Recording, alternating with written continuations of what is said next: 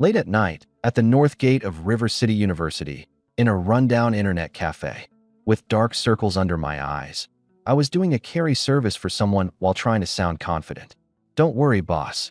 I'll carry this match for sure. If we lose, you get your money back." Just as our nexus was about to explode, the screen suddenly froze. A ridiculously cheesy browser game pop-up covered the entire screen. If you were thrown into a post-apocalyptic world, which 3 starting resources would you choose? Option 1. A campus beauty who's absolutely loyal to you. Option 2. 3 years' worth of compressed biscuits and purified water. Option 3. A golden desert eagle with unlimited ammo. Option 4. A random S-tier combat talent. Option 5. 10 bottles of all-attribute enhancement serum. Option 6. A combat powerhouse little girl from Chengdu. What the heck is this? Are you messing with me? I tried to close the pop-up, but there was no exit button. Even the fake close X redirected me to a different page. Frustrated, I became anxious. Delivering food during the day and gaming for people at night, I needed this money for tuition. The last thing I could afford was getting reported for going AFK. Just as I tried to open Task Manager, the input box automatically selected 1 3 times in a row. Ding. Selection confirmed. You have selected option 1 3 times in a row. Hidden condition triggered. Multiple selections stacking. Are you kidding me? Who would pick a girl as a resource during the apocalypse? Obviously, you'd choose the gun and food. I was so angry I nearly smashed my keyboard. The next second, the text on my screen twisted into a black vortex as an immense suction force yanked me away. I had just enough time to mutter a curse before my consciousness completely faded out. Achoo! I woke up shivering from a bone-piercing cold. I opened my eyes and nearly froze in place myself. It felt like someone had dumped me out of my gaming chair straight into a freezer set to -20 degrees. Is the internet cafe's owner insane? What are they trying to do? Freeze me to death with the AC? Instinctively, I reached for my mouse and keyboard, only to find myself gripping freezing, slushy mud instead. When I looked up, I realized I wasn't in the internet cafe at all. Above me loomed a gray, suffocating sky. Beneath my feet was an expanse of frozen wasteland, its tough ground layered with frost and dotted with trembling dead grass in the chilling wind. In the distance, rolling mist churned ominously, accompanied by strange animal howls that sent tingles of fear crawling down my scalp. What the hell is this place? My mind buzzed as I staggered, trying to figure out what just happened. Suddenly, a string of blood-red text appeared sharply in front of my eyes. "Welcome to the Forsaken Land, Horror Paradise. All humans worldwide have been transported here. The survival game begins now. You are currently in District C0372 of River City, South Jiang Province, Frozen Wasteland. Game rules. 1. The first 3 days are a newbie safety period. Danger levels will be significantly reduced. Cherish this chance. 2. Daytime is relatively safe. Gather as many resources as you can. The night belongs to monsters. Without a shelter, you won't survive the night. 3. The Forsaken Land is extremely dangerous. Do not trust any living beings. Threats include extreme weather, mutant creatures, zombies, and otherworldly beings. Your initial shelter has been generated. Turn around to check it out. Try to survive till the end of this thrilling survival game." The prompts lingered for a moment before shrinking into a semi-transparent panel floating in the bottom right of my view. Wait a second, all this just because of that stupid pop-up? And the whole world got dragged into it. Rubbing my frozen limbs, I rapidly assessed the situation. As an experienced gamer and an avid reader of online novels, I was no stranger to the premise of a global survival scenario. Fine. If I'm here, I might as well deal with it. As long as I don't die right out of the gate, I've got a shot. I turned around, expecting the system to at least start me off with a decent wooden cabin or a cave. But the sight before me made my smile freeze. In the middle of this eerie wasteland, there stood a blindingly pink wooden shack.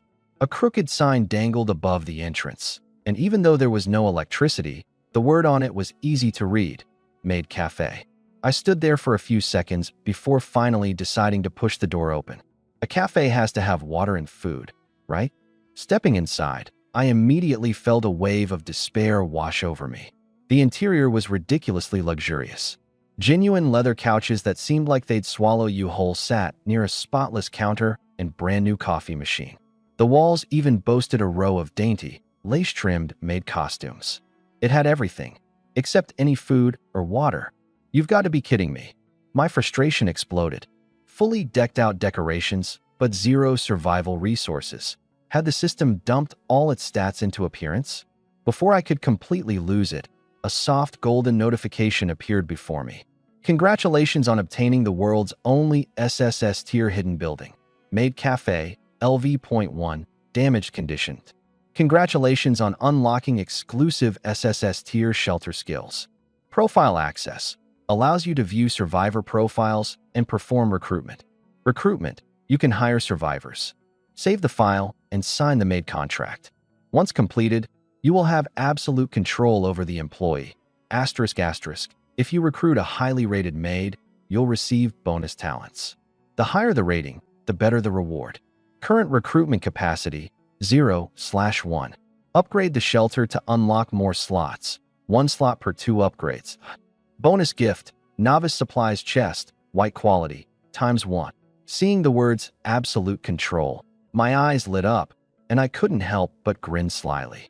An SSS class one-of-kind building. No wonder it's so overpowered. With abilities like these, no one else can match it. But then, I frowned suddenly. Wait a minute. It clearly said I should get school bells of various styles after choosing option 1 3 times in a row. So where are they? At that moment, icons popped up on the edge of my vision. Chat, trade, map, friends, and backpack. I immediately tapped the chat button. _system message. During the novice protection period, only the regional channel, Zone C0372, is available. Current online users, 10,000 _. As soon as I opened the channel, a frenzy of messages flooded the screen. Asterisk, I've awakened a system. Haha, I knew I wasn't just some ordinary person. I'm destined to be the savior of the world. Asterisk, come on, everyone has a system. Instead of bragging, try understanding the survival tips provided first. Asterisk help. I woke up in the middle of nowhere with no pants on. What the heck is this place? Asterisk. Asterisk, my starter structure is an E-grade thatched hut, and it's leaking on all 4 sides. This weather is going to freeze me to death alive. Asterisk. Asterisk.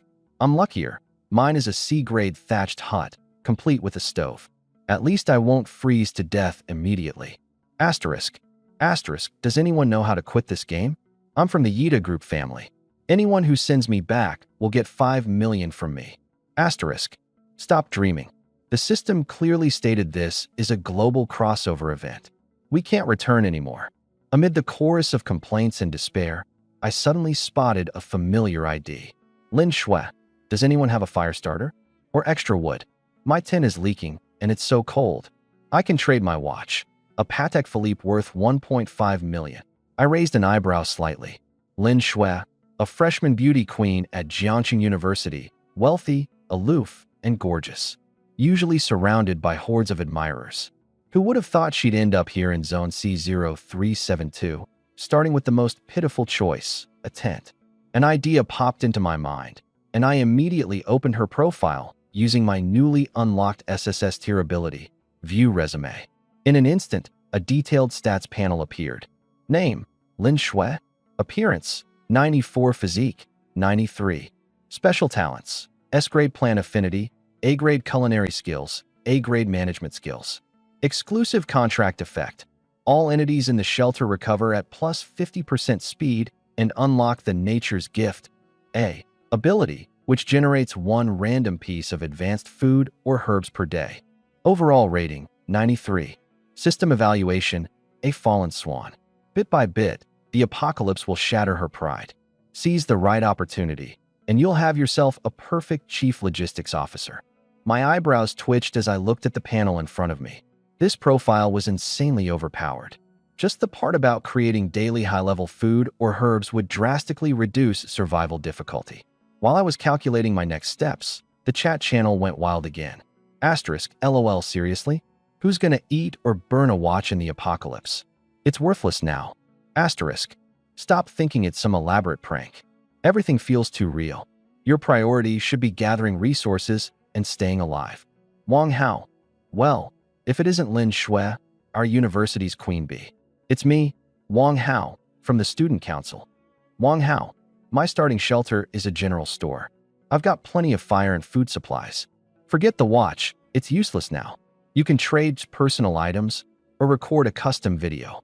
You know exactly what I mean. Heh, asterisk, dude, a general store? You practically got a grocery shop right at the start. Boss, take us under your wing. Asterisk. Asterisk, what a disgusting opportunist, Wang Hao. Bullying others while they're down. Asterisk. Wang Hao. I've got resources, so I set the rules. If you don't like it, come here and take it by force if you dare. After skimming through the shameless and chaotic messages, I silently closed the chat interface, the look in my eyes growing colder.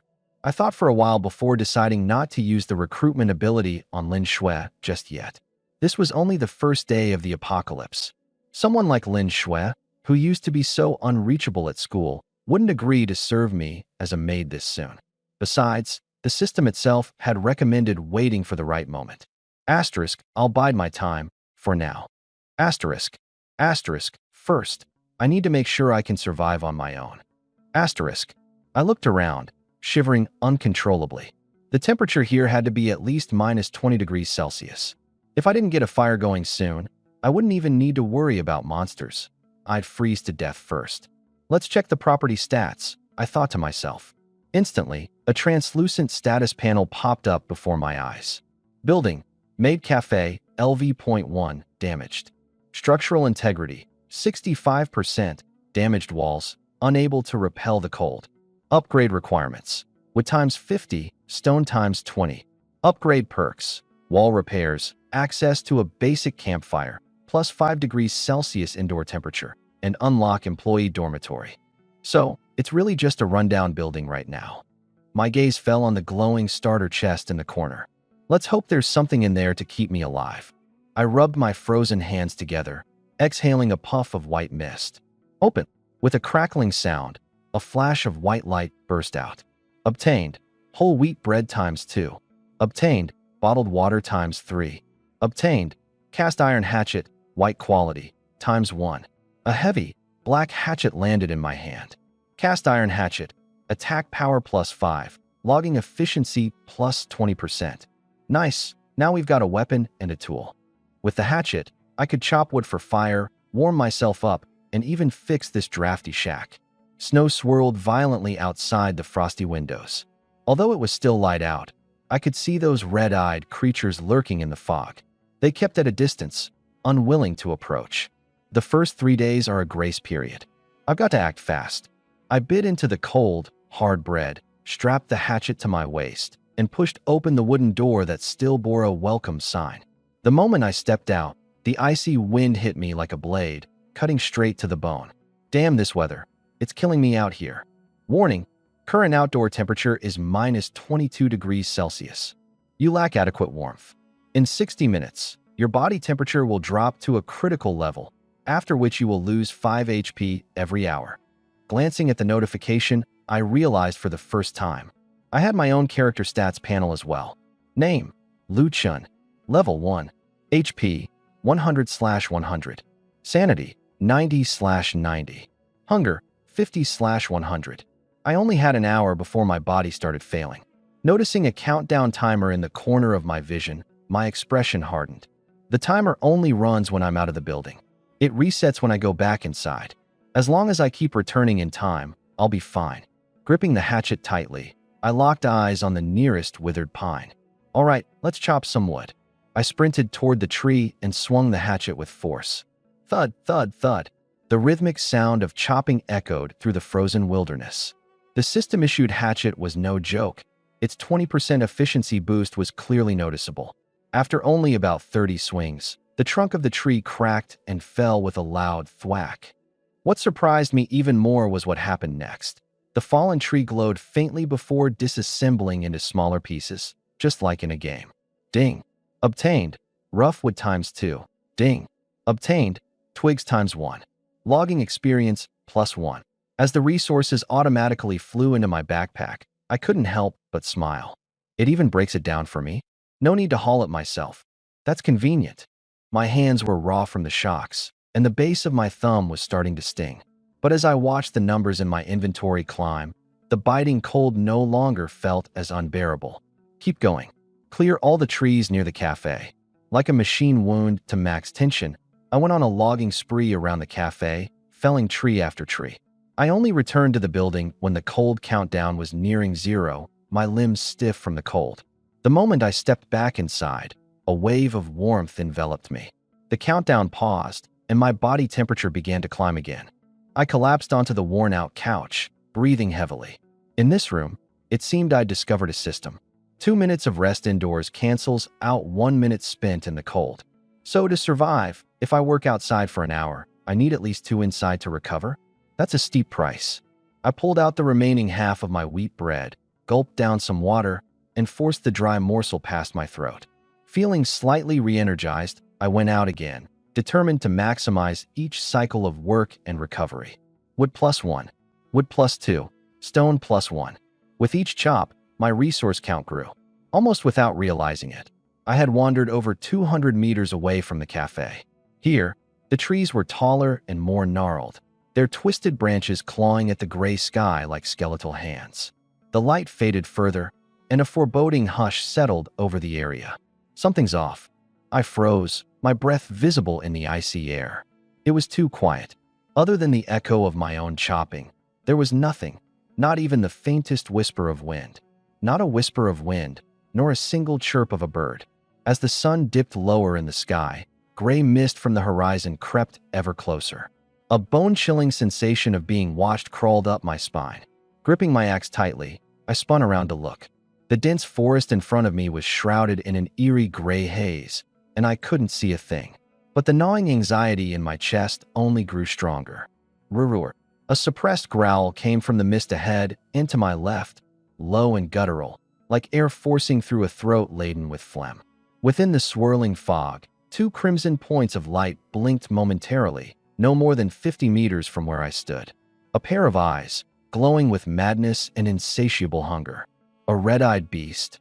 My pupils shrank, and my heart pounded so hard I thought it might burst.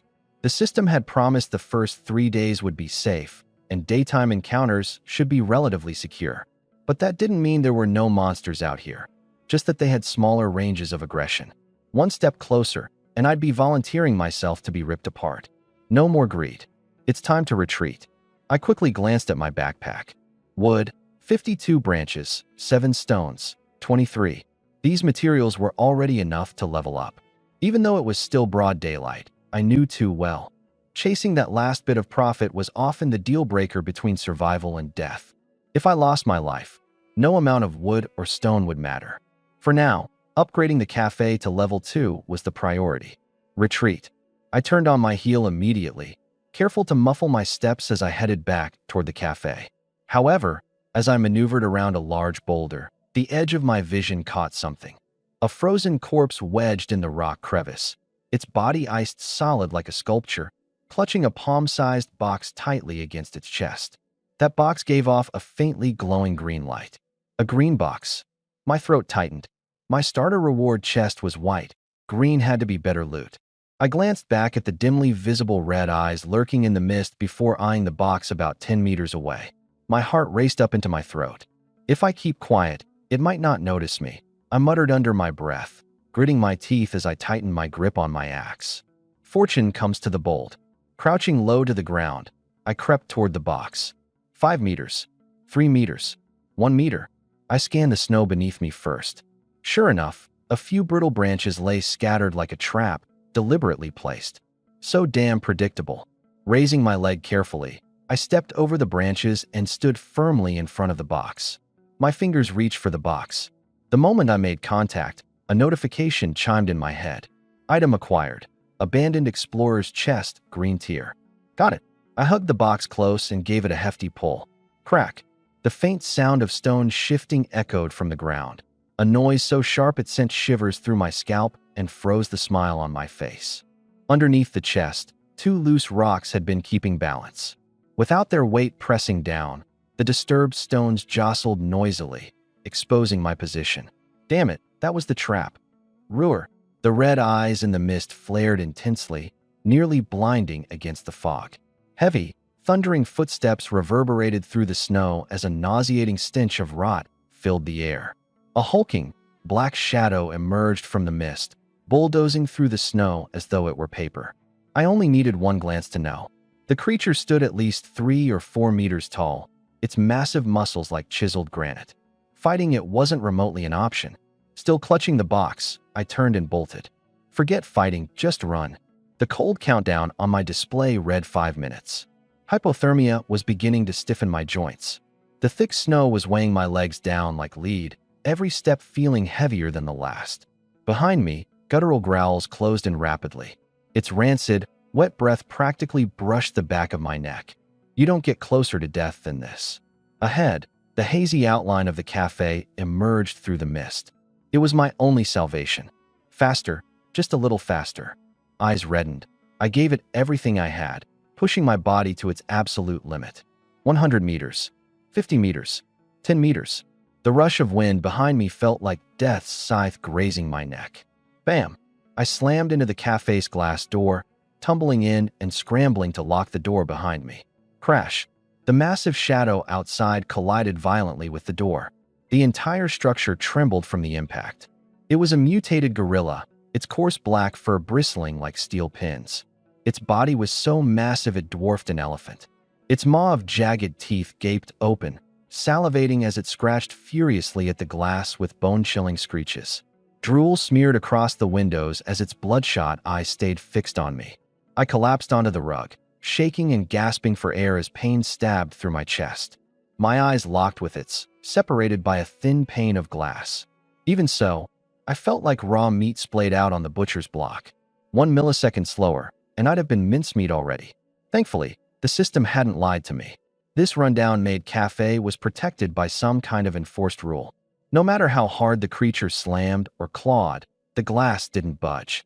The mutated gorilla howled in rage, pounding furiously at the walls. The shelter's durability dropped by a few notches, but the glass refused to crack even slightly. Unwilling to give up, he let out a roar, a cloud of white vapor escaping his mouth, then turned and disappeared into the dense mist. I didn't dare move until the sound of footsteps faded into the distance. Only then, as if all my strength was drained from me, did my entire body go weak. Clutching the green treasure chest tightly, the icy chill from its surface kept my mind sharp. I let out a silent grin, feeling a wave of triumph surge within me. This time, I hit the jackpot. Climbing onto the plush leather sofa, I rubbed my hands together to warm them. All right, let's see if this risky venture was worth it. Do you want to open the treasure chest? Open. Clack. The lid sprung open instantly. I leaned over to take a look, and my pupils contracted sharply. My breathing became erratic. Holy crap, I really struck it rich this time. Lying quietly at the bottom of the chest was a sleek black pistol that gleamed with a frosty metallic luster. Ding. Obtained. Glock 17 tactical pistol, green quality. ×1, ***. Ding. Obtained. 9mm rounds ×50, ***. Ding. Obtained blueprint. Basic snow water collection purification system, blue quality, ***. Ding. Obtained. Spicy beef self-heating hot pot ×3, ***. I grabbed the pistol without hesitation. Its solid weight pressed into my palm, the cold matte surface feeling sharp against my skin. The rugged and aggressive design, it was clarity in its purest form. Just a moment ago, I'd been taking down trees with a rusty axe. Now, this firearm was simple logic for survival. ####, Glock 17 tactical pistol. Quality * excellent, green. Attack power * 25, headshots deal double damage. Clip capacity * 17 rounds. Description * caliber is justice. Range is truth. Clack. I racked the slide, chambering the first round. The crisp sound of metal pieces locking into place felt like a safety lock securing my nerve. If that oversized gorilla dares to show itself again, I swear I'll poke a hole right through it. Fear, at its core, is just a byproduct of insufficient firepower. But now, truth was firmly in my grasp, and my back stood straighter than ever. Next, I picked up the blue glowing blueprint with care. ###, blueprint. Basic snow water collection purification system. Building requirements asterisk plastic times 5, wood times 10, filter cotton times 2, can substitute with rags. Function asterisk collects snow or rain automatically, purifies it into drinkable water. Another lifesaver. I exclaimed.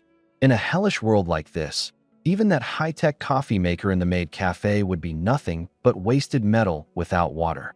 But now, water was no longer a problem. At least I wouldn't keel over from thirst before the real threats found me. Lastly, my gaze fell upon the trio of self-heating hot pots. The fiery red packaging was enough to make my throat involuntarily contract, as though the tongue-numbing aroma of mala spices had already filled the air. Out there was minus 20 or 30 degrees, a frozen wasteland just shy of hell.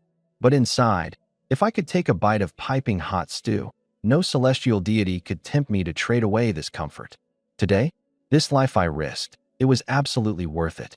Gathering up everything, I secured them in place and looked toward the window. The sky was already pitch black.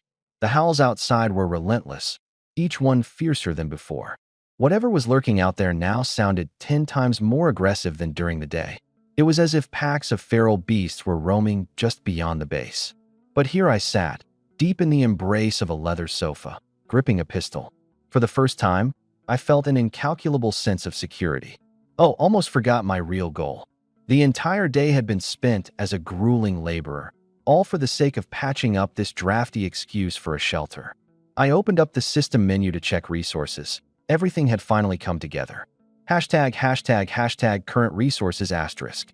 Wood times 52. Stone times 23. Upgrade requirements asterisk. Wood times 50. Stone times 20. Upgrade shelter now. Upgrade. Without hesitation, I clicked. With a hum, golden light enveloped the entire cafe. Cracks in the walls sealed themselves up. Gaps that let in the chilling wind were closed tight. Shattered glass pane by pane repaired themselves, transforming into solid double-glazed reinforcements. The howling winds and eerie growls outside, nothing but muted whispers now. Any semblance of the outside world was firmly shut out. A brand new fireplace materialized along the far wall, filling the room with a warm, steady glow.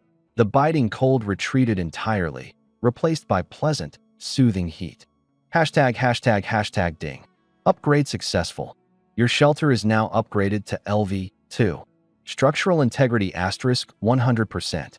Insulation asterisk improved. Defense asterisk strengthened. Ordinary beasts cannot breach doors or windows. New unlocks. Second floor staff dorms, single rooms. Basic fireplace. Watching the gentle flames dance inside the fireplace, hot air wafting across my chilled body, I finally felt safe. I peeled off my coat, sitting in nothing but a hoodie, practically melting into the luxurious sofa. This is what it means to live. Grabbing one of the self-heating hot pot kits, I opened the packaging, poured in water, and slapped the lid shut with anticipation. Soon enough, soft bubbling noises began, and the rich, densely savory aroma of spices filled the cafe. As I waited for the meal to finish cooking, I opened the regional chat channel. Life was good for me right now, but sometimes the greatest pleasure came from seeing just how miserable everyone else had it. The channel was flooded with fits of rage and cries for help. NPC 001 asterisk, this cold is insane. Anyone got wood? Please, I'm freezing to death. Richer kid. This crappy wooden shack is leaking cold air from all sides. I heard wolves howling outside. Scared me so much I almost wet myself. Wong Hao. I've got food but no blanket. How are we supposed to sleep in weather below minus 30 degrees Celsius? I looked at these messages and couldn't help but burst out laughing. I picked up my phone, aimed the camera at the steaming hot pot in front of me, making sure to also capture the brightly burning fireplace in the background. Picture, spicy beef self-heating hot pot.jpg. Lu Chun, it's way too noisy outside. I was so spooked I had no choice but to calm myself with a hot pot meal. By the way, have you guys eaten yet? The chat went dead silent for about 3 seconds after I sent that. The next second, the entire C0372 district chat room exploded. Random guy A. Random guy B. WTF? A self-heating hot pot? And you have a fireplace too? Richer kid. That must be photoshopped. We're all starving and freezing out here. How do you get to eat hot pot? Tech geek. That's not Photoshop. The system's photo function doesn't allow any editing. Look at that red broth, the steam. I'm over here gnawing on tree bark, almost ready to puke. Wang Hao. Lu Chun. Where the hell did you manage to get a fireplace and hot pot from? Are you cheating?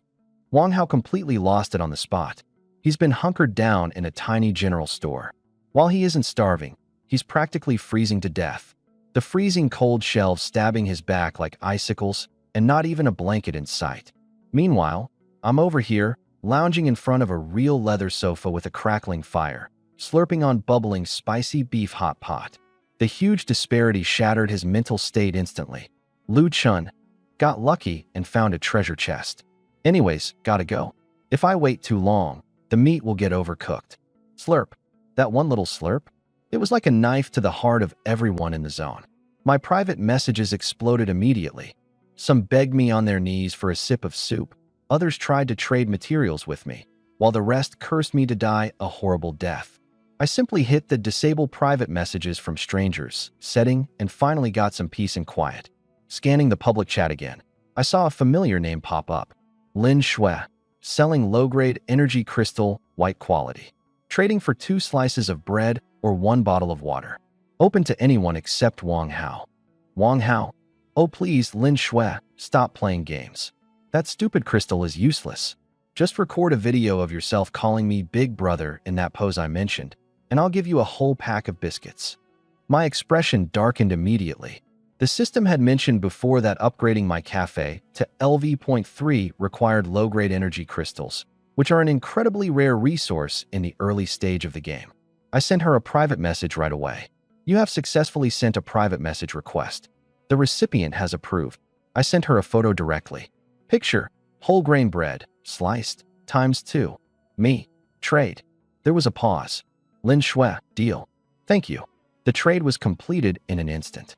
With the crystal in my inventory, I was feeling much more at ease.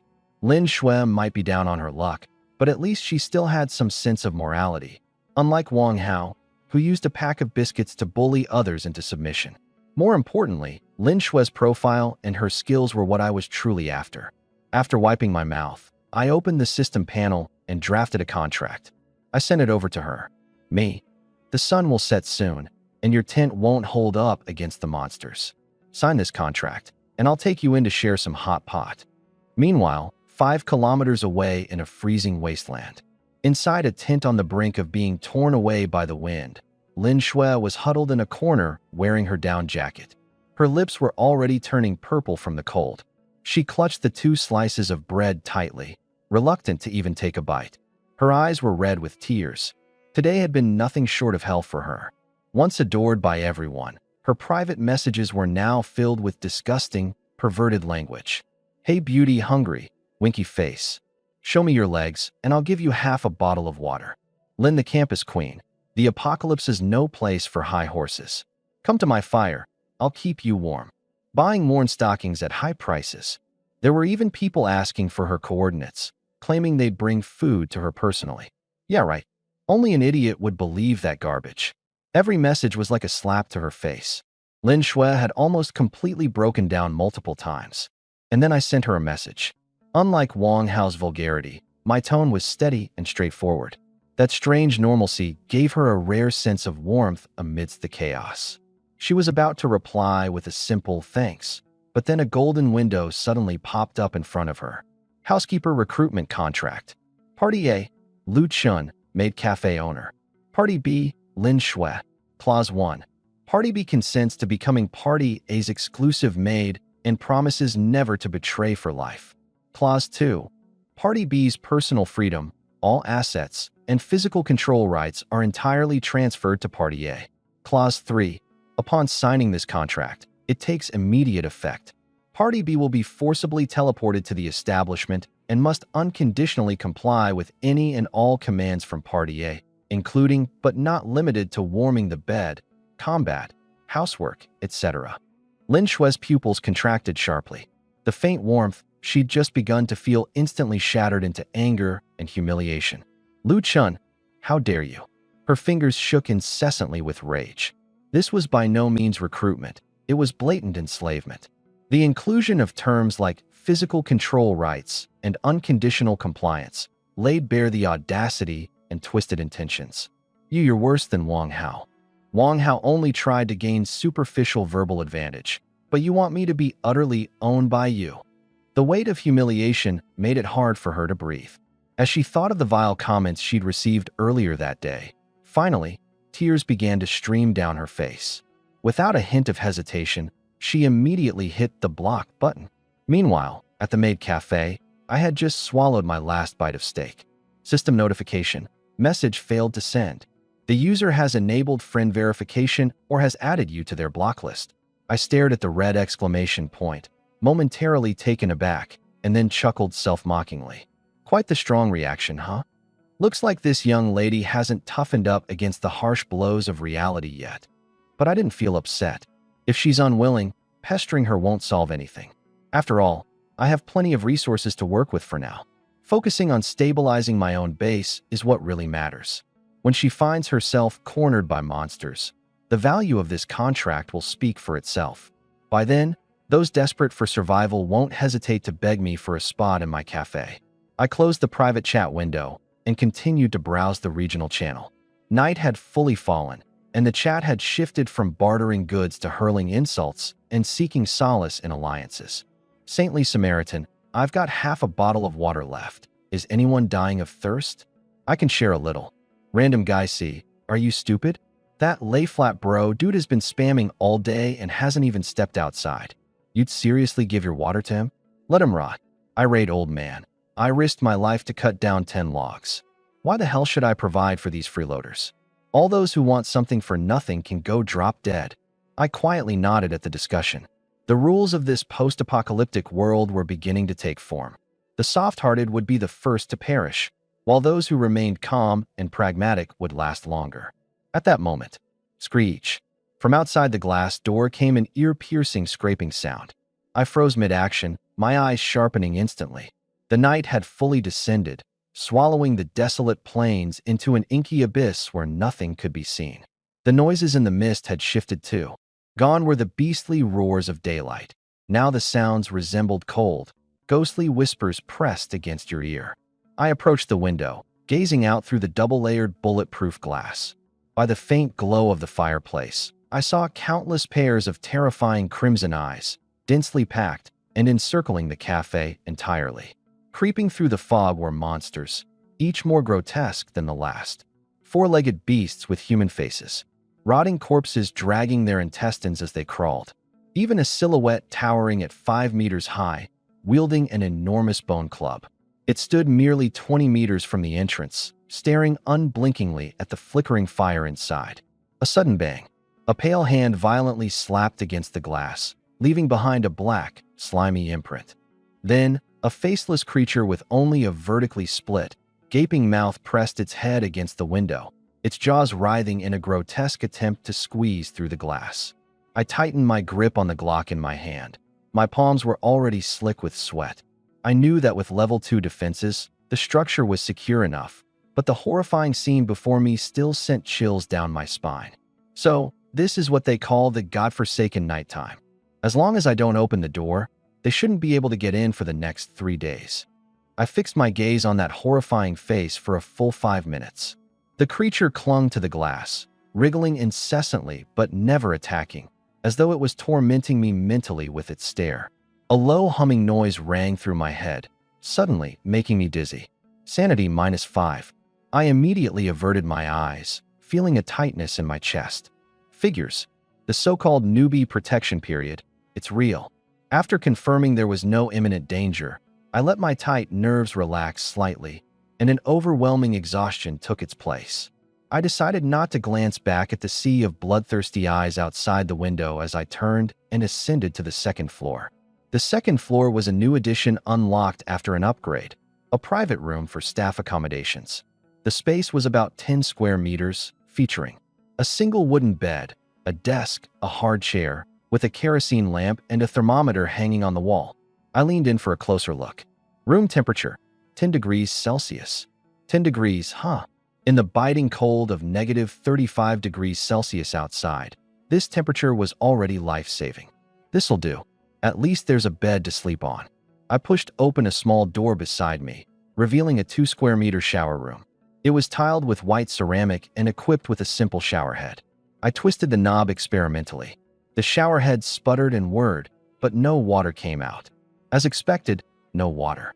But I wasn't in a rush. I had the blueprint for a basic rainwater purifier in hand. Just needed some plastic and rags to complete it. Once I gathered the materials and set the machine up on the roof, even having a proper shower would become possible. Time to get some sleep. I kicked off my shoes and lay directly on the stiff wooden bed. With no blanket, I used my thick coat as a makeshift cover. At 10 degrees Celsius, the room warmed my body quickly enough. In this deathly silent night, just having a roof to block the wind and a bed to lie on was already a luxury. Before sleeping, I habitually opened the regional chat channel to see if there was any useful information. The moment I logged in, a wave of despair poured over me like a tide. Random guy, help, my hands are numb. Anyone there? Please, just say something. Wimp. There are red eyes staring at me through the window. I want to go home. Death wish expert. Everyone shut up. I just threw a rock at that shadow to test it, and it split open, swallowed the rock whole, and cried like a baby. I'm losing my mind. Some people had even begun live streaming their countdown to death. Person XYZ. How can I heal? The wind tore a hole in my tent. The system says my body temperature is too low. I'm losing 1 health point every minute. I'm down to 30. Am I going to die? Some doctor, don't sleep. Keep moving to generate heat, or dig a snow pit and bury yourself to block the wind. Person XYZ. It's no use. It's too cold. I can't move my legs anymore. It's like I can see my great-grandma. After that, Person XYZ never said another word. A few minutes later, their icon turned gray. The number of online users displayed in the top right corner of the chat screen kept dwindling. Only about 10 minutes had passed since night fell, and already dozens had lost their lives. Death was a heavy hammer, hitting everyone square in the chest. This wasn't an exercise. It was a survival game where people would actually die. The voices complaining or begging for supplies gradually faded away, replaced by a deeper, darker fear. I stared at the grayed out user icon in silence for a moment. I didn't gloat, but I also didn't have the energy to pity them. Here, weakness itself was a crime. A heaviness settled in my chest. If it weren't for this cafe, the axe, and that green treasure chest, the one lying out in the blizzard, freezing to death, could have been me. Pulling my coat tighter around me, I turned my back to the window. Outside, the howls of monsters grew louder, breaking through the eerie silence of the night. But the level 2 shelter kept all the dangers firmly outside, making the contrast of quiet indoors even more apparent. Tonight is just the beginning. Tomorrow, for water, for food, for survival, more people are bound to lose their minds. I closed my eyes and started thinking about my plans for the next day. Priority 1, build the water purifier, which means I need more plastic. Next, expand exploration. The nearby trees were more or less chopped down. If I wanted to gather resources, I'd have to go farther. The first night of the apocalypse, lulled by the sound of wailing and howling outside, I fell asleep. Meanwhile, out on the desolate wasteland far from the cafe, an icy wind slashed across the ground like a blade. A lone E-grade tent swayed violently in the gale, creaking as if it would be torn from the ground at any second. Inside the tent, the temperature had plummeted below -20 degrees Celsius. Lin Shui huddled in her sleeping bag like a frightened quail, clutching a solitary heat pack to her chest. It was a desperate trade. She'd given up a bundle of firewood and half a slice of bread to get this one lifeline. Yet the heat was leaching away bit by bit. The cold crept steadily up her spine, forcing her teeth to chatter uncontrollably. So cold. How can it be this cold? Her eyes stayed glued to the tent's flap. Under the moonlight, through the mist, shadows shifted and swayed. SHHHD. A thin, wiry shadow scraped against the side of the tent, producing a sharp, screeching sound. And then, a hideous, distorted face pressed itself against the flap. Its grotesque mouth gaped like a dark, endless hole, exhaling freezing air as it hovered inches from her. Lin Shui trembled violently. Her scream caught in her throat, leaving her unable to make a sound. She could only clasp her hands over her mouth, tears streaming uncontrollably down her face. She didn't dare make a sound, shutting her eyes tightly, and praying for dawn to come quickly. The colder her body became, the more terrified she felt inside. Yet, her mind flashed back to the photo I had sent: a cozy fireplace, a comfortable sofa, and a steaming pot of beef hot pot. If she just signed that contract, she could instantly be transported to my place, eat a hot meal, stay in a warm house. Even if it meant being his maid, even if at least she could survive. No, I can't, she cried out, pinching herself hard in an effort to stay alert through the pain. That's a slave contract. If I sign it, I'll just become his plaything. How can I lower myself to serve a man? Her hands trembled as she opened her backpack, trying to motivate herself. I still have 31 pieces of wood, 13 stones. If I just make it through tonight, I'll mine at dawn and upgrade the tent to level 2. But deep down, she knew it was just a form of self-hypnosis. Her starter chest had only contained a basic stone pickaxe and 1 energy crystal. Using the pickaxe to chop wood was painfully slow, which was why she was so short on it. That energy crystal? She'd already traded it to me in exchange for food. Her strength was already drained today. Tomorrow, without food, she wouldn't even have the energy to swing the pickaxe. Even upgrading the tent to level 2 wouldn't help. Without food and water, she'd still die. Hunger gripped her stomach like a cruel hand, and the howling wind outside the tent only made things worse. Can I even go on? Tears ran down her cheeks, freezing into tiny shards of ice in the sub-zero darkness. Clutching the quickly cooling hand warmer, she trembled in despair until she drifted into a restless sleep. At 6 in the morning, as the first rays of sunlight pierced through the clouds, the monsters reluctantly retreated into the surrounding mist. System notification: dawn has arrived. Congratulations to all survivors. You have made it to day 2. Today's weather: cloudy to overcast. Temperature: minus 31 degrees Fahrenheit to 5 degrees Fahrenheit, minus 35 degrees Celsius to minus 15 degrees Celsius. Survivor count: 9,123/10,000. A white chest has been randomly generated near your shelter. Check your map for its location. Maid Cafe, 2nd floor. The system's notification woke me up. I stretched out on the hardwood bed, feeling my body loosen after a decent rest.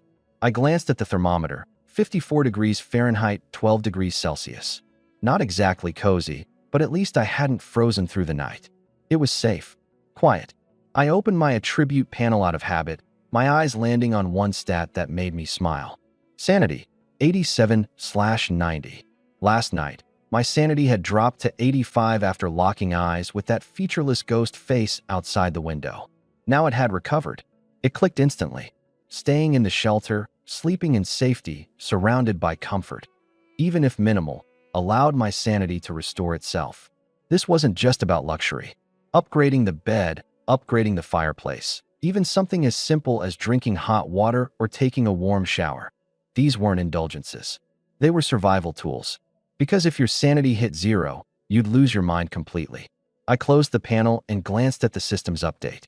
Nearly 1,000 survivors had been eliminated after just one night. And the craziest part? It was still the beginner protection phase. Monsters couldn't even enter the shelters yet. Around 800 people must have died solely from the cold. I pulled up the region channel. Daybreak hadn't brought solace. That rising death toll loomed over everyone like a weight they couldn't shake. There was crying and screaming all night near me. Now it's dead silent. Guess that means they're gone. It's so cold. My max HP dropped permanently by 10 points because of the frostbite. Anyone got food? I'll trade all the wood I have. Please, I'm begging you. Forget wood. Everyone's out of food and water. The comments piled up, desperation dripping from every word. My fingers tapped rhythmically on the armrest of my couch. Demand. After just a single night, the cold had already shattered the base-level resilience of most people. It was a matter of time before their principles followed. I didn't wait any longer. I posted a message in the channel. Lu Chun, Maid Cafe owner recruiting 1 Maid staff member. Perks include Level 2 shelter, indoor temp, 54 degrees Fahrenheit, 12 degrees Celsius, food and water provided, safe accommodation guaranteed. Requirements: must sign a Maid contract. Upon employment, all actions, resources, and decisions regarding your body's usage fall under the employer's control. Note: female applicants only, with above-average looks and physique. DM me with photos and stat panels. Bonus points for special skills. Serious inquiries only. The moment I sent the message, the channel instantly erupted. WTF? You're posting this now of all times. This is straight up exploitation. A literal slave contract. Ladies, whatever you do, don't sign it. You'll lose your dignity and freedom. Disgusting. Bottom tier behavior. I'd rather starve to death than agree to something like that. Let's be real though. A constant 54 degrees Fahrenheit, 12 degrees Celsius, plus food and water. To be honest, I feel a bit tempted. My looks are rated 86. Do you think that's good enough? The louder the criticisms, the more it proves that someone out there is already feeling intimidated. I'm not anxious, nor am I angry. I calmly took a sip of water. Let them keep hurling insults. The more ferocious their words, the faster someone will break and come knocking on my door. What I'm doing here isn't just about hiring a maid, and it's definitely not about finding someone to warm my bed. System notification: the more skilled or promising the maid you recruit, e.g., appearance/potential/abilities, the greater rewards and attribute bonuses you, as the shopkeeper, will receive. Note: currently, you can recruit one maid slot, increase your shelter's level to expand capacity, unlocking another slot at level 2 shelter. Since I have only one slot, I must choose the cream of the crop. If I settle for a random person, not only does it waste the slot, but I'd also lose out on potential rewards, a total loss. And just as I was reflecting on this, my private messages began exploding in flashes. Several women sent me their photos along with their stats. Some of them were even dangerously blunt in their approach. I clicked on the most active profiles, and the eye of insight dropped the harsh truth right in my lap. The first, ID, Sweet Honey Baby. In her photo, she's dressed in a spaghetti-strap nightie, striking a very suggestive pose, her gaze practically dripping with intention. Sweet Honey Baby, big brother, pick me. I was a car model before, my body's amazing, and I know every pose. I'll do anything. Just give me a bite to eat. I'm begging you. I glanced over at the system's detailed report. Name: Zhongli. Appearance: 61. Figure: 58. Contract effect: generates one photo of herself in a new outfit daily. Proficiency/skills: none. Overall rating: 47. System recommendation: ordinary survivor, not worth recruiting. Seriously? 58 for figure, and you dare call yourself amazing? I skipped her. The second, ID, Fitness Queen. In her photo, she's wearing a sports bra and prominently displaying toned abs right in front of the camera. Fitness Queen. Boss, pick me. I'm strong. I used to be a personal fitness trainer. I can chop wood, do hard labor, and I can also help train you. My endurance is fantastic. I raised an eyebrow and checked her profile. Name: Zhao Taiwa, Iron Flower. Appearance: 53. Figure: 78.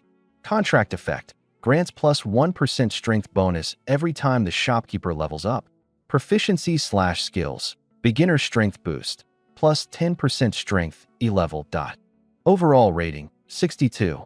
System recommendation: very strong, but doesn't meet the aesthetic standards for maids. I'm looking for a maid, not a bodyguard, or worse, a bro. No offense. This one would make a decent teammate, but in terms of the maid system, the emotional value and rewards she can provide are far too limited. The third, an even bigger exaggeration, ID, million follower starlet. Her photo? Impossibly flawless. Big eyes, sharp chin, skin practically glowing. Must be at least 90+ rating based on looks alone. Starlet. Lu Chun, darling. I have 2 million fans on Blue Star. Take me in, and I'll promote you like crazy. Plus, I look even better in person than in photos. For a moment, I almost fell for it. Then the system piped up with the facts. Name: Wang Suifan. Appearance: 59, adjusted by removing filters and editing. Figure: 53, poorly maintained from eating too much takeout. Contract effect: reduces total cafe food production by 10% daily. Proficiency/skills: S-level photo editing, A-level voiceover expertise. Overall rating: -10. System recommendation: photoshopped beyond recognition, hard pass. A negative score. I twitched a little. Without the system's honesty, I might have been duped by her photo and wasted a slot, only to lose my sanity upon meeting her in person. Rejection. This has to be a hard no. My cafe already struggles with limited food production. Recruiting her could mean waking up to find all my supplies, including my coveted beef hot pot, gone overnight. I swiped through another 7 or 8 profiles. Same story, complete absurdity. The best among them? A basic office worker with a 75 appearance rating and an overall score of 70. Her only ability was E-level cooking, but that's meaningless when there aren't any ingredients to prepare. Since the maid slot is permanent, unless one of us dies, it's critical I leave this spot open for a truly exceptional candidate. I'd rather wait than settle for someone unworthy. I exhaled, ignoring the blaring notifications littered across my chat tabs. Meanwhile, far across the wasteland, Lin Shui awoke in a tent that felt like an icebox, her hands and feet already frozen stiff. Shivering, she opened the regional chat, hoping for a miracle. Just started translating. Let me continue naturally. I swapped out some of my materials for food, but my eyes quickly caught sight of my pinned recruiting post, providing food and water. Indoor temperature set at 12 degrees Celsius. Her lips were purple, her face pale. The fear of death from last night had already shaken all her resolve, especially when she read the words bodily autonomy. Shame and anger flashed across her face.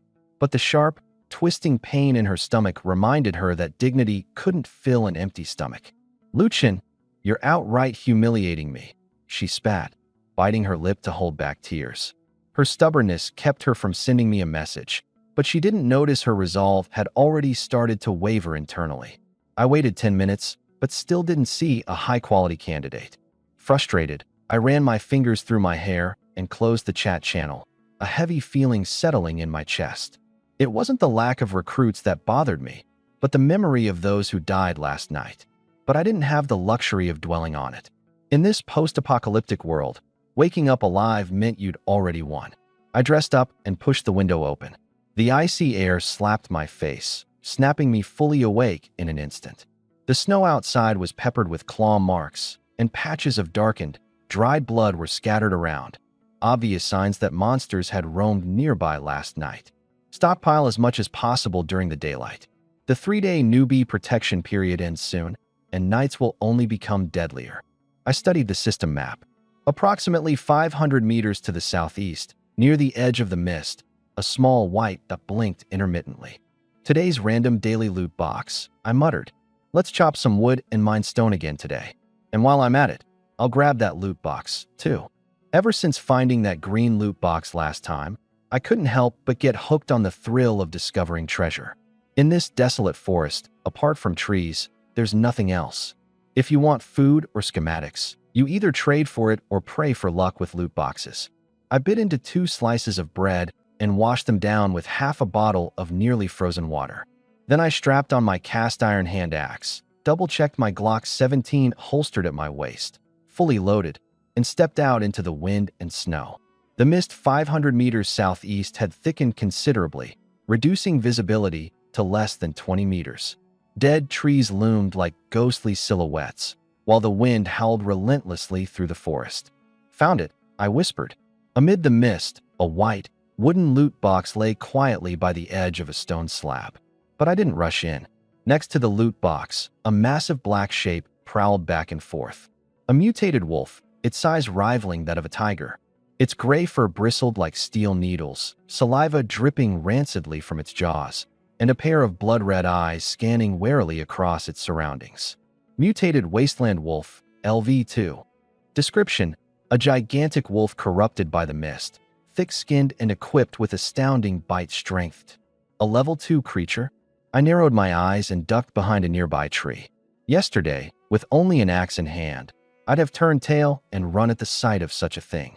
But today, I had a Glock 17 strapped to my waist. I raised my gun, aiming for the wolf's back, cold determination flashing through my mind. If you're going to block my path to loot, don't blame me for turning you into dinner. Bang! The first shot rang out. The bullet hit the wolf in its rear leg, instantly dyeing the snow red with blood. The wolf let out a blood-curdling howl and whipped its head around. Those crimson eyes locked onto me as it began charging on its injured leg, furiously closing the gap. Tough bastard, I muttered, firing 2 more rounds. One missed. The other hit its abdomen. The beast stumbled but continued its charge, and in the blink of an eye, it was just 5 meters away. See you later, I smirked and turned to run, baiting it. Leaving a trail of blood behind, the wolf limped after me but slowed with each step. After chasing for just 100 meters, it finally collapsed with a heavy thud, barely clinging to life. I didn't approach right away. Instead, from 20 meters away, I calmly raised the gun and fired again. The bullet punctured its skull, marking the end of the hunt. A flash of white light caught my eye. UVE killed the mutated wasteland wolf. Gained plus 10 EXP. First player in C0372 to kill a level 2 mutant creature. Hidden first kill rewards. Plus 2 free attribute points. Plus 100 prestige. Plus 1 bronze loot box. There's hidden first kill rewards. A grin crept onto my face. I felt equally relieved that the achievement wasn't announced server-wide yet. At this early stage, when everyone else was starving with makeshift wooden clubs, the fact that I could solo a level 2 monster would instantly send the regional chat into chaos.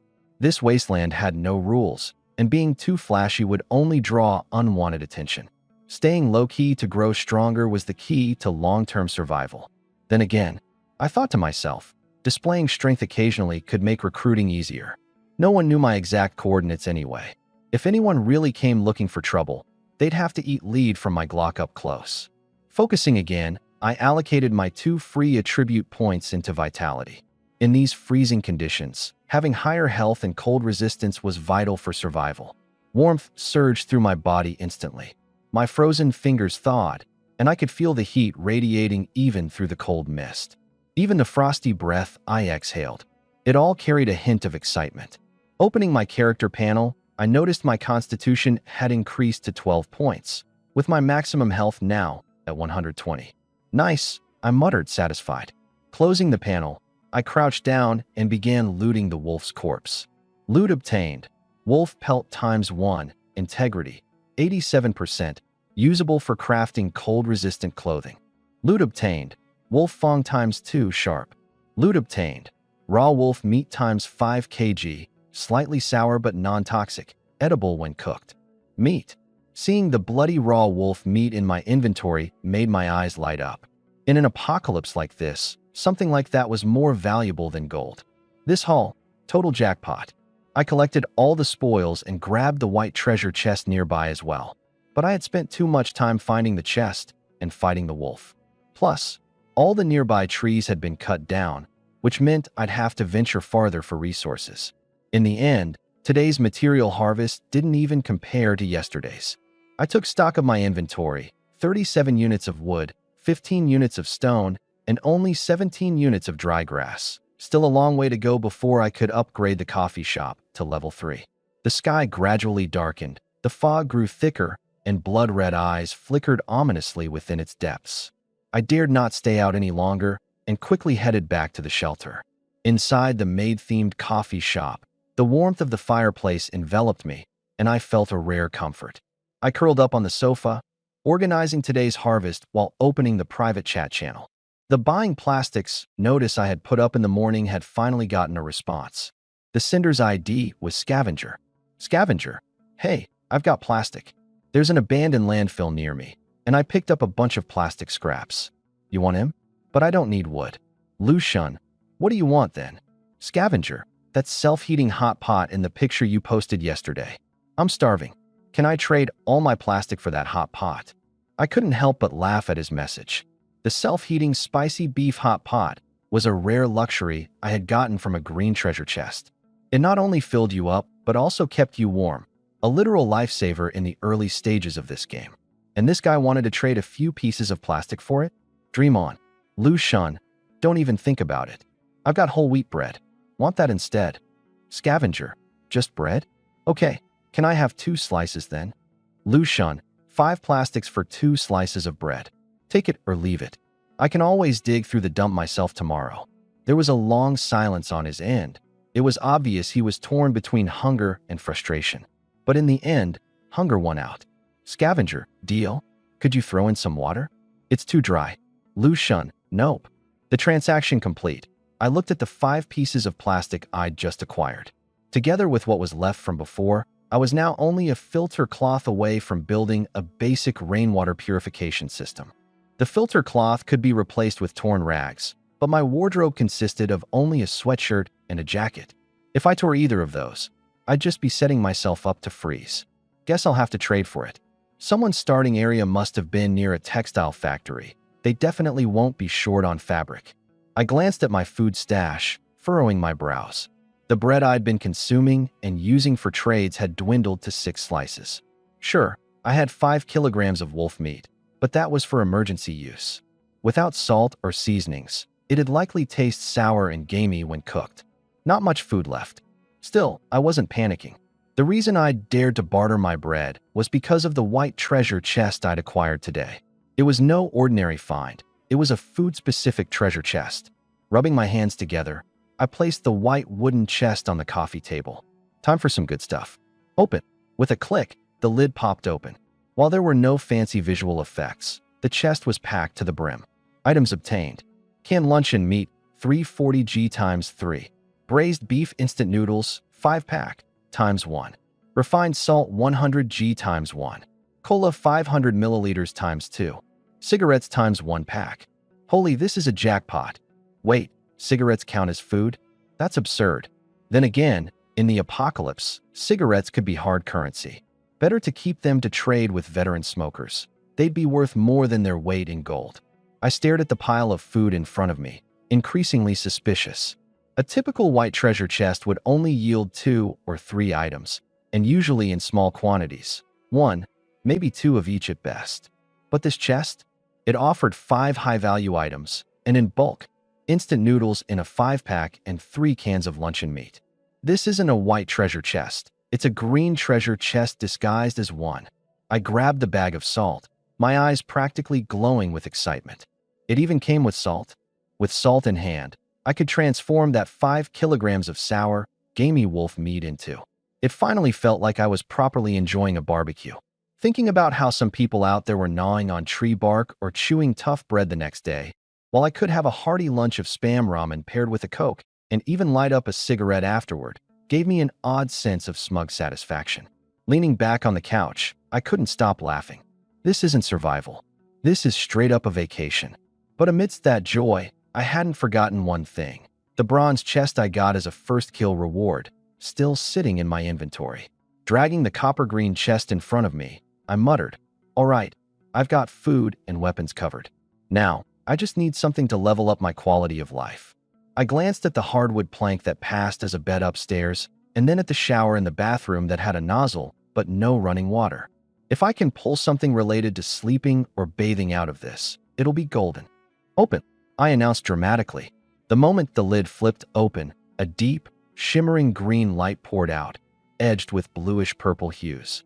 Blueprint: home use water circulating heating system, blue quality, times 1.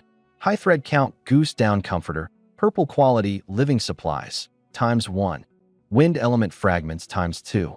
No freaking way, they actually delivered. I sprang from the couch, my heart skipping a beat with excitement. The blue glowing blueprint was clear as day. All I had to do was connect it to a water source, and it would provide 24/7 constant hot water throughout the house, complete with instant high water pressure in the shower. Required materials: 10 iron blocks, 5 copper wires, and 5 plastic parts. Easy enough to round up. The pieces clicked in my head instantly. With a rainwater collection and filtration system providing water, pair it with this heating system, and I could enjoy hot showers even in extreme sub-zero temperatures. Coffee: I could brew it with steaming hot water, too. Then there was the purple-grade goose down comforter. Running my fingers over it, the smile on my face grew wider and wider. Tonight, at last, I wouldn't have to deal with freezing my ass off on a hardwood plank bed anymore. Top-tier white goose down, with a fill power rating of 800 plus. Sliding in feels like lying on clouds. No heating required. Even in temperatures as low as minus 20 degrees Celsius. Restores 5 points of sanity per hour of sleep. Automatically adjusts temperature. Cozy in winter, cool in summer. Clutching the ridiculously soft comforter, I was so moved I almost started drooling. The miserable nights of lying on a hardwood slab and covering myself with a jacket? Finally over. Sweet. Now this is what a first kill reward should feel like. Humming a little tune, I sliced up an entire can of Spam into a pot of ramen and tossed in an extra sausage, just for good measure. Steam rose as the rich scent of braised beef mingled with the aroma of meat, quickly filling up the whole cafe. I slurped a mouthful of noodles, letting out a long, satisfied sigh. Then, I reached for my phone, carefully lining up the shot of ramen with the Coke and an unopened pack of cigarettes beside it. I snapped a picture. Click. I posted the photo in the regional chat. Lucien, just a simple dinner. Braised beef ramen with a bit of Spam. Just making do here. How about you guys? Feeling full?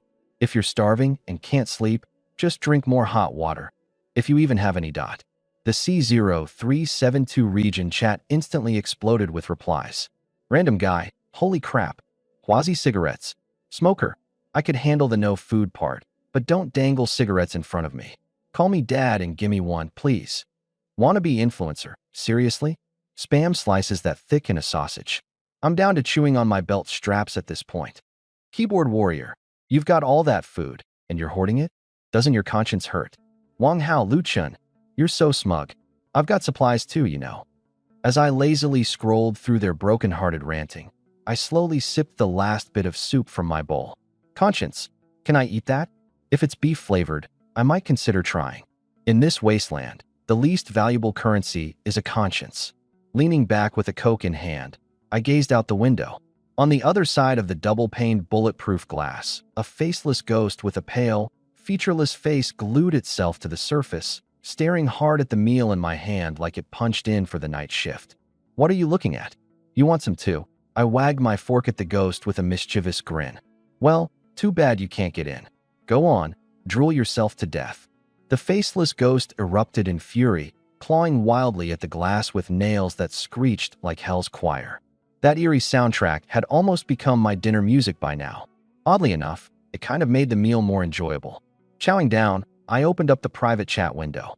As soon as I'd sent that photo, my inbox had flooded with new messages, some begging to join up with me, others cooking up half-hearted apologies after cursing me out earlier. There were even more, attention-grabbing photos I didn't know where to look. Skimming past most of the messages, I was about to clear all of them when a private text with an intriguing ID caught my eye. ID, dancing under the moon. Hi, Lucien. I'm a fellow student at Jiang University. I'm Su Qinghua from the dance club. I saw your recruitment notice. I don't need any special treatment. As long as I have enough to eat to stay alive, I'm willing to sign that contract. This is my photo and a tribute panel. Su Qinghua. My expression immediately froze. This name, of course, I had heard before. If Lin Shui could be described as the cool and aloof snow lotus of the new campus belles, then Su Qinghua was akin to a thorny red rose at Jiang University. Not only was she considered the top of the 4 campus belles, but she was also a legendary junior in the dance department. As the president of the dance club, she had won a national gold medal in classical dance. Match that with a face as enchanting as Daji's and a naturally seductive aura, she could capture someone's soul with just a glance. Yet her personality was as cold as ice. She never let anyone get close to her. This intense contrast caused an array of rich kids and campus heartthrobs to pursue her zealously, only to retreat timidly without daring to cross any boundaries. I clicked on the photo she sent over. The background was shocking. It was pitifully bleak. A rickety wooden shed, barely holding together, stood on the edge of a cliff, looking like it could collapse at any moment. She was wrapped in tattered burlap, and beneath it was a thin practice outfit that couldn't even begin to hide her perfect S-shaped figure. Her face was pale with cold, her lips cracked, and her disheveled hair stuck to her cheek. Yet even with fear and exhaustion in her peach blossom eyes, they remained stunningly seductive. After reviewing her attribute panel, I was immediately moved. Su Qinghua's overall rating, 94. Figure, 98. Possesses S-level flexibility skills. Plus, with the contract bonus, she'd even unlock the special effect of visual feast. This setup practically screamed that she was tailor-made for my Maid-themed cafe. I made the decision on the spot to replace someone. One position. If Lin Shui was going to keep playing hard to get and refuse to sign, then she'd have no one to blame but herself if someone else snatched the opportunity. I immediately sent the recruitment contract to Su Qinghua, leaving a single, curt message. Sign it, and in 10 minutes, you'll have a hot, steaming bowl of braised beef noodles in front of you. Inside the wooden shack at the cliff's edge, Su Qingyue fixed her gaze on the contract, particularly on the clause about body ownership, her eyelashes trembling ever so slightly. A wave of profound shame surged through her. But when her eyes caught the words braised beef noodles, and she glanced back at the deep, bottomless abyss behind her, the gnawing hunger within her crushed her dignity into smithereens. Her shelter was nothing more than the lowest grade E-level shack, which had unfortunately spawned atop a massive rock at the peak of a cliff. The rock itself was about 5 meters off the ground. Even if she managed to jump down without breaking her bones, getting back up would be impossible, let alone searching for other supplies. She dared not even move slightly within the shack, fearing that one wrong step would send it all tumbling into the depths below. She hadn't eaten a thing for 2 full days. If it dragged on any longer, she was certain she'd freeze to death this very night on the cliff. As long as I can survive, that's all that matters. Su Qingyue bit down hard, inhaled deeply, and with trembling hands, pressed her fingerprint onto the contract that was essentially a glorified bill of sale. Ding! Contract successfully signed. Congratulations, shopkeeper Lu Chun, on successfully hiring your first Maid cafe employee, Su Qingyue. Initiating teleportation program. A white glow lit up at the tip of her finger, and a wave of relief washed over her heart. It worked. He really can teleport someone remotely.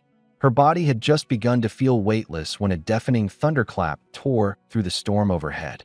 Gale force winds ripped apart entire sections of the cliff. Crack! The ground beneath her split open. The rickety, level wooden shack, along with the entire rock platform, collapsed right then and there, dragging her into endless darkness.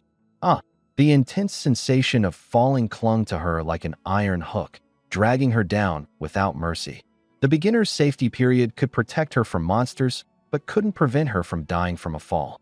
From this height, the moment she hit the ground, she'd undoubtedly be reduced to nothing more than a splatter of pulp. Just before the white glow could fully envelop her, she glanced downward and caught sight of the so-called abyss. It wasn't a valley floor, it was a gaping mouth. Rows upon rows of razor-sharp teeth and writhing tentacles.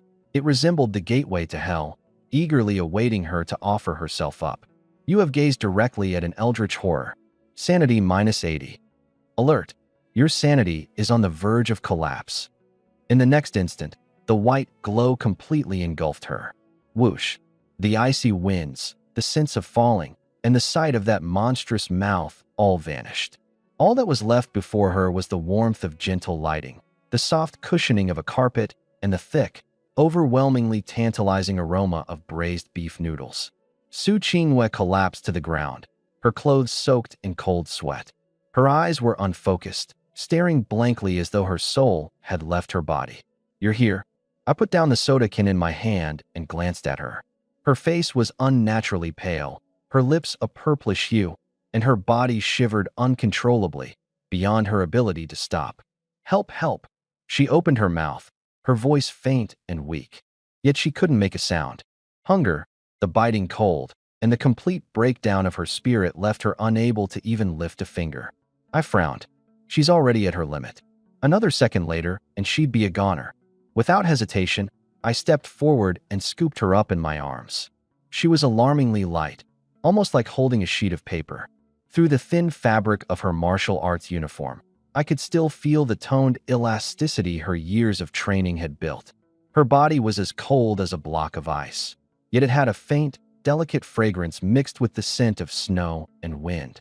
It stirred an almost uncontrollable instinct to protect her. I placed her gingerly onto the leather sofa and grabbed a fresh, unopened goose-down blanket nearby, wrapping her tightly in its warmth. Reaching for the steaming bowl of braised beef noodles on the coffee table, I said calmly, "Open your mouth." I picked up some noodles with chopsticks, blew on them to cool them down, and brought them to Su Qingyue's lips. Her vacant eyes instinctively flinched away, but as the enticing aroma drifted into her nose, her body gave in before her mind did. Stiffly, she opened her mouth and swallowed the bite of noodles. The warmth of the broth slid down her throat like a spark reigniting her frozen limbs. A flicker of life returned to her eyes, and just a moment later, tears began to fall uncontrollably. She was alive again. Patiently, I fed her bite after bite, alternating between noodles and soup. I even slipped in 2 pieces of luncheon meat when she wasn't expecting it. When chewing the luncheon meat proved too much for her, I chewed it myself and fed it to her gently. It wasn't until she managed to get half the bowl down that some color returned to her cheeks, and the trembling of her body lessened. Still, she sat there motionless like a doll, staring blankly into space. It was as if her soul hadn't caught up with her body yet. Looks like she's still in shock, I muttered to myself as I set the bowl and chopsticks aside. Better check her stats. Let's hope she hasn't completely lost it. Opening up her status screen, my eyes widened in alarm. Name: Su Qingyue, exclusive maid. Status: severely weak/traumatized. Health points: 15/80, near death. Sanity points: 10 out of 90, on the verge of collapse. Loyalty: 60. I stared at the glaringly low 10 in her sanity points, feeling a chill run up my spine. What the hell has she been through for her sanity to drop this low? If it drops any further, she'll either lose her mind completely or turn into one of those freakish monsters outside. My gaze fell on the once proud campus belle, now curled up under the blanket, her eyes staring vacantly ahead. A wave of urgency surged through me. After all, she was the high-potential maid I had painstakingly recruited. She hadn't even started proving her worth yet, and I couldn't afford to let her fall apart now. Let's get you some real rest first, I sighed. This bed and blanket were supposed to be brand new for me, but I'll let you borrow them for now. The more I thought about it, though, the less willing I was to compromise. Finally, I gritted my teeth and made a decision. Forget it. We'll share. Scooping her up along with the blanket she was wrapped in, I made my way to the second-floor staff quarters. Tonight, you're going to have a proper sleep. Let's work on getting that sanity recovered. And tomorrow, when you wake up, we'll settle the score for that bowl of noodles. Early the next morning, a ray of sunlight slipped through the curtains and landed softly on her face. Su Qingyue stirred drowsily, her mind still foggy. That was the best sleep I've had in a long time. She shifted slightly, only to feel a level of warmth and coziness that seemed almost unreal. Her fingertips brushed against the surface of the blanket, making her pause in shock. This texture, how is it so comfortable? As someone who grew up in a wealthy family, her standards for comfort were sky-high. The silky softness and ethereal lightness of this blanket matched her luxury Italian-made bedding at home. But this was supposed to be an apocalypse survival game. Out there, people were desperate to wrap themselves in layers of plastic just to stave off the cold. Where on earth did such a fine blanket come from? Instinctively, she buried her face in the blanket and took a deep breath. No musty odor, no sweat, just the clean, sun-kissed freshness of newly washed laundry. This doesn't make any sense. Staring up at the unfamiliar wooden ceiling, Su Qingyue's mind went blank. It took her a few minutes to replay the events of the previous day in her head. The monstrous maw of the abyss, falling off the cliff, and that life-saving bowl of braised beef noodles. She sat up abruptly, her heart rate quickening. After a quick self-examination, she noticed that her sanity points had climbed back up to 50. While still fragile, her mind was now clear enough to function and prevent any further breakdowns. As the warmth of the blanket began to fade, a cold chill crept in, making her shudder. Looking down, her face flushed instantly. Eek! She realized that all she had on was a thin pink underlayer. Her martial arts uniform and outerwear were nowhere to be seen. Her bare skin was exposed to the air. Awake! From the doorway, a man's lazy voice drifted over. Su Qingyue quickly lifted her head, locking eyes with my straightforward, unyielding gaze. I leaned casually against the doorframe, arms crossed, my eyes scanning over her as if appraising an object. Get dressed and come downstairs. We need to talk. My tone was so indifferent, it sounded more like a command than a statement. Embarrassed and panicking, Su Qingyue instinctively raised a hand to cover herself. My clothes. I took them off, I answered matter-of-factly. Your clothes were soaked with snow and mud. Should I have let you ruin my goose-down bedding? Do you even know how much those purple tier blankets cost? Can you afford to pay me back? Su Qingyue opened her mouth as if to argue, but no words came out. I gave a cold parting shot. Get your priorities straight. Don't forget why you're still alive right now." With that, I turned and left. Though my words were harsh, they struck precisely where they were meant to, her reality. In this apocalypse, there's no room for sentimental fragility. She had signed a contract, after all. She had to understand her place now. If it weren't for me, she'd already be dead by the jaws of that abyssal monster last night. Su Qingyue stared at my retreating back, her gaze gradually sharpening. In just a couple of minutes, she had sorted through the brutal reality of her situation. The sheer despair at the edge of the cliff, and then the steaming hot bowl of beef ramen last night. The contrast was jarring, like being yanked back to life from the depths of hell itself. The contract. I signed it myself. As long as I can survive, that's enough. She felt it clearly. Her life was now entirely in my hands, as if tethered by an invisible string. She sighed long and deep, entirely surrendering to her fate. She quickly dressed in the clothes left on the bedside, tidying her messy hair before taking a steady breath. She pushed the door open and headed downstairs. The fire in the first-floor fireplace was burning brightly, warming the morning chill out of the air. I was sitting on the couch, nonchalantly toying with a Glock in my hands. Hearing footsteps, I slowly lifted my gaze. Su Qingyue stopped in front of me, her face catching the firelight. It was only now she could clearly see me, my face. Her prepared words instantly caught in her throat, leaving nothing but shock in her eyes. "It's you? How could it be you?" Wide-eyed and shaking, Su Qingyue's voice trembled. "Aren't you? Lu Chun from the photography club." Before the apocalypse, she had been Jiang University's dance club president, commanding every spotlight whenever she took the stage. And I? Merely a fleeting figure she vaguely recalled, a quiet shadow with a camera camped in the corner, all but invisible. She remembered. During one rehearsal break, I had offered her a bottle of water. She didn't even glance at me when she absently muttered a "thank you." To her, I was just another admiring nobody out of many, perhaps the most forgettable of them all. Not to mention, I had even taken up side gigs delivering takeout. There was a time I showed up to take photos wearing my delivery uniform, carrying a dozen bubble teas gifted to her group. I must have looked pathetic, silent, and utterly unremarkable.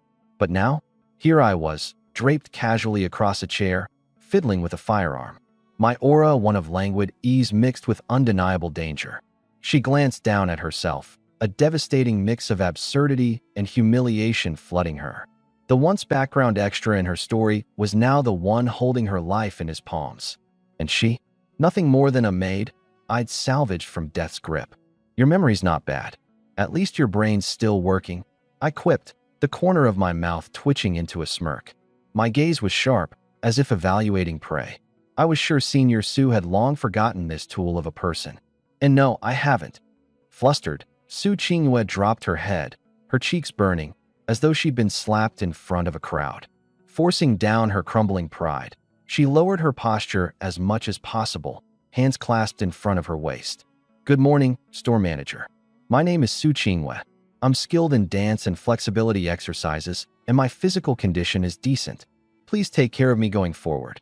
She knew all too well that past school connections were utterly worthless in this shattered world, more likely to provoke than to endear. Thus, she committed to embracing her new reality. I glanced at her briefly, my tone turning cold and cutting.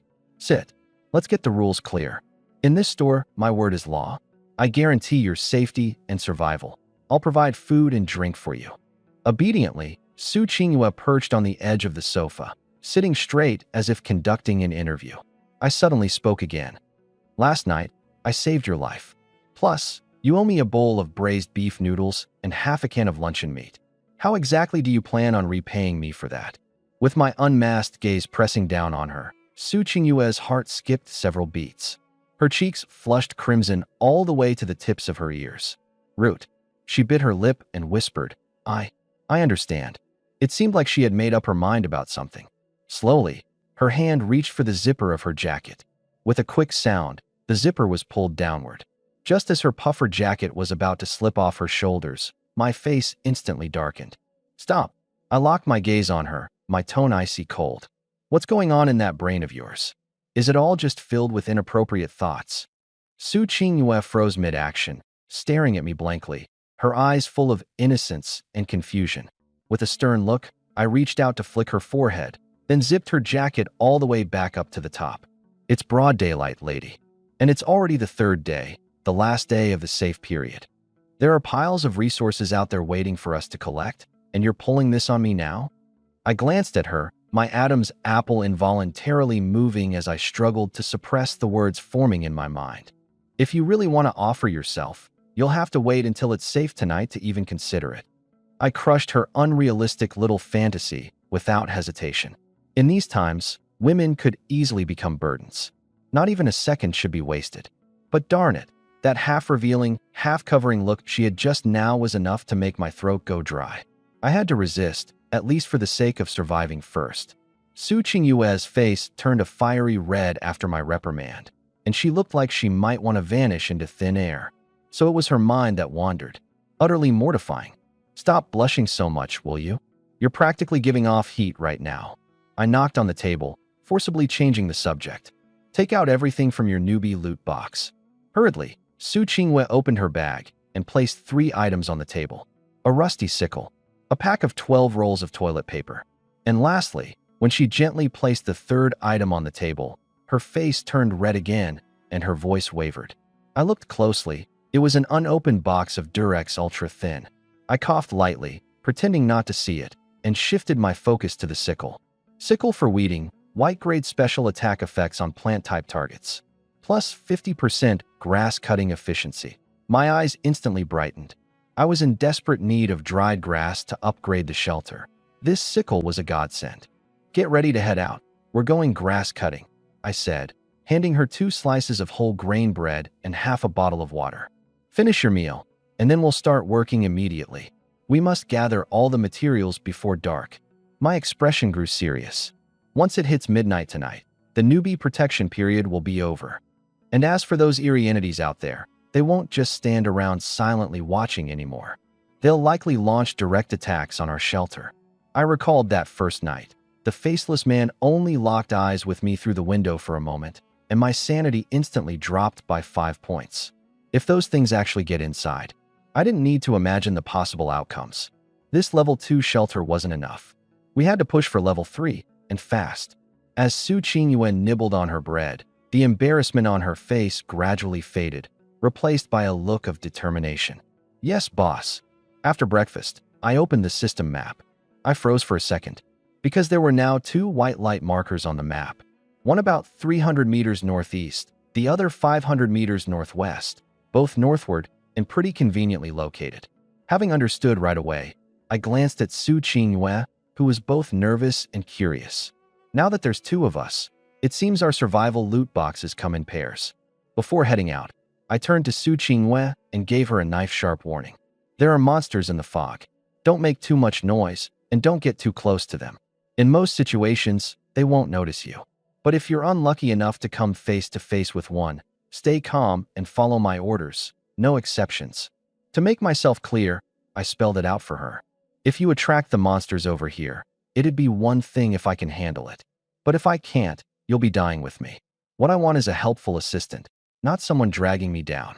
Su Qingyue didn't argue. She just nodded emphatically.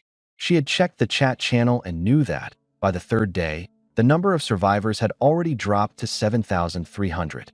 Nearly 2,000 people had died just last night. If not for me, her name would have been on that death list already. She understood clearly. This was a world where order had collapsed, and strong people always had followers. She might be the first, but there would definitely be more skilled and resourceful women joining down the line. She had to act quickly, while her founding member status still meant something, and prove her value. Surviving by leeching off someone else's goodwill or through flattery wasn't sustainable. Such types would eventually be discarded. The realization strengthened her resolve. She raised her head, her gaze resolute. Chew. If she ever fails to meet my expectations or holds me back at a critical moment, I can abandon her at any time, and she wouldn't utter a single complaint. I glanced at her, a faint smile tugging at the corner of my lips. So obedient, so compliant, and adaptable to circumstances. Once a campus goddess, she's quick to find her place in the harsh reality of an apocalyptic world. I left her with just one command. Let's go. Time to work. As soon as the door opened, icy wind laced with snow stung our faces. Walking one behind the other, We headed toward the closer treasure chest in the northeast. The fog made visibility less than 20 meters, forcing us to stay on high alert with every step. The 300-meter distance took us a grueling 10 minutes to traverse. Factoring in the round trip and the fact that we had to return indoors for warmth every hour, the actual window of time we had to work outside shrank to just 40 minutes. Add the constant threat of danger to the mix, and the resources we could gather became even scarcer. When we reached the destination, I gave the command, "Get to work."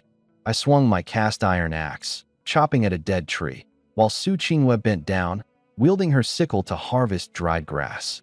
That sickle, far sharper than expected, allowed her to make quick work of the task. In a matter of minutes, a neat pile had already formed at her feet. By the time I felled the third tree, I stumbled upon a white treasure chest hidden behind a rock. There were no creatures guarding it. Our luck was holding up. I opened it immediately. "Congratulations. You have opened a designated class treasure chest, medicine supply chest, white quality. ***. You have obtained amoxicillin capsules times 1 box, 12 capsules per box.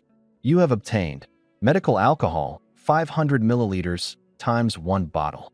You have obtained painkillers times 2 boxes, 60 pills per box. You have obtained Yunnan Baiyao spray times 1 can. You have obtained ibuprofen extended release capsules times 1 box, 12 capsules per box." It was a medicine chest. My heart skipped a beat, a flicker of light sparking in my eyes.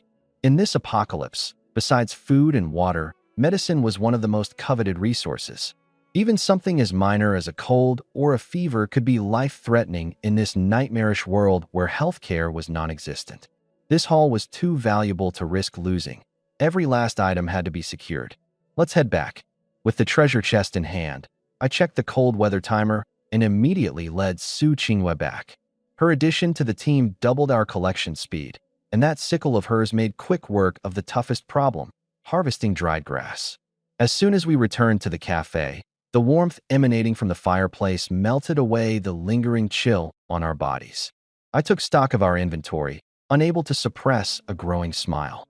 Not only had this trip surpassed my expectations, but the materials we now had, including everything we had collected so far, were enough for an upgrade. Current resources: wood times 210, stone times 105, dried grass times 137, basic energy crystal times 1. Upgrade conditions met. I immediately opened the shelter panel. System upgrade. With a soft hum, a golden light enveloped the entire Maid cafe. The wooden structure shook violently as the walls automatically thickened. The faded pink exterior was replaced with sturdier, deep red wooden panels. A small balcony extended outward on the second floor. Something even more extraordinary happened in the corner of the main hall. A crude L-shaped bar counter seemingly materialized out of thin air amidst flying wood chips. Above the front door, tucked into the corner, a black security camera appeared with an ominous red indicator light softly blinking, as if the shelter itself now had eyes. Seconds later, the golden light receded. Ding! Upgrade successful. Congratulations. Your shelter has been upgraded to LV.3. 100% completion. Insulated walls added, maintaining indoor temperatures at 64 degrees Fahrenheit, 18 degrees Celsius. Defense boost. Ordinary wildlife cannot breach the shelter. Can withstand attacks from level 1 mutant creatures. Durability increased to 200. Unlocked. Basic security camera, 50m range, equipped with night vision. Unlocked. Crude wooden bar counter. Acts as a workbench for crafting blueprint-based tools. Perks. Employee slot +1. Current recruitment capacity, 2 individuals. Requirements for next level: LV.4 wood times 500, stone times 300, dried grass times 200, clay times 100, basic energy crystals times 2. 64 degrees. I shrugged off my jacket, now wearing just a lightweight sweatshirt. The room felt cozy, like the warmth of springtime. The newly installed security camera meant I no longer had to nervously press my face to the window at night to keep watch. Now, I could monitor the surroundings from the safety of the shelter's interior. And that workbench? Perfect timing. It would finally allow us to craft that basic rainwater collection purification blueprint we found earlier. But the real cherry on top popped up next. System notification: You are the first survivor in C0372 region to upgrade your shelter to LV.3.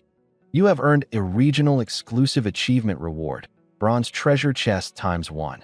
First to upgrade bonus? I like the sound of that.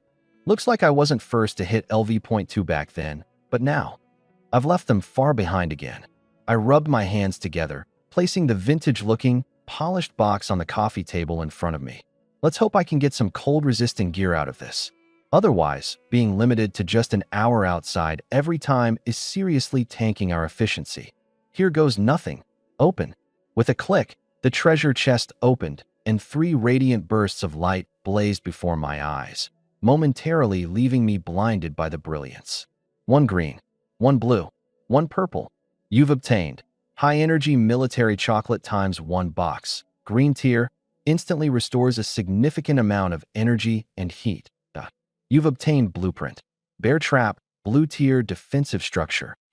You've obtained scorching sunstone pendant, purple tier rare accessory. My gaze locked instantly onto the final item, a pendant glowing a vibrant orange-red hue. Scorching sunstone pendant, purple tier. Effect: when worn, generates a 1-meter radius warm sun field that wards off the cold, stabilizes body temperature, and grants immunity to hypothermia. Durability: unlimited. Recharge by placing near a fireplace for 1 hour. Lasts 4 hours per charge. Jackpot. I slapped my knee in excitement. Immunity to hypothermia. That changes everything. It means we can stay outdoors as long as we need to without racing against the clock to get back. And recharging it. It's a piece of cake. Su Ching Wei and I can just alternate using it. While one is out gathering, the other can rest and recharge it indoors. It's a total efficiency multiplier. Off to the side, Su Ching Wei was cocooned in a down blanket, wide-eyed and flabbergasted by what she had just witnessed.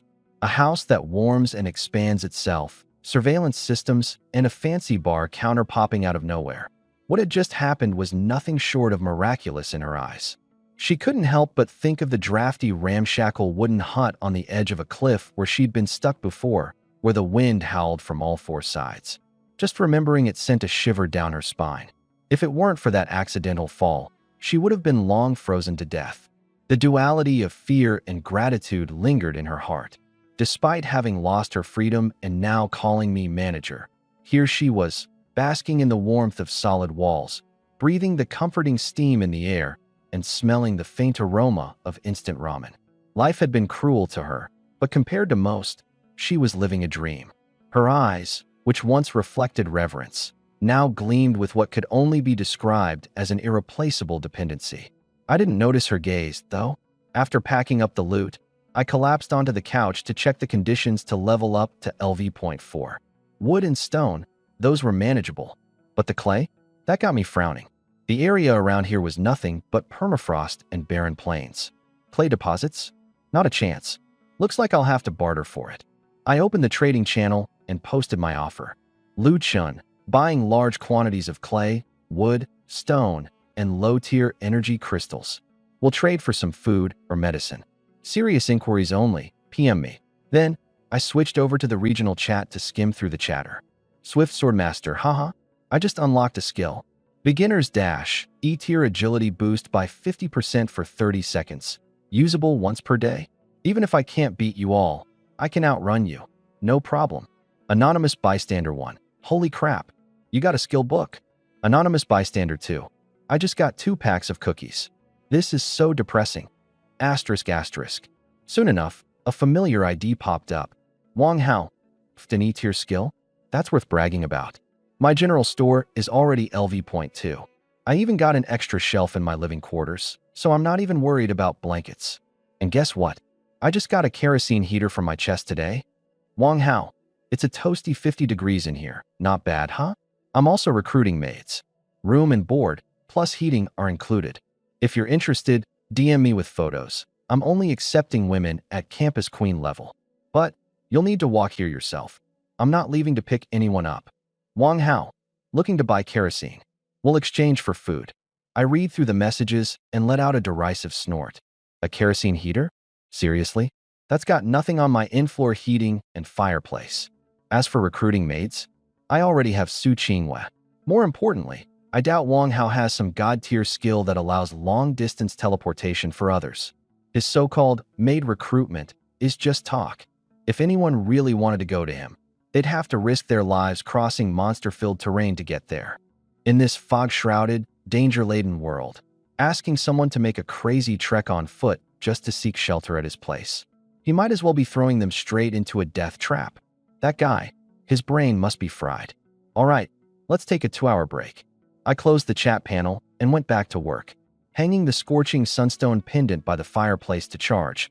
I also bartered some plastic through the trading channel in exchange for 5 sets of clothes. One set was immediately torn apart for scrap fabric to use as a filter, while the other 4 were reserved for outdoor excursions. My eyes drifted to the black and white lace-made outfits hanging on the wall and was reminded of the signature charm of this coffee shop. Glancing at Su Qinghue, who was busy organizing supplies, I silently made up my mind. Inside the shop, she's to wear the maid outfit. When heading out, she can change into casual gear. But first, the bathing issue had to be resolved. Otherwise, putting a maid outfit on a campus queen who hadn't showered for 2 days would just make things even more awkward. Trading bread for clothes felt like a bit of a loss, but I wasn't in the mood to haggle. Water was the real lifeline here. I walked up to the wooden bar counter and pulled out a blueprint for a basic rainwater collection and purification device. The materials were sufficient. Begin crafting. After a clatter of noises, a contraption materialized out of thin air. The silvery metal funnel was connected to a black, filtered water tank, with a PVC hose and a brass faucet attached. The device looked sturdy and reliable. I installed it onto the exterior wall connector of the cafe. With a crisp click, it fit perfectly. Snow was falling heavily outside. The device melted and warmed the snow directly, and after a few minutes, I heard the sound of water flowing through the pipes. I turned the faucet, and clear, warm water gushed out. Success. I splashed my face with water and took a sip. Instantly, I felt revitalized. While 64 degrees Fahrenheit, 18 degrees Celsius wasn't warm enough for a full bath, drinkable water was effectively endless and could be used to barter for other resources. Just as I was enjoying the relief, a soft gulping sound caught my ear. Turning around, I saw Su Qinghue staring fixedly at the faucet. Her gaze was filled with yearning, and her fingers were tightly clutching the hem of her shirt, too nervous to make a request. Manager. Su Qinghue bit her lip, her voice barely audible, and her flushed cheeks made her look even more uneasy. Could I wash my face too? The past 2 days and nights in the wilderness had been torturous for someone as particular about cleanliness as she was. No face washing, no brushing her teeth, not even daring to touch water unnecessarily. Her face was a mess of dirt, tear stains, and sweat from earlier when she was eating hot pot. The sticky sensation had nearly driven her insane. I gave her a quick once-over before stepping aside. Go ahead. As an employee of mine, maintaining personal hygiene is part of the job. I can't have my maid looking like she just climbed out of a coal mine. Su Qinghue lit up instantly, as if she had been granted a new lease on life. Thank you, manager. She dashed to the sink and began splashing water onto her face with cupped hands. Even though there was no face wash or skincare products, this clear water was like a priceless luxury to her. She cleaned her face, neck, and hands thoroughly until all the grime was gone. A few minutes later, she wiped off the water droplets on her face and turned to me. Manager, I'm done. I looked up and my breath caught. The dirt was gone, and it was like she had an entirely new face. Her skin glowed bright and fair. Her cheeks blushed faintly pink from the warmth of the water, and damp strands of hair clung to her face. A few droplets trailed down her neck, disappearing into her collarbone. Her timid eyes met mine, so pure and clean they strangely tugged at my heart. I coughed lightly and forcibly averted my gaze. This recruitment was definitely worth it. All right, take a break for now. We've got work to do later. I turned to organize our gear. Su Qinghue glanced at my back, a small, involuntary smile curling at her lips. Even though I was sharp-tongued and distant, there was something about this place that felt like home. 2 hours later, I tossed her an energized sunfire quartz. Put this on. We're heading somewhere a bit further today. Got it. With the quartz's warmth and Su Qinghue's sharp scythe in hand, the two of us advanced like a pair of unstoppable harvesters, cutting through the terrain. We successfully secured a white tool chest to the northwest, eliminated a stray mutated wild dog, and ended up with a fresh stash of wolf meat. As the sky darkened and eerie howls echoed through the mist, we carried our loot back to the cafe. Once inside, I locked the door securely and activated the newly unlocked surveillance system. The walls projected crisp, detailed footage of everything within a 50-meter radius of the entrance. Tonight, we celebrate. I took out a box of spicy beef self-heating hot pot from my backpack. You performed quite well on your first day. Let's eat. Upon seeing the bubbling red broth, Su Qingyue's eyes brimmed with tears. She couldn't even remember the last time she had a proper meal. Excited, she scooted closer. Then, unexpectedly, she leaned in and pressed a soft, cool kiss to my cheek. Just for a fleeting second, like the touch of a water droplet, and then she pulled back, blushing furiously. Clutching the hot pot tightly, she avoided my gaze, nervously tracing circles on the rim of the box with her fingers. I froze for a moment, my hand instinctively touching my cheek, before breaking into a chuckle. All right, dig in. The two of us sat around the coffee table. Once night fell, the mist outside stirred with the wails and howls of the monsters that roamed beyond. It started again. Outside, in the bone-chilling -30-degree cold, the howling never ceased. Inside, however, it was a warm and cozy 64 degrees Fahrenheit, with the scent of hot pot wafting through the air. While picking up a tender slice of beef with my chopsticks, I glanced at the surveillance feed. The monsters clustered at my door, unable to break in. Casually, I opened the regional chat channel on my terminal. Looks like someone's going to lose it tonight, I muttered to myself. The atmosphere in the chat was suffocating, thick with tension. Desperate sardine. Only 2 hours left until the beginner protection period ends, and my shelter is still a level 1 thatch hut. Am I screwed? Random user. Don't give up. Try buying wood to upgrade ASAP. A level 1 hut can't take any hits. Desperate sardine. I tried. No one's responding. Everyone's desperate right now. I think I just heard something gnashing its teeth outside. It's like they're waiting for dinner. Datamaster. Statistically speaking, in region C0372, only 30% managed to upgrade to level 2. The remaining 70%, good luck to you all. I skimmed through the messages without much expression. My private chat, however, was blowing up, over 99 notifications, all flashing desperately. The inbox was filled with pleas for help, requests for shelter, and even some borderline desperate photos. Boring, I murmured. In the past, I might have lingered on a few of those messages. But now, with Su Qingyue and my team, none of these dime a dozen folks could catch my eye. I scrolled through a few messages, but found nothing worth my time. My thoughts wandered. If I really wanted to make my cafe stronger, I'd need to hire a capable combat maid soon. A quick glance through my options confirmed my disappointment. Just a bunch of SIXS and 7s out of 10, mediocre at best. Sighing, I closed the private chat and switched over to the trading market. At this phase of the game, everyone was frantically gathering materials to upgrade their shelters. The prices of wood and stone had skyrocketed. Some players were even willing to trade medicines for a few units of wood. Tonight's going to be a gold mine, I smirked, scanning the listings. Just then, a purchase request popped up. Woodcutter, WTB, 9mm handgun bullets. Urgent. Price negotiable. I'll trade you anything you want.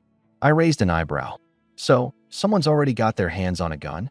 A gun without bullets is just an overhyped paperweight. I quickly opened my inventory. Previously, I'd scored 50 bullets from a loot box, used 4 for wolves, leaving me with 46 rounds. Trading a few for resources now was worth considering. I shot the requester a direct DM. Lu Chun, I have bullets. How many do you want? And what are you offering in return? The reply was instant, almost frantic. Woodcutter, holy crap, seriously. Big bro Lu Chun, you're my savior. I got a police revolver from a loot crate, but no ammo. There are monsters scratching my walls right now, and I'm about to pee my pants. Woodcutter, I just need 5 rounds, that's all. I've got wood, a ton of it. Lu Chun, be specific. How much wood? Woodcutter, my starting base is a B-ranked woodland logging cabin with a 50% logging efficiency buff. I've been chopping trees nonstop for days. In total, I've got over 1,500 units of wood. You can have them all for just 5 bullets. Deal. swapping 5 bullets for 1,500 units of wood. Su Qingyue, who was munching on a slice of lotus root, almost dropped her chopsticks in shock when she overheard this guy's offer. The trade ratio was downright predatory. It'd take us a full day's grind to harvest a few dozen units of wood, whereas this guy was offering a jackpot of 1,500 all at once. I, on the other hand, remained entirely calm, purposefully pausing before replying. Lu Chun, bullets are life-saving resources. Still, you seem lucky, and I don't mind helping. 1,500 wood it is. Deal. Woodcutter. Thank you, big bro. You're a lifesaver. I swear, I'll come to you for any wood trades in the future. System notification. Transaction successful. You gave 5 rounds of 9mm ammunition and received 1,500 rough wood. The wood instantly filled up my inventory, a satisfied grin tugging on my lips. As long as you control critical resources, you hold the reins of everyone else's survival. For the guy with the logging cabin, wood might not seem valuable.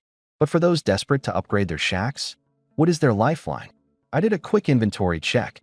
Now, I had a grand total of 1,700 units of wood stockpiled. To upgrade to a level 4 shelter, I need 500 wood, 300 stone, 200 dried grass, 100 clay, and 2 basic energy crystals. Both wood and dried grass were already covered. What remained were stone, clay, and energy crystals. I promptly posted a pinned message in the trading channel. Lu Chin's trading hub. Bulk wood available. Looking to trade for stone, clay, and energy crystals only. Exchange rates. 1 wood equals 1 stone, 2 wood equals 1 clay, 50 wood equals 1 basic energy crystal. The rates? A little cutthroat. But hey, business is business. In these last 2 hours, if anyone runs out of wood, they'll have to bow down to me. The trade notification sounds started ringing in quick succession. Ding. Transaction successful. You have obtained stone times 50. Ding. Transaction successful. You have obtained stone times 20. Ding. Transaction successful. You have obtained clay times 10. Ding. Transaction successful. You have obtained clay times 10. In less than half an hour, I used the surplus of over 1,200 units of wood to gather all the stone and clay needed for the upgrade. Some even traded milk and bread for the wood, enough to feed us for several days. In essence, I used just 5 bullets and ended up with a massive pile of supplies, almost absurdly profitable. The only thing I couldn't get my hands on was the basic energy crystals. No one was willing to trade them, and they're practically out of stock everywhere. Looks like I'll have to figure something out about the energy crystals tomorrow. I closed the interface and stretched. After dinner, Su Qingyue voluntarily cleaned up the trash so that the smell of the hot pot wouldn't linger in the house. If those starving and freezing people outside overheard our conversation, they'd probably break down on the spot. While others can't even afford to take an extra bite of bread, here we are, complaining that the hot pot smell is too overpowering. Watching her clean up gave me a sense of warmth and lifted my mood. Eat, drink, freshen up, and rest. Once we pass midnight, the newbie protection period will officially end. The strange creatures outside will definitely swarm in during the night, and who knows if a level 3 shelter will hold. So, there's no room to fall into deep sleep tonight. We needed to stay prepared and save up our energy. But since we didn't have any hot water in the house, we had to settle for cold water from the purifier to wipe ourselves down. Water at a chilly 10-something degrees in this dreadful weather? Yeah, that's a direct path to getting sick. Once we were done tidying up, the oil lamp near the fireplace flickered out. We squeezed onto the narrow single bed upstairs, being so cramped that the only option was to huddle close together. Through the thin pajama fabric, I could feel the warmth and delicate softness of her body, as well as the faint milky scent emanating from Su Qingyue that drifted into my nose. Just as I set the alarm and prepared to sleep, Su Qingyue scooted closer under the covers and looked at me with eyes that were soft and burning. Her small hand started moving downward discreetly, and there was no mistaking her intentions. During the day, after the shelter upgraded to level 3, I casually mentioned that we had unlocked another maid slot. That one sentence struck Su Qingyue like a sharp blade, immediately giving her a sense of crisis. Sure, she might be the first person to follow me, but Lin Shui from the chat channel was still out there. Plus, in the future, There could always be someone even stronger or more beautiful than her. Afraid of being replaced, she wanted to use any means to permanently solidify her connection with me. If she couldn't cook or showcase culinary skills, the only option left was a more direct approach to proving her value. Wait. Just as she was about to continue, I grabbed her wrist, stopping her. My breathing was uneven, but I forced myself to make her halt. Su Qingyue lifted her head, her expression full of grievance. Boss, are you rejecting me? Don't overthink it. I pinched her cheek gently. Given our current circumstances, we can't even take a proper bath. If something leads to an infection, it'd spell big trouble.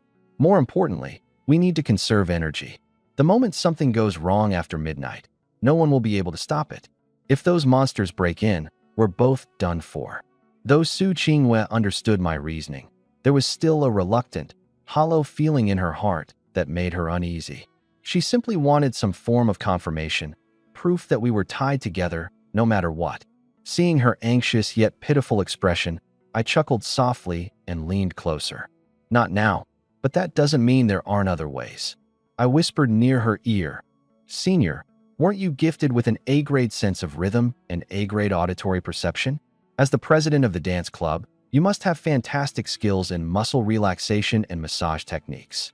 Come, let me see what your exclusive methods can do. Su Qingyue froze for just half a second before realizing my implication. Her face immediately turned crimson, running right up to her ears. She bit her lip as she glanced at me, and though embarrassed, she eventually gave a small nod. Her hands started moving slowly from my shoulders downward. Every movement was cautious, yet carried a firm resolve. An hour later, Su Qingyue loyalty +5. Her face was burning red. A faint sheen of sweat glistened on her forehead, and she wobbled slightly as she went downstairs to wash her face. Meanwhile, I felt completely refreshed, as though all my internal tension had been unraveled. Casual as ever, I tossed her a tissue to wipe her sweat. Phew. As expected of a dancer, your strength and rhythm are simply unmatched. Even my bones feel brand new. My head feels like it's melting. Lying on the pillow, I couldn't help but admire her. This senior had looks, a great figure, a serious approach to work, and in private, she was incredibly obedient. That massage technique she pulled off earlier, it had completely won me over. The system's overall score of 94? Dead accurate. Su Qingyue tidied herself up and snuggled back into the blankets, her body now even softer. The last trace of distance between us seemed to tear apart like paper, vanishing into thin air. She curled into my arms like a little kitten, listening to the strong rhythm of my heartbeat, holding me tighter. Sleep now. I've already set the alarm for 11:50 p.m. I gently patted her back. If we make it through tonight, I'll treat you to hot pot tomorrow. Manager, you're the best. Good night. In this flicker of final serenity amidst the apocalypse, we fell asleep in each other's arms. Meanwhile, tens of thousands of miles away from the cafe, on a wind-battered hillside, the icy wind lashed at a tent, slicing through the air like a blade. The fabric flapped noisily as though ready to tear apart at any moment. Lin Shui, cloaked in a filthy down jacket, huddled in a stiff, frigid sleeping bag, trembling uncontrollably from the bitter cold. Her tent, though upgraded to level 2 and no longer leaking air, still had no walls or stove. The temperature remained far below freezing, dipping to the negative teens. Her breaths turned to frost before her eyes, her shivering body only making her feel colder with each shake. So hungry. Her lips were parched, her stomach growling in agony. Aside from the 2 slices of bread I gave her yesterday, she hadn't eaten anything in the past 24 hours. Dizzy and weak, the world around her looked dark and faint. With trembling fingers, she lit up her phone screen and opened the regional chat channel. The photo I had posted of braised beef noodles was still pinned there. The red broth, the large chunks of beef, the swirling steam, it all seemed to mock her mercilessly. Tears welled in her eyes, rolling down her frostbitten cheeks, leaving a numb, stinging pain behind. If only I hadn't blocked him yesterday. If I hadn't clung to that ridiculous pride and had just signed his contract. Would I also be in a warm room now, eating hot pot and lying on a soft bed? The chance to survive had been right in front of her. She had pushed it away with her own hands. Now, All that remained was endless regret. Staring at her frostbitten, mud-stained hands, and then picturing the clean, warm environment on my side, the so-called pride of a campus beauty and the delicate poise of a spoiled girl shattered completely. Even worse, in just a few hours, the clock would strike midnight. The novice protection period would end. The deep, dark night was about to arrive. And in her possession, a battered pickaxe, a barely functional tent, and a few low-grade energy crystals that were useless in saving her life. Despair washed over her like a tidal wave, leaving her utterly submerged. Sob, sob. Lu Chun, I regret it. Her faint sobs briefly pierced the darkness before being swallowed by the wind and snow. Her fingers trembled uncontrollably as she opened my profile, trying to remove me from her blocked list and send out the message, I was wrong. Please save me. But after hesitating for a long time, she eventually put her hand down. I hadn't recruited another maid today. Most likely, someone else had already taken her spot. Now, all that seemed to be left for her was to sit and await death. The clock ticked closer to midnight, and the stifling air of the forsaken land grew heavier. 11:50 p.m. On the second floor of the Maid Cafe, the alarm rang out on time. I jolted awake. All traces of sleep instantly vanished. Su Qinghue was startled awake as well, shivering and reflexively grabbing tightly onto my arm. Awake! I patted her gently before getting out of bed. Get dressed and grab your weapon. The novice protection period is about to end. We swiftly got ready. I checked the magazine of my handgun. It was fully loaded. Su Qinghue gripped her sickle tightly. Though her face was a little pale, her determined eyes betrayed no sign of retreat. We headed downstairs to the first floor. The surveillance footage showed the outside fog growing denser, an inky blackness enveloping the entire cafe completely. The second hand on the wall clock ticked forward, crossing the final line. 12 a.m. The system's announcement flooded the screen. Novice protection period has officially ended. Monsters have entered hunting mode. The 7-day survival trial starts now. Starting tonight, monsters will attack shelters every night, becoming progressively more difficult to fend off. Most monsters cannot be defeated with conventional weapons. You must fight them using strange rules. Survive just one night, and you will be rewarded with a survival chest. Before the announcement had even fully ended, howls erupted from all directions. On the heat-sensitive surveillance screens, several red dots surged madly toward the cafe. They're here. Su Qinghue's palms clenched tightly, her breathing growing erratic. Meanwhile, I remained calm, staring at the screen as I started counting. 6 in total. Judging by the appearance, they're likely mutated zombie dogs or corpse wolves. I glanced at the announcement and let out a derisive chuckle. The announcement says that most of the monsters can't be killed with conventional weapons, which means a small portion of them can be killed. The first night, the system doesn't want everyone wiped out, so it sent monsters with tough hides that can be handled with physical attacks. Don't panic, just stay behind me. I walked to the door, clicked open the peephole with a snap. In the next moment, bang, a loud noise reverberated. A zombie dog, its body rotting and half its brain missing, slammed viciously against the door. It had smelled the living, its dreadful mouth drooling a foul liquid as it crazily bit at the small window, trying to break through. A system warning immediately popped up. Your shelter door is under attack. Durability -1, ***. Current durability, 199/200ths, reparable with wood resources. Seeing the red text flash across, I didn't even bother to blink. A level 3 wall, and one hit only decreases its durability by 1. With that weak attack power, they couldn't break, and even if they kept this up until next year. Keeping a deadpan expression, I raised my Glock 17, pointing the muzzle directly at the zombie dog's head at a range of just 0.1 meters.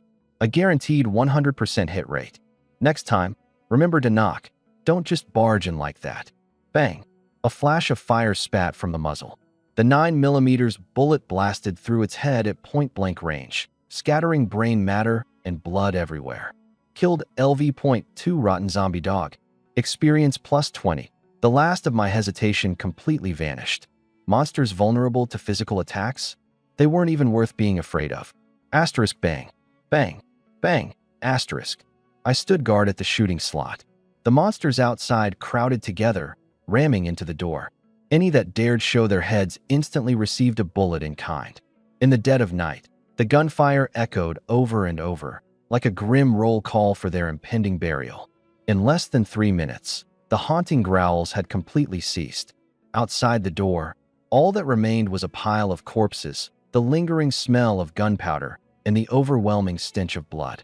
Su Qingyue, still holding her scythe, stood frozen in place, dumbfounded.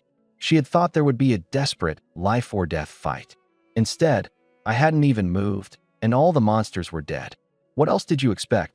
Blowing the smoke off my gun barrel, I calmly swapped in a fresh magazine. 6 monsters, 7 bullets.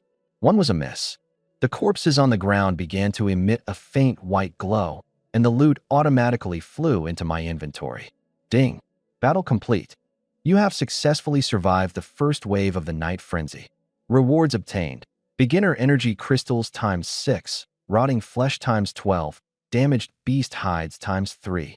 Extra survival chests, white quality, times 6. 2 golden beams of light descended straight from the heavens. You have leveled up to LV.3.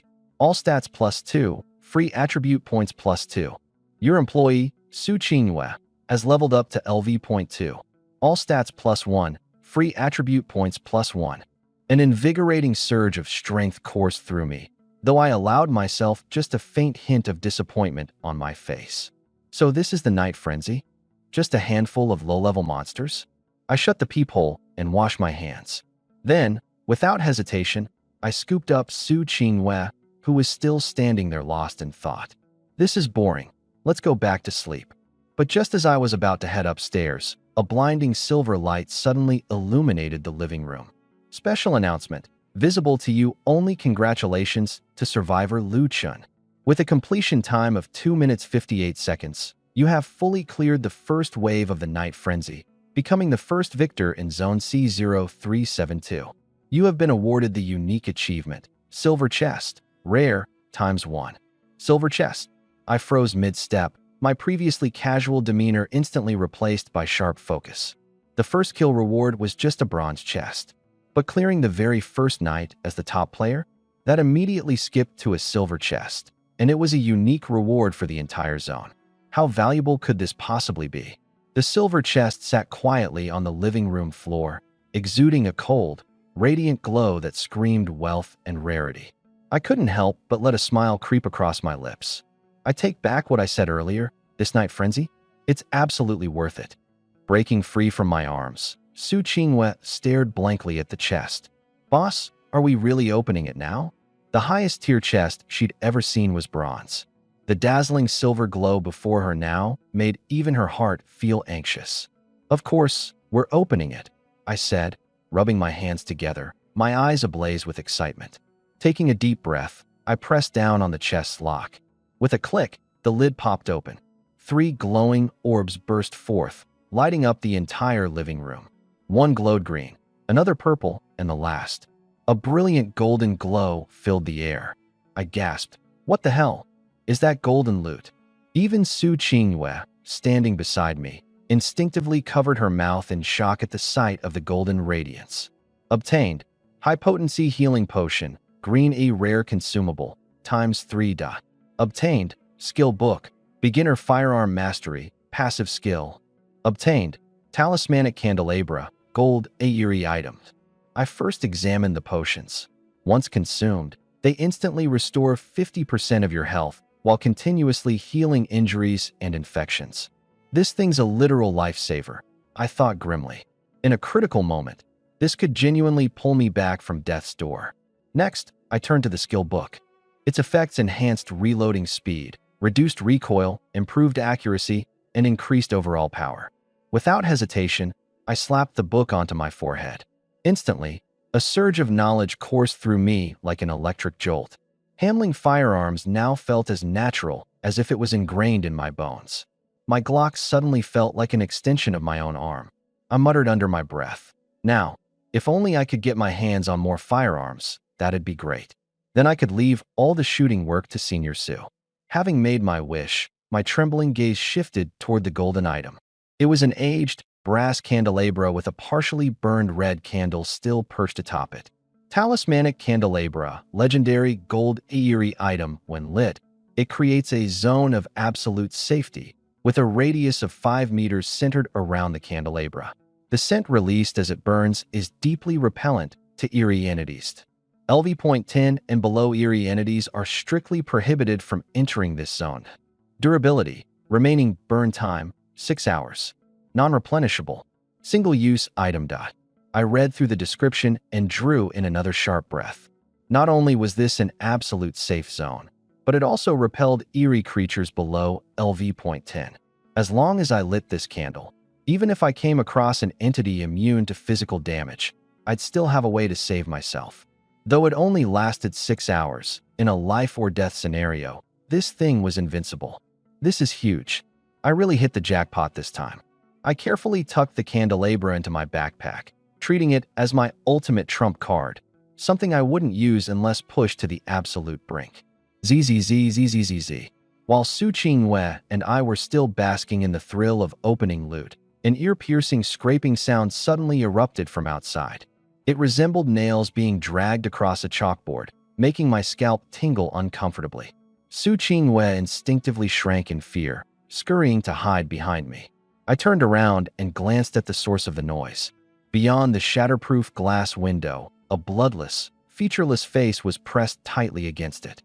Its wide, cracked mouth opened and closed repeatedly, almost as though it were laughing silently. It was that faceless man. He came back. You again, huh? Strangely, I wasn't even scared this time. In fact, with everything that had happened, I found him a bit laughable. After being welcomed by a flock of physical attack vulnerable monsters, this pathetic guy, glued to a window, seemed like nothing but a joke. What the hell are you looking at? Never seen someone open a silver loot box before. I flipped him the middle finger, then pulled the curtain shut with a smug yank. Scram, and don't interrupt my damn sleep. As the curtains fell, the oppressive sensation of being watched vanished instantly. I turned and gently patted Su Qingyue's hand. It's fine. It can't get in. This night will pass, but we'll need to take shifts keeping watch. Go get some rest first. I'll wake you up for the second half. Su Qingyue hesitated, her gaze flicking between the closed curtains and my calm demeanor. Slowly, her fear ebbed away. All right, be careful, store manager. She couldn't hold out much longer and made her way upstairs to rest.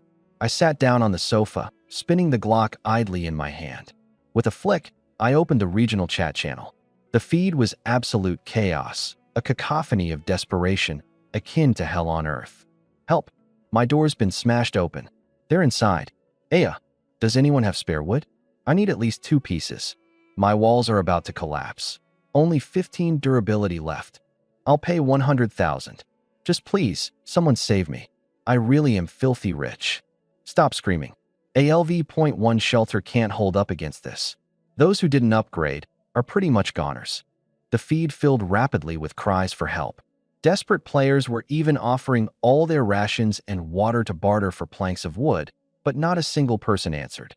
At a time like this, wood was equivalent to a lifeline. Who in their right mind would give up their own life to save someone else? Before long, several avatars that had been shouting for help just moments ago turned gray. Gray meant death. The chat channel fell eerily silent, becoming a suffocating echo of despair. Meanwhile, elsewhere on the wasteland, bang, bang, bang. The repetitive sound of something slamming against her makeshift shelter hammered at Lin Shui's fraying sanity. She braced the tent poles with every ounce of strength she had left, her hands trembling so violently from exhaustion that she was on the verge of muscle spasms. Outside the tent, 3 rabid zombie hounds scratched and gnawed at the reinforced barriers, their relentless attacks unrelenting. Worn-out canvas. Warning, your shelter is under attack. Durability -3. Warning, your shelter is under attack. Durability -3. The red numbers were dropping wildly. Lin Shui's face turned pale as a sheet, her throat dry and burning. Don't come any closer. Please, I'm begging you, don't.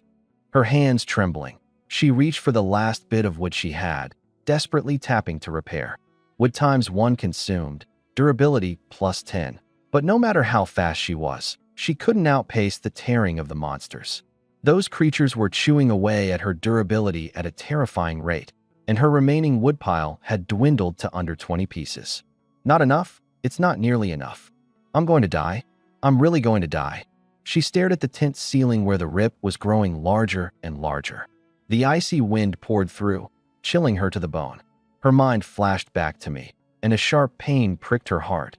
Had she agreed to my offer back then, would she still be in this pitiful situation now? For me, it was a night of gains. For her, it felt like never-ending torment. Who knows how much time passed? Finally, as the morning sunlight pierced through the haze, the howls outside slowly faded away. System notification: the first wave of the midnight frenzy has receded. Congratulations to all survivors. Follow the map's guidance to locate your survival trial treasure chest.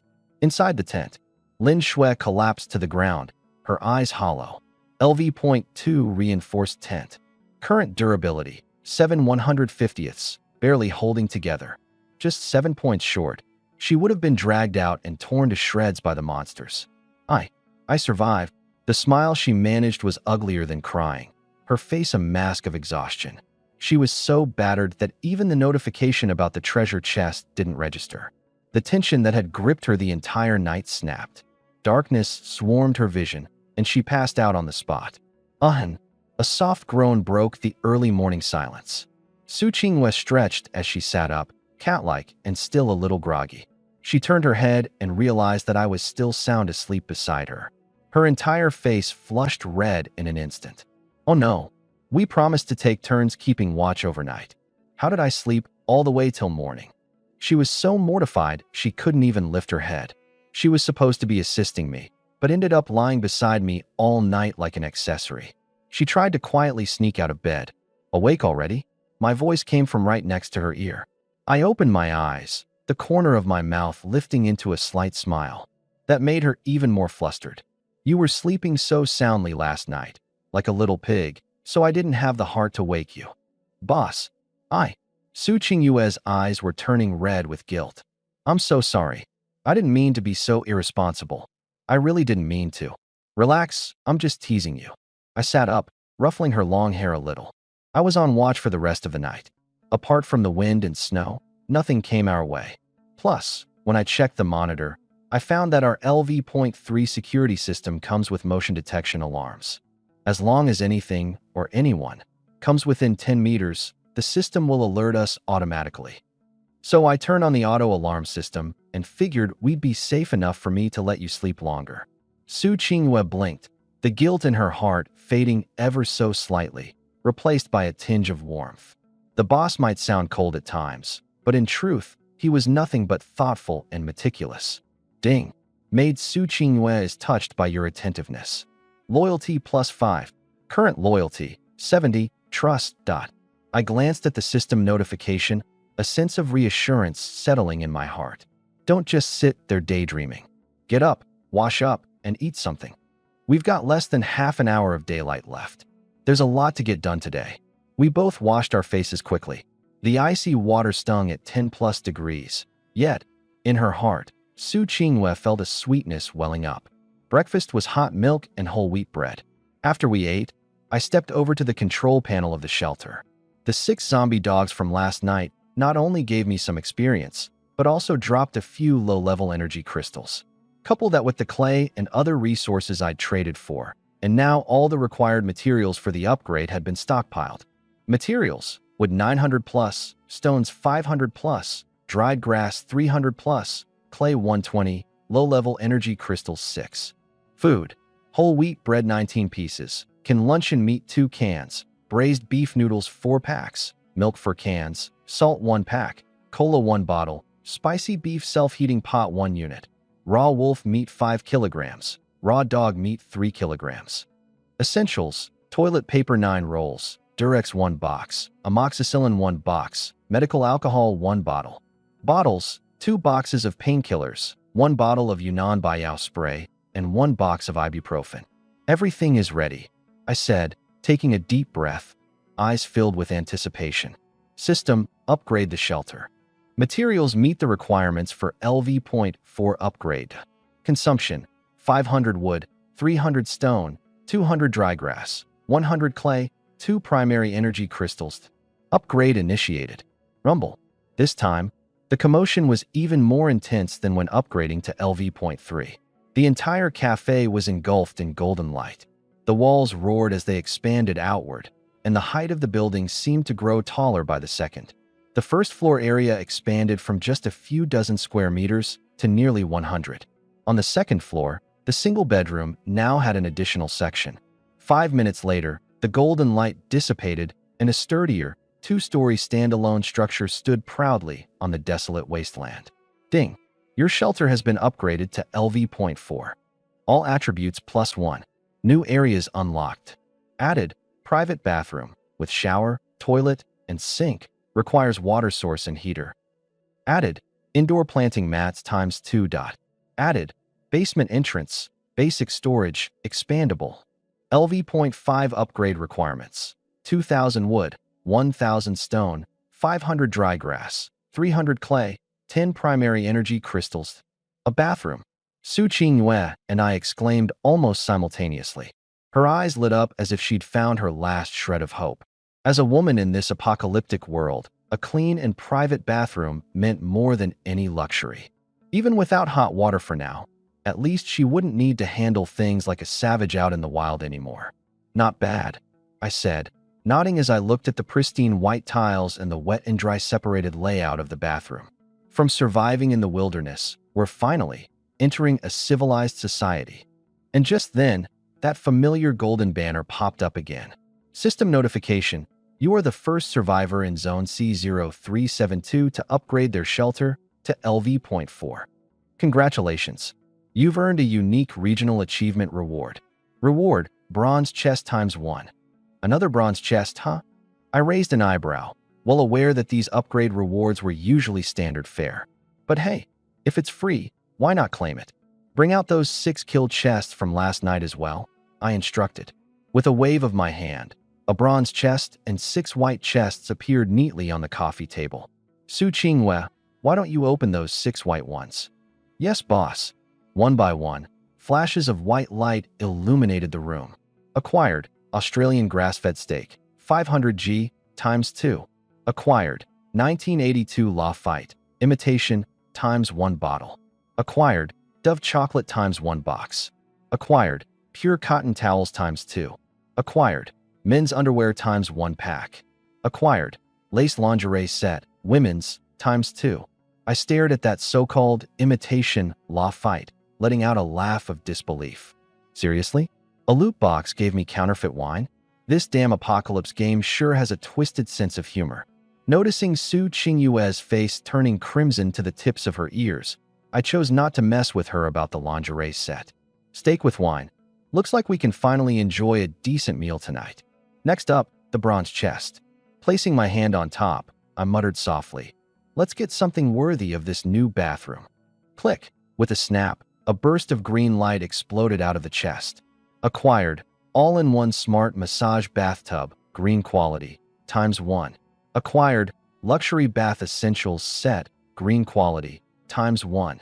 Acquired, Desert Eagle, Hunter Edition, blue quality, ×1.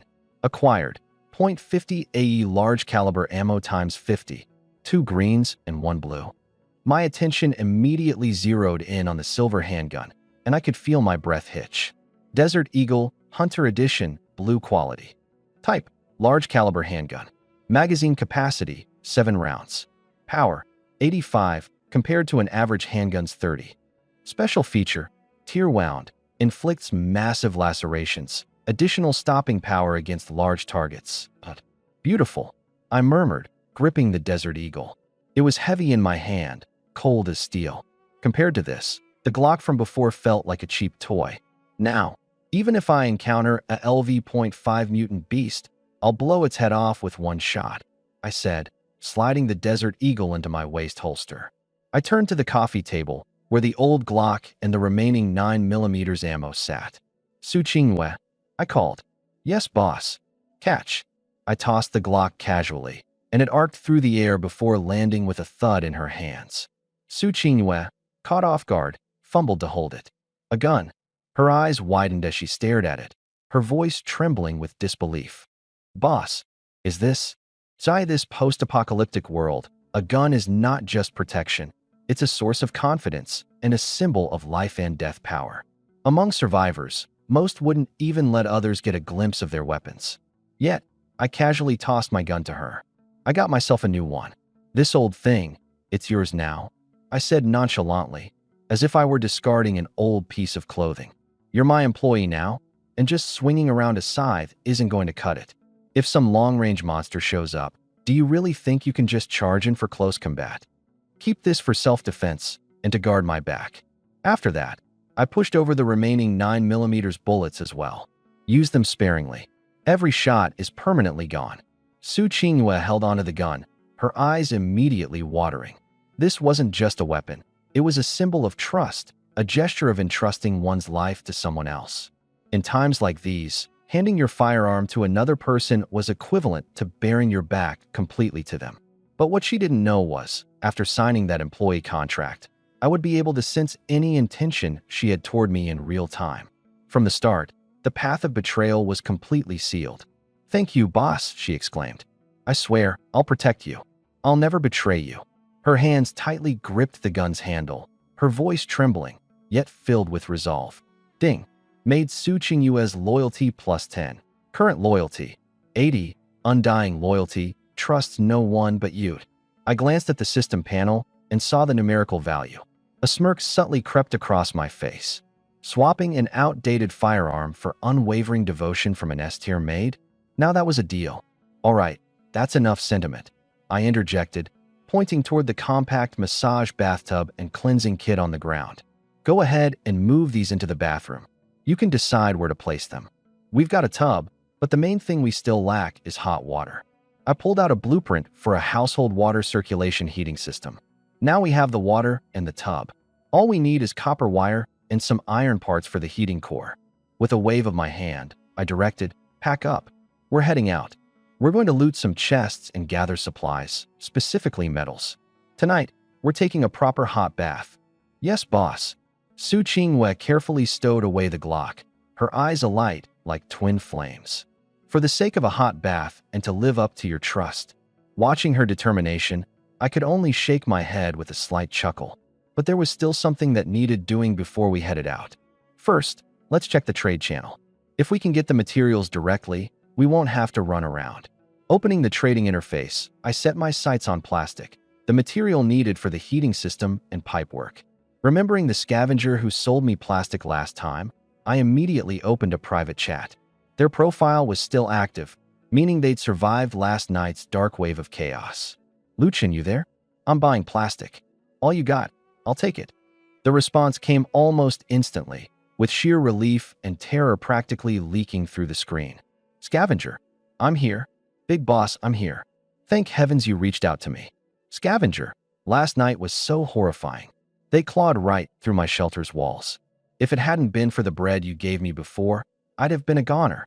"Scavenger, I'm desperate for wood to patch my walls. I've got 20 chunks of plastic left. Give me any wood, and it's yours." I wasn't falling for his sob story. Business was business. "Luchin, same as before. But wood's prices are up now, 100 units for your 20 plastics. Take it or leave it. A 5:1 deal." Yesterday, it might have seemed steep, but with everyone today scrambling for wood to repair their shelters, my price was more than fair. "Scavenger, deal? I'll take the deal. Thank you, big boss. You're a lifesaver." Trade successful. Acquired. Plastic X 20. Plastic was dealt with quickly. I went on to post a pinned message in the group chat. "Lu Chun, buying copper wire and iron parts at premium. Offering food, water, or wood in exchange. DM if interested." I hadn't even finished typing when a familiar, particularly irksome username popped up immediately. "Wang Hao. Well, if it isn't the great Lu Chun. Need copper wire now." My gaze instantly darkened. Wang Hao, my old nemesis from Jiangxing University, one of those insufferable show-offs in the student council. Back then, I was working food deliveries to make ends meet, and this jerk would deliberately have security block me. Once, he even confiscated my bike to show off in front of girls, making me lose. Lost quite a bit of money. I've never forgotten this debt. "Luchin, say what you really want to say." Wang Hao, asking for help with that attitude? "I've got some industrial copper wires in my shop, about 10 bundles. Wang Hao. If you want them, trade me some meat. In a drafty general store, Wang Hao was huddled under a blanket munching on some potato chips. Piles of empty snack bags littered the floor near his feet. Ever since he started with a convenience store setup, food was never a scarcity, but sadly, it was all just junk food. The more he ate, the more irritable he became. With a snap, he threw the potato chips to the ground. 2 days of just potato chips, my mouth's as dry as sand, he grumbled, frustrated. This junk isn't filling, has zero nutrition, and leaves me no energy to go fight the monsters. As he crunched down on more chips, he thought of the spicy beef noodles and self-heating hot pots I'd once flaunted in the group chat. His throat bobbed involuntarily. I need meat, he muttered. Wang Hao shifted his gaze to the industrial copper wire in his hand. His cunning intent was crystal clear. He believed he found his chance to strike hard, ready to reap some big profits out of me. When I saw him type the word meat, I initially wanted to outright refuse. But the next second, I remembered the pile of monster loot sitting in my inventory. Rotten meat, inedible. The notes were explicit. It reeks of stench and toxins. Consuming it will cause anything from debilitating diarrhea to outright poison-induced mutation. Yet, if you didn't open its detailed info, it simply looked like slightly darker colored raw meat. And in the trade interface, it could conveniently be placed under the generic category of meat. Lu Chun, all right. I've got a piece of raw meat left over from yesterday's hunt, about a kilo. It's slightly spoiled, still want to trade? Wang Hao raw meat. For real? You actually have meat? Deal. Let's trade right now. Wang Hao's hands trembled with excitement. In this freezing weather, meat going bad seemed laughable. He stubbornly believed I was just being sarcastic. Lu Chen initiated the trade. Wang Hao stared at the bloodied chunk of flesh in the trade window, practically drooling. He couldn't be bothered to check the item properties and just slammed the confirm button. Trade successful. You lost. Rotten meat times 1 kg. You received industrial copper wire times 10. Looking at the copper wires in my hands, I gave a clean, victorious smile. You wanted meat? I gave you meat. This was a fair trade. No tricks, no cheats. As for whether your stomach can handle it, well, maybe you just have weak digestion, or maybe you're just a lousy cook. That's none of my business. Whether Wang Hao would have explosive results or outright collapse foaming at the mouth after eating it, that's his problem, not mine. With the copper wire secured and plastic at the ready, I was down to one last ingredient, iron. I scoured the trade channel for a while, but no one was selling any. During daylight hours, everyone was out scavenging. Nobody had time to linger online. More importantly, iron was clearly a future necessity for constructing shelters or making tools, a universal commodity. Who'd sell something so critical? Anyone who made it this far wasn't dumb. Every resource could mean survival. Looks like I'll have to scavenge it myself. I closed the interface and started prepping my gear. A Desert Eagle was holstered at my waist, chamber loaded. Su Qinghua held a Glock 17, safety already off. Let's go. I pushed the door open. The freezing wind, mixed with snow, rushed in but failed to dampen the determination radiating from the two of us. The moment we stepped outside the shelter, something felt wrong. The air felt thick, clinging like an invisible glue. Grayish-white fog wafted and churned around us, oppressive and suffocating. Stay close, within 1 meter of me, I ordered sharply. Gripping the Desert Eagle, I activated a sunstone talisman for warmth and illumination. Yes, boss. Su Qinghua gripped her pistol with both hands, scanning the surroundings with sharp vigilance. She was tense, but no stranger to adrenaline. There was no panic in her movements. We hadn't made it even 100 meters when there was an ominous growl. From the withered grass on our left, a shadow lunged out. Its speed eclipsed even yesterday's zombie hound. Left side, I muttered. Without hesitation, Su Qinghua raised her gun and fired. A single shot rang out, a hit. The bullet tore through the creature's shoulder, forcing its charge to a sudden halt as blood splattered across the frostbitten ground. It was a mutated wasteland lynx, its size rivaling a leopard, its eyes glowing a menacing crimson. It hit the ground with a hiss-like roar, preparing for a second charge. My icy tone cut through the air like a blade. Game over. Bang! The Desert Eagle bellowed, a thunderous roar of .50 caliber exploding forth.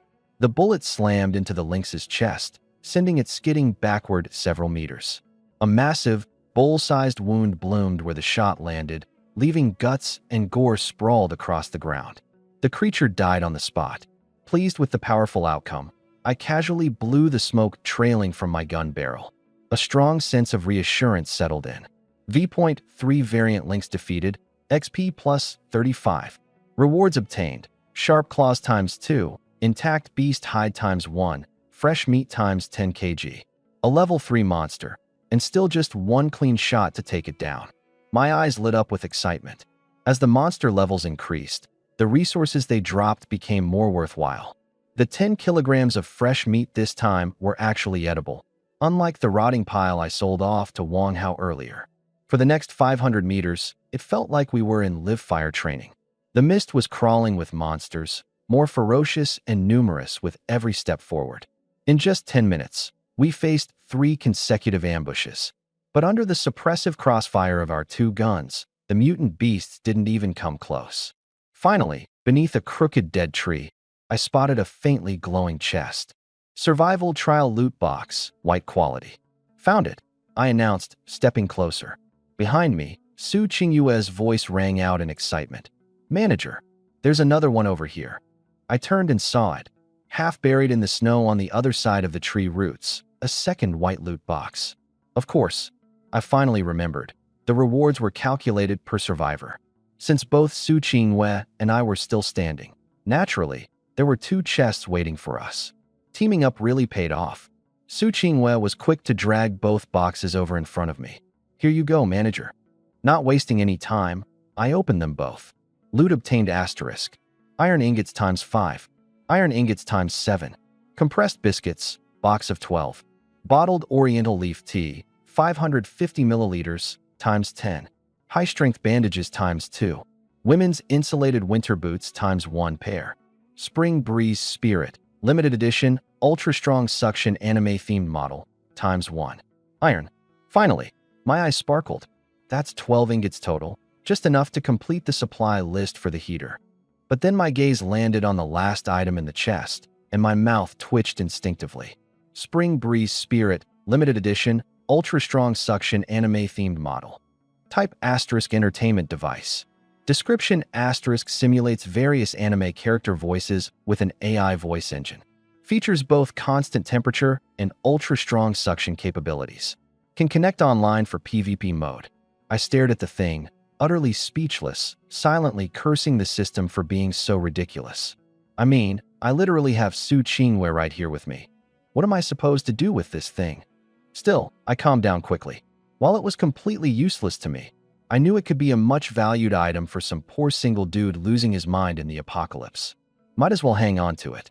If I meet some loaded shut-in, trading it for a decent gun wouldn't be a bad deal. The thought crossed my mind as my gaze inadvertently landed on Su Qingyue's lips. I couldn't help but compare them mentally. Su Qingyue noticed my lingering glance instantly. The memory of the prior night, under the blankets, suddenly rushed to the forefront of her mind. Her cheeks flushed so red that even the tips of her ears were burning. Manager, are you seriously comparing something like that to me? However, the next second, she saw me chuck the Spring Breeze Spirit directly into my backpack with clear disdain, showing no interest in actually using it. That tension in Su Qingyue's heart suddenly eased, relief washing over her. In fact, a small spark of smug satisfaction and pride ignited in her chest. Asterisk, he chose me. I'm clearly the better choice. Asterisk. This wasn't just about ego. She was the former student belle of Jiang University, the star of the dance club. If she lost out to some cold, lifeless machine, where would she even put her pride? Meanwhile, elsewhere in Region C0372, in the corner of a ramshackle grocery store, Wang Hao crouched by a survival heater, holding an iron skewer. On it was the meat he'd traded for earlier. The fire licked at the chunks, hissing as it seared the surface. Saliva trickled down Wang Hao's chin as he muttered under his breath, "Smells so good. So good." The air, however, carried an unplaceable stink, something like rotting rodents. But an insatiably hungry Wang Hao didn't even bat an eye. He doubled down, sprinkling copious amounts of chili powder and cumin to mask the sour odor. It's done. Has to be done. As the meat turned golden and crispy, Wang Hao couldn't hold back any longer. He took a massive bite as soon as it came off the fire. The flesh was tough and slightly sour, but the fiery tang of the spices transformed it into an irresistible feast. Delicious. This is real meat. Within no time, Wang Hao devoured the entire kilogram, licking his fingers clean and patting his stomach with a loud burp. Ah, that hit the spot. Just wait. Once I'm back to full strength. Grumble. Before he could finish his sentence, his stomach suddenly gurgled ominously. The next moment, an excruciating pain gripped his insides, like dozens of knives violently twisting through his gut. The expression on his face turned pale green almost instantly, and cold sweat began dripping down uncontrollably. Holy crap, my stomach. Was that meat poisoned? With a loud splat, he lost control and couldn't even manage to take off his pants before the inevitable happened. Oh, Lu Chun. He collapsed on the ground, clutching his butt and rolling around in absolute agony, his trembling hands feverishly bombarding me with private messages. Wang Hao. Lu Chun, are you out of your mind? Did you mess with the meat? Wang Hao. I'm about to completely lose it from dehydration. What the hell was in that meat? Wang Hao. We were classmates, for God's sake. How could you sink this low? I'm about to expose you on the server. Meanwhile, deep within the desolate wilderness, I swung my axe and cleaved a dead tree clean in half. Acquired, wood times 4. His messages kept pouring in like a relentless storm. As I glanced at his barrage of insults and cries for help, I couldn't help but burst out laughing. Wow, that kicked in faster than I thought. I tapped on Wang Hao's player icon. Do you want to block this player? Yes. In an instant, peace and quiet returned to my world. Su Qingyue, standing nearby on lookout duty, noticed my chuckling and gave me a curious glance. Store manager, what's so funny? I put away my axe, wiped the sweat off my forehead, and said calmly, Oh, nothing much. Just dealing with a pest who's definitely regretting his choices somewhere right about now. I opened my backpack for a quick inventory check. Looks like I just got 12 iron bars from that treasure chest earlier. With what I already stockpiled, my materials are overflowing at this point. I waved her over. Let's head back. Time to build a water heater and enjoy a hot bath for once. Okay. Su Qingyue's eyes practically lit up, betraying her usual aloof demeanor with sheer excitement. We trudged through the snow, making our way back to the Maid cafe. The moment we opened the door, a wave of cozy warmth embraced us. Instead of taking a break, I marched straight to the workstation, laying out copper wires, iron bars, and plastic components. Then, I pulled out a blue blueprint. Do you want to use these materials to craft the household water circulating heating system? Craft.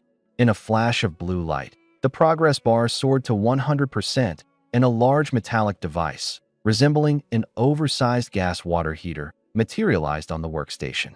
Household water circulating heating system, rare, blue tier. Description: requires no electricity or gas.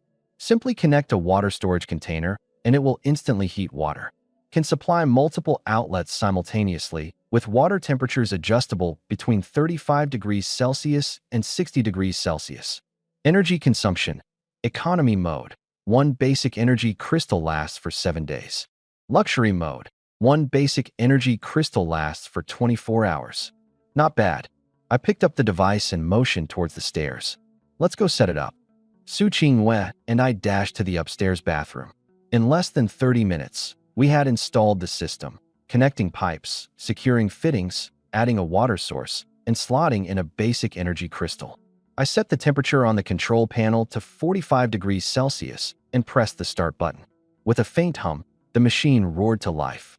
The moment I opened the bathtub faucet, warm water came gushing out, while gentle white steam quickly filled the cold bathroom, making it warm and inviting. Su Qingyue reached out to test the water, her fingers trembling slightly. It's warm, it's really warm. Her voice cracked as her eyes grew misty. In this post-apocalyptic world, where others survived on icy water and dry rations, enduring bone-chilling cold and swallowing their pride for even a hint of warmth, she now had her own private bathroom, with a steady supply of hot water at that. She turned to look at me. I, completely unfazed, was intently tweaking the bathtub's massage function, as though all this was just part of daily life. Ding. Su Qingyue's admiration for you has reached its peak. Loyalty plus 20. Current loyalty, 100. unwavering devotion. Bond unlocked, soul oath, allowing telepathic communication, attribute sharing, and life/location sensing within a 5 kilometers radius. I barely glanced at the system notification before meeting Su Qingyue's gaze, eyes brimming with longing that could no longer be hidden. All set, I said, clapping my hands and watching the bathtub gradually fill with water. Go ahead, the bath's ready. It's all yours. But just as I turned to leave, her trembling voice called out behind me, slightly panicked. Store manager. I looked back. What's wrong? The bathtub's broken already. The bathroom door was only slightly ajar. Through the gap, I saw Su Qinghua peek out timidly. She had already taken off her coat, leaving her in just a form-fitted shirt. The steam had turned her face a deep crimson, her shy yet alluring gaze darting all over, while her hands clung tightly to the doorframe, as if battling with herself. Finally, she spoke in a soft, faltering voice. Store manager, this bathtub is really spacious. And, with the massage settings, it seems like it'd be quite comfortable. Her eyes locked onto mine, quivering slightly as she stammered, why don't you come join me, and we can bathe together? My mind completely blanked with a deafening buzz. Sorry, but I can't assist with translating this text. Resource acquisition point. My supplies were getting tight. If we can get our hands on a generator and a freezer later on, this place could even be turned into a cold storage facility. I walked back to the main hall, where 2 brand new setups were already placed by the window. Indoor smart planter, LV.1. Specs, 2M x 1M. Features, artificial sunlight lamp, requires power, plus automatic irrigation, accelerates crop growth. This right here is the real treasure, I muttered to myself. In this post-apocalyptic world, you could still rely on hunting for meat. But fresh vegetables and fruits? Those were the real rare commodities. Without vitamin intake over the long haul, people would break down, both physically and mentally. And honestly, eating meat every single day could get so sickening you'd want to vomit. The more I thought about it, the more my cravings grew. I decided right then and there, we're buying seeds. I opened up the trade channel and posted a pinned message. Lu Chun, buying vegetable seeds at high prices. The sooner they mature, the better. Also purchasing fertilizers.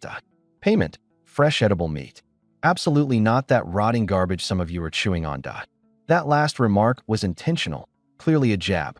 The channel immediately exploded with chatter. People were shouting about cabbage seeds they had or were trying to barter with wheat seeds. Some jokers even threw out disgusting comments about teacher seeds just to troll me. I weeded through all the replies one by one. Wheat grows way too slowly. Cabbage, not fast enough. And the random nonsense? Just annoying. Then, suddenly, a private message popped up from a user with the screen name, First Pure Love Warrior of the Botany class. First Pure Love Warrior of the Botany class. I unlocked the Gardener's Starter Pack. I've got enhanced cherry tomato seeds, fast growth lettuce seeds, plus high-efficiency organic fertilizer. First Pure Love Warrior of the Botany class. It's freezing cold where I am. These things won't grow here at all. Please, trade me 500 grams of meat. I just want to make a soup for my girlfriend. My eyes lit up instantly. Cherry tomatoes and lettuce, along with fertilizer? That combo was hitting right where I needed. Where they were. Those seeds might as well have been mere waste paper in a minus 30 degrees Celsius environment. But here, in my temperature-controlled LV.4 shelter with supplemental grow lights, this was daylight robbery in my favor. Deal. Lu Chun, Dunda. Trade successful. Lost. Fresh meat times 500 G. Received. Enhanced cherry tomato seeds times 1 pack. Fast growth lettuce seeds times 1 pack. High efficiency organic fertilizer. Packaged times 1. I got to work immediately. I mixed the clay I traded earlier with frozen dirt from outside and filled up the 2 slots of the planters. On the left, I planted the cherry tomatoes. On the right, the lettuce. I sprinkled a tiny bit of the pungent high-efficiency organic fertilizer across the top. Less than 1/20 th of the bag. High-efficiency organic fertilizer, green quality. Effect, crop growth time halved. Yield significantly increased. Watering time. I carried over a basin of purified warm water, carefully poured it over the soil, and then flipped the switch on the side of the planter. With a click, the soft yellow light of the artificial sunlight lamp flickered on, casting a glow over the dark soil. Planting complete. Estimated harvest time. Fast growth lettuce, 24 hours, previously 48 hours. Enhanced cherry tomatoes, 72 hours, previously 144 hours. Only one day. I stared at the countdown timer in awe, feeling a rush of excitement build inside me. By this time tomorrow, I'd be able to enjoy fresh lettuce wraps with meat. Brushing the dirt off my hands, I gazed at the two soil-filled planters like they were lifelines. The night fell completely. Another long night had settled in. I glanced toward the second floor. Su Qingwei was likely still sound asleep. I pulled out my Desert Eagle, racked the slide, and settled onto the couch again. Last night's intruder was a physical-type monster. Who knows what'll show up tonight? I had plenty of firepower, but I wasn't about to take any unnecessary risks. I opened up my private chat list and scrolled until I found the lumberjack. His avatar was still lit up. So he's still alive? I chuckled coldly. Last night, the guy claimed wood was his entire stash. I didn't believe a single word of it. If you've survived this long in a little shack, there's no way you don't have fallback resources up your sleeve. I sent him a message directly. Luchin, you there? Want more meat? Real fresh meat you can actually eat. 1 kilogram. The response came after a 2-second pause. The lumberjack. I'm in. What do you need? More wood. Luchin. 1,000 units of wood for 1 kilogram of meat. Non-negotiable. The lumberjack. Deal. Trade successful. Lost. Fresh meat times 1 kg. Received. Wood times 1,000 units. As soon as the wood entered my inventory, I smirked to myself, knowing my hunch was spot on. Claimed to be broke yesterday, but here you are with another 1,000 today. His logging efficiency must be insane. I'll keep him around, for now, as a solid resource supplier. Long-term trading channels. Food can always be found later. But wood. Wood is the lifeline for keeping the shelter secure tonight. TikTok. Nightfall came on schedule. System notification to all players. Phase 2 of the survival trial. Ice Corpse Beetle Swarm officially begins. Reminder, this wave is massive in scale. Please ensure you have enough wood to sustain and protect your shelter. As soon as the notification ended, a faint but overwhelming rustling sound arose from all directions. It was as if a myriad of tiny creatures were crawling against the walls simultaneously, a sound enough to make your hair stand on end. I snapped my eyes to the surveillance monitors, my pupils shrinking instantly. In the heat-sensitive display, what was once a dark, barren wasteland had now transformed into a rolling, brilliant white ocean. It wasn't snow, it was insects. Fist-sized, deathly white ice corpse beetles, in numbers too great to count, swarmed over the steps like a tidal wave, climbing the walls in unison. The harsh crunch of their mandibles began to reverberate against the exterior walls in a relentless assault. Warning, your shelter is under attack by the ice corpse beetle swarm. Warning, external walls durability is rapidly decreasing. I stepped over to the viewing port to check what was happening outside. The walls and windows had become completely plastered with the white beetles, their mouths working frantically, biting at anything and everything. I pulled my rifle up, aimed, and fired. Bang! One beetle exploded, green fluid splattering outward. But a nanosecond later, the now empty spot was immediately filled with new bugs swarming in. It's pointless, I muttered as I lowered the gun. There's just too many of them. Bullets aren't enough, it's a complete waste. This swarm was designed to overwhelm by sheer numbers. Without flamethrowers or incendiary grenades to clear large areas, conventional firearms were practically useless. If they can't be killed off, then the only thing left is to tough it out. I turned back, settling into my couch, one leg propped over the other.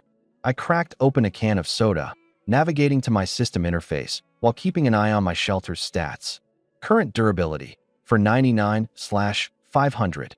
Current durability for 98/500. Outside, the gnawing noises sounded like they could devour the entire building. However, the shelter had been upgraded to LV.4, reinforced with steel-reinforced concrete and outer steel plating. Sturdy as hell, I thought smugly. For the beetles, biting into it was like trying to scratch metal with their bare teeth. Most of their damage was nullified by the defenses. Occasionally, I'd see a measly -1 pop up.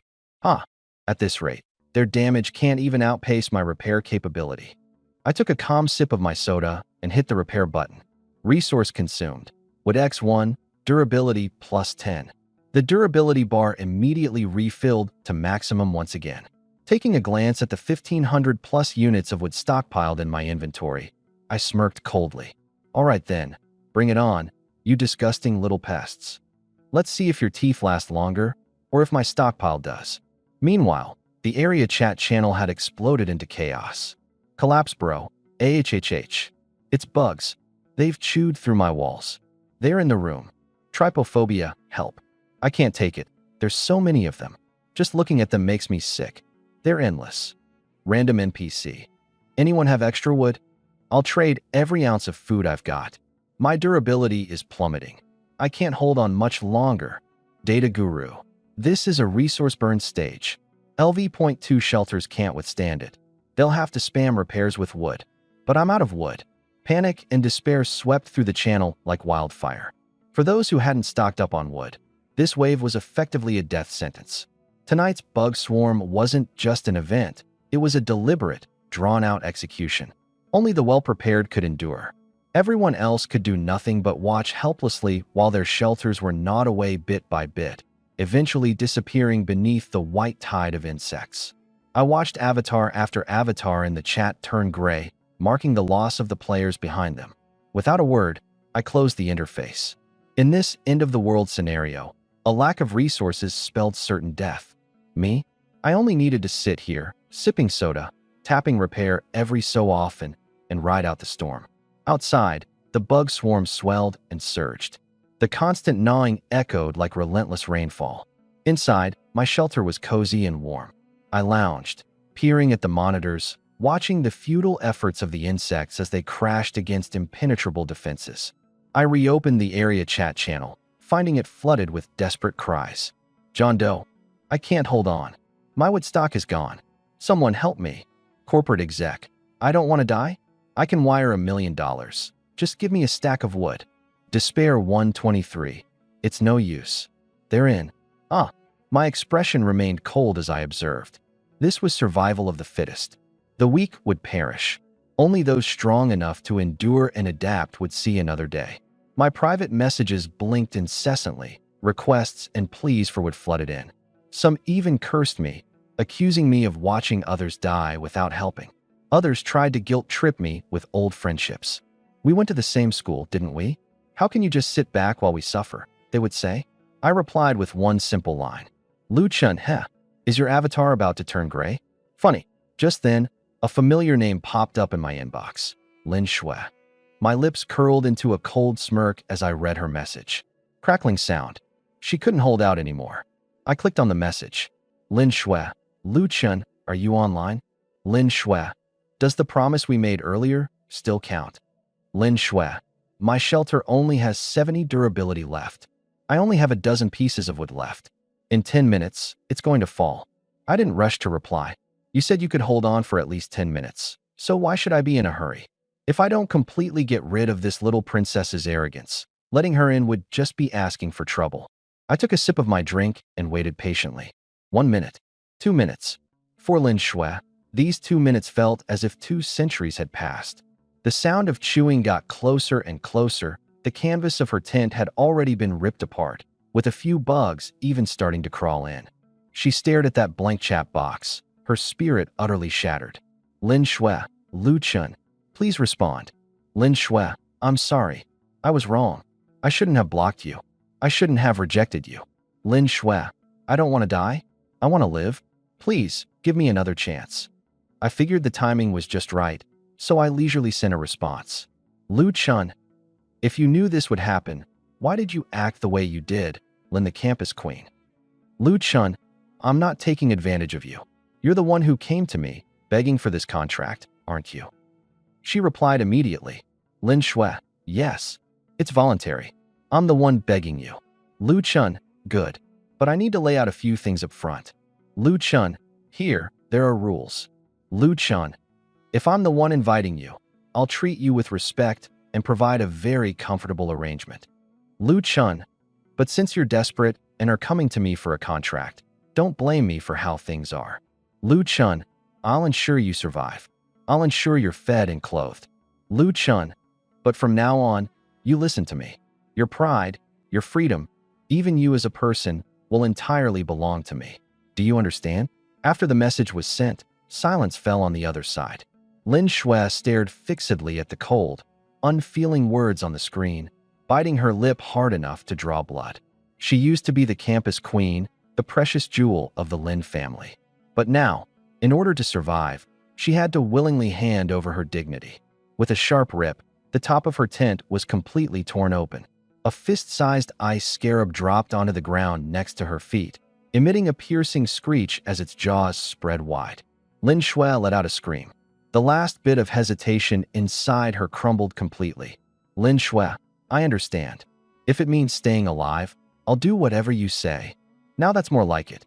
I looked at her voice messages, filled with sobs and pleas, and calmly opened the system, selecting Lin Shui to draft a lifetime employment contract. Sent.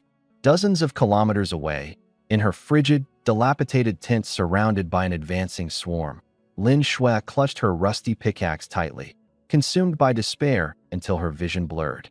White bugs had already climbed onto her sleeping bag, inching toward her bit by bit. The icy dread creeping over her froze her entire body in place. This is the end. It's all over. As the bug's pincers loomed closer to her throat, only one thought remained in her mind. Luchun, save me. I want to live. With a sudden hum, a glowing golden barrier materialized before her, forcefully repelling the bugs. A scroll of radiating parchment unfurled itself in front of her. Luchun has initiated a lifetime employment contract. Do you accept? Lin Shui's eyes widened, overwhelmed with a mix of joy and bitterness. When he invited her before, she rejected him because of foolish pride. And now, she could only kneel and beg to be taken in. But it was her only chance to survive. Yes, I accept. Her trembling hand reached forward to press her thumbprint onto the contract. With a loud boom, golden light exploded in all directions. A powerful spatial force enveloped her entirely. The next second, she vanished on the spot. The broken-down tent was left behind, instantly swallowed by a seething tide of white insects. The suffocating spinning sensation suddenly came to a stop. Her feet landed on solid ground, not the crunch of snow beneath her feet, but the sturdy echo of wooden floors. A wave of warmth, reminiscent of spring, enveloped her. No more snowstorms or bugs screeching in her ears, just the gentle crackle of logs burning in a fireplace. Crackling sounds, accompanied by a low, rhythmic hum. Lin Shui cautiously opened her eyes, her body still trembling uncontrollably. In the next moment, she froze in place. Where is this? Is this heaven? The walls were adorned with warm-colored wallpaper, and the polished hardwood floors gleamed so brightly she could see her reflection. The fireplace's flames roared warmly, heating the entire hall to a cozy temperature, though the brightness of the hearth light was slightly blinding. On the coffee table lay a half-finished bottle of Coke, an open bag of snacks, and an unopened pack of cigarettes. It didn't reek of decay and blood here. Only the faint scent of fruitwood incense mingled with the lingering aroma of beef hot pot. Lin Shui stood frozen in shock, unable to believe her eyes. She looked down at herself. Her branded-down jacket was filthy and darkened, caked with mud and tears all over. Her frostbitten hands were still scabbed and bleeding. She looked like someone who had crawled out of a sewer, a beggar who had accidentally stumbled into paradise. The stark contrast was suffocating. Welcome to my little apocalypse haven, Lin, the campus queen. A voice, tinged with laziness and a subtle hint of amusement, echoed through the hall. Startled, Lin Shui quickly raised her head and saw me lounging casually on a genuine leather sofa, legs crossed, holding a can of chilled soda that was still frosty. In weather like this, I still had the luxury of drinking something cold. Luchun. Her voice tightened, quivering not just from the relief of survival, but laced with hints of an instinctive fear. I set my soda down, taking a moment to glance her over dispassionately before frowning outright, my disdain barely masked. I can tell you've had a pretty rough 2 days. But seriously, you're absolutely filthy. The stench. I can't decide if it's from insect corpses or just the sour reek of someone who hasn't bathed in days. I don't want my place smelling like that. Lin Shui's face instantly flushed a bright red. The humiliation was unbearable, She clenched the dirty hems of her coat tightly. No matter how disheveled, a girl is still a girl. To be told to her face that she was dirty and smelly, it was mortifying. She couldn't even argue against it because, frankly, she herself could barely tolerate her own state at this point. I'm sorry. I didn't want this to happen either. Tears began welling up in her eyes. Sighing, I chose not to press any further. Reaching to the side, I grabbed a set of clean, casual women's clothes and tossed them toward her. Here, I said plainly. There's hot water in the bathroom upstairs. Go shower and get cleaned up. If you want to soak, use the bathtub. And afterward, change into those before you come back down to talk. Her eyes lit up with disbelief. Hot water, Lin Shui exclaimed, her voice tinged with shock. Your place still has running water? A bathtub? She had been struggling just to find a mouthful of water, falling into despair over a few measly scraps of wood for heat. Meanwhile, I was living in what seemed like another reality entirely. Stop making a big deal out of it. I waved my hand dismissively. So, are you going or not? Yes, of course. Clutching the clothes, Lin Shui bolted toward the staircase, as if afraid I'd change my mind. Just as she reached the base of the stairs, my calm voice called out again from behind her. Be quiet about it. There's someone sleeping in one of the bedrooms upstairs. Don't wake her. Lin Shui immediately froze mid-step, her heart sinking. Someone else was here? Instinctively, she turned her head to glance back at me, still sitting alone on the sofa downstairs. Her stomach lurched. If I was here, then who was the woman sleeping upstairs? So it was true. I must have already let someone else move in. And if she was also from Zone C0372, it wouldn't be surprising if it turned out to be someone Lin Shui had once known from Jiangda University. Bitterness began creeping up inside her, but the overpowering desire to take a hot shower quickly suppressed it. I got it, she replied softly, turning back toward the stairs and carefully climbing up on tiptoe. At the second floor, she noticed one bedroom door partly ajar. Peering through the small gap, she spotted a lump beneath the covers, a silhouette suggesting a woman's figure. The air carried an odd, unplaceable scent, a sweetness with a strange floral undertone, making Lin Shui's cheeks inexplicably flush. Probably another survivor he rescued, she thought to herself. Maybe he's not completely heartless after all, not daring to dwell on the scene any longer, neither wanting to wake the person inside nor risk irritating me for dawdling. She turned and entered the nearby bathroom. Closing the door behind her, she flicked the light. The sight that greeted her left her utterly overwhelmed. Pristine white tiles, distinct wet/dry zones, and a massive whirlpool bathtub. Something deep inside her broke. Gasping silently, Lin Shui clapped a hand over her mouth as tears streamed uncontrollably down her face. Can this really be the apocalypse? How can the difference between us be so vast? If I had just said yes to him back then, would I have avoided this suffering altogether? Her hands trembled as she reached for the faucet. A stream of steaming hot water gushed forth. Steam immediately rose into the air. She stripped off her filthy, stinking clothes and stepped into the shower. Her freezing body was enveloped by the warm water, and she almost let out a contented moan. Finally, I feel alive again. In the bedroom, under the covers, Su Qingyue stirred awake at the faint sound of running water. She groggily turned over, her brows furrowing. That damn store manager. Is he coming back again? I can't take it anymore. Please, give me a break. She mumbled incoherently before drifting back into a deep sleep.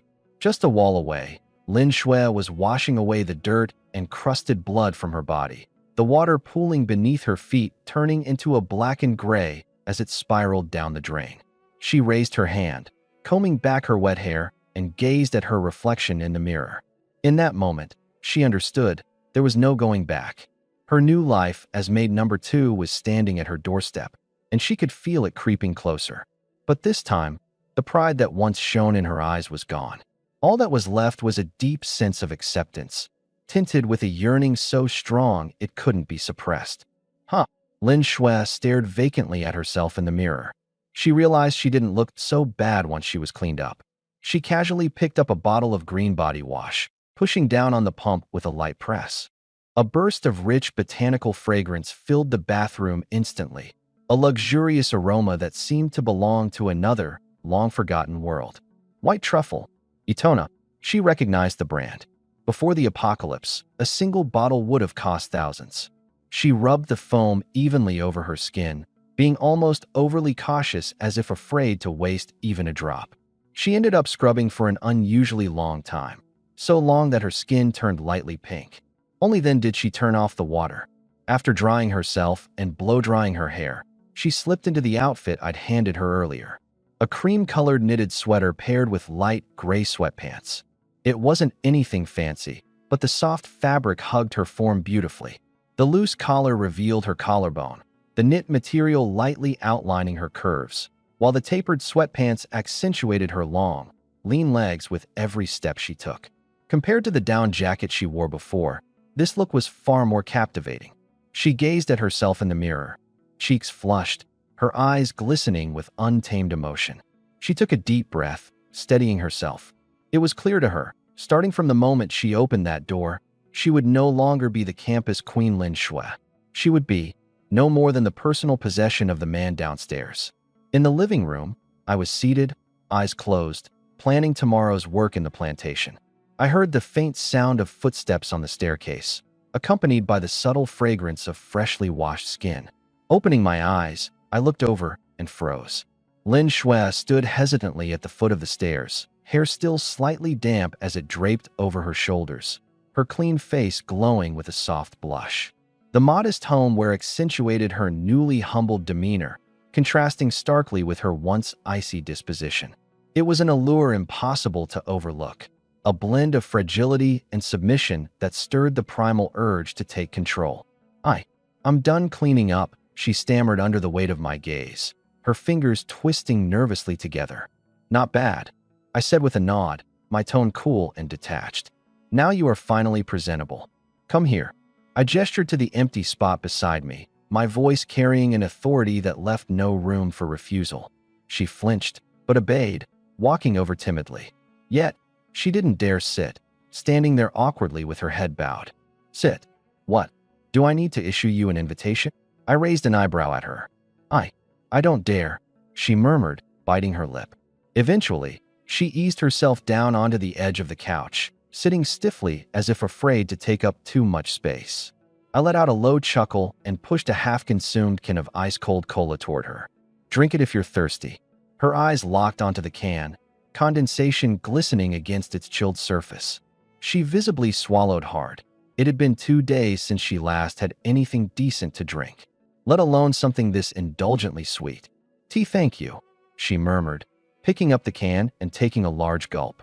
Slurp. The icy liquid and fizzy bubbles slid down her throat. It was almost overwhelming, yet she couldn't help but want more. She downed another big gulp before it hit her. This sweetness was unlike anything she could have imagined. Tears welled up in her eyes and began to fall, dripping directly into the can. Resting my chin on my hand, I asked nonchalantly, "Good?" Sniffling through her tears, Lin Shui nodded vigorously.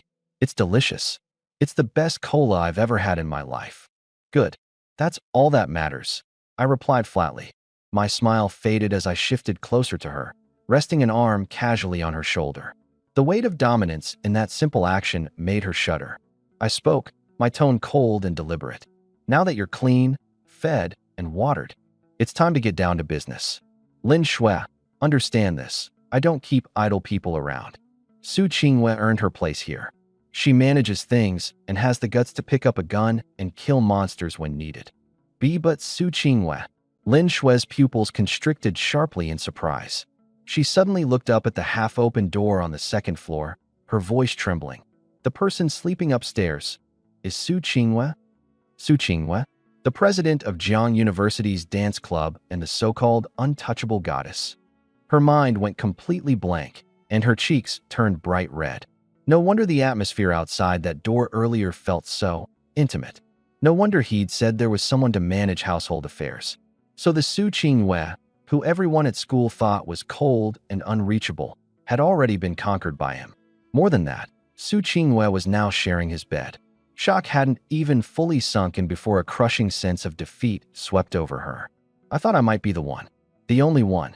But not only was I late, I ended up becoming the one who came after. That stifling bitterness of being second was unbearable, suffocating. Suddenly, Regret hit. Why had I so firmly rejected you when you first reached out to me? I watched her dazed expression and smirked slightly. Surprised? In this post-apocalyptic world, smart people survive longer. Su Qingyue is smarter and more decisive than you are. That's why she's lying in a cozy bed under my protection. And you? I reached out and lifted her chin gently with my fingertips, my tone as cold as a blade. You've had a rough time these last few days, haven't you? Struggling to survive, getting hammered by harsh reality, and now, here you are, grasping for my support. If you'd just agreed in the beginning, you could have saved yourself the struggle. My words pierced straight through the last shred of her pitiful pride. Lin Shui clamped down on her lips, her face pale, unable to retort a single thing. These past nights, she'd been woken by the cold wind again and again, without a proper night's rest. What exactly had she been holding on for? The thought of Su Qingyue having food to eat, hot water to shower with, a warm bed to sleep in, and a safe haven to call her own only made Lin Shui's heart ache more, like it was being pricked by needles. I pressed further. So, tell me, what can you offer?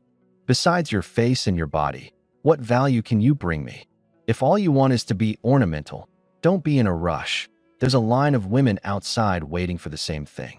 You'll have to get in line. Lin Shui's heart clenched tightly at those words.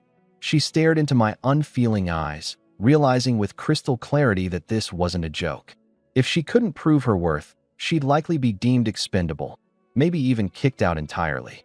The more she thought about it, the more desperate she felt. She had no chance of competing with Su Qingyue's skills, but she wasn't completely devoid of a bargaining chip. Turning quickly to her strengths, she said, I can cook. Even though my family had a housekeeper, I specifically learned how to cook both Chinese and Western dishes. Then, suddenly reminded of her inherent talent, her eyes brightened as she added quickly, I also have a special ability. It's called plant affinity. I can farm. I can tend to crops and make them grow faster and healthier. When she entered earlier, she'd noticed the two massive planter boxes by the window. This was likely her only chance to prove herself indispensable. At the mention of plant affinity, I raised my eyebrows ever so slightly, intrigued. Show me, I said. My tone remained calm, though a flicker of honest interest crept in. Lin Shui didn't have time to wallow in discomfort. She nodded quickly. Okay. She shared her profile panel with me. Name, Lin Shui level, LV, 1 talent, plant affinity, S. Crop care, growth cycle minus 50%, yield plus 30%, 15% chance for positive crop mutations. After skimming her stats, my initial reservations began to waver. Shortening growth cycles, increasing yields. She wasn't just some vase to decorate the corner, but a lifeline for food, the very foundation of survival. As the coldness eased from my demeanor, I reached out and lightly patted her cheek. Not bad. I like this ability of yours. Turns out you're not a total waste. The tension in Lin Shui's chest finally relaxed, so much so that she felt an unexpected relief at hearing the word, like, from me. Starting today, you can officially stay. I pointed toward the planter boxes by the window. From now on, you're my logistics gardener and part-time chef, I said plainly. Su Qingyue will still handle combat and other close duties. She's also your supervisor. You, on the other hand, focus on growing crops and making meals. Got it. Lin Shui was in no position to negotiate. Her primary goal was not to be discarded. Understood, she said without hesitation, nodding fervently. Got it, boss. I tilted my head toward the planters. Those 2 boxes are planted with cherry tomatoes and lettuce. Use your ability now and let me see the results. Yes. She quickly walked over, her hands gently hovering above the soil. Then she closed her eyes, focusing her energy. Buzz. A faint green glow seeped out from her palms, flowing like tiny streams into the soil. The next second, the seeds that had just been planted broke through the earth, sprouting rapidly and growing taller at an unbelievable pace. In this post-apocalyptic world, the sight of such fresh greenery was as dazzling as hope itself. Asterisk, system notification, plant affinity, S, skill activated. Crop growth speed increased significantly. Asterisk, asterisk, quick growing lettuce, maturation time, 12 hours, originally 24 hours. Asterisk, asterisk, enhanced cherry tomato, Maturation time, 36 hours, originally 72 hours. Asterisk. This is insane. I stared at the planting trough, absolutely ecstatic. 12 hours meant that by tomorrow morning, I could enjoy lettuce wraps with grilled meat. After retracting her hands, Lin Shui looked a little pale. It was clear that part of her mental energy had been consumed. But when she turned to look at me, her eyes practically screamed, asterisk, praise me. Asterisk. Nicely done. I walked over and handed her a compressed biscuit and a box of milk. This is your late-night snack and a welcome bonus for joining. Eat up, then sleep on the couch for tonight. I'll arrange a room for you tomorrow. Lin Shui held the food in her hands, her eyes red with emotion. Thank you, manager. That night, while the insect swarm outside continued gnawing at the shelter, I repaired the wooden walls fast enough to keep them intact. In the main hall, Lin Shui curled up in a blanket and had the most peaceful night's sleep she'd had since the apocalypse began. Morning. Asterisk. System notification. The second survival trial, Icy Insect Swarm, has ended. Asterisk. Sunlight cut through the fog, driving away the white beetles like a receding tide. All that was left were their messy, shattered remains on the ground. The first thing I did after getting up was check on the planting trough. On the right, the lettuce had grown into a lush, vibrant green, with thick, glossy leaves carrying a faintly sweet aroma. On the left, the cherry tomato vines had already covered the trellis. While they hadn't borne fruit yet, small yellow flowers had started to bloom. Looks like a promising harvest. I was in a great mood. Just then, the sound of footsteps came from upstairs. Su Qingwei walked down wearing a lacy nightgown. Even though she still looked drowsy, she was breathtakingly radiant, like a perfectly nurtured, ripe beauty. Good morning, manager, she greeted softly, walking toward me as if she was about to give me a hug. But then she spotted the unfamiliar woman sitting up from the couch. Their eyes met, and the air instantly turned chilly. Su Qingyuan narrowed her eyes, sizing up Lin Shui's figure, her gaze finally resting on her face. She didn't throw a fit, but instead smiled as she descended the stairs, sliding her arm through mine.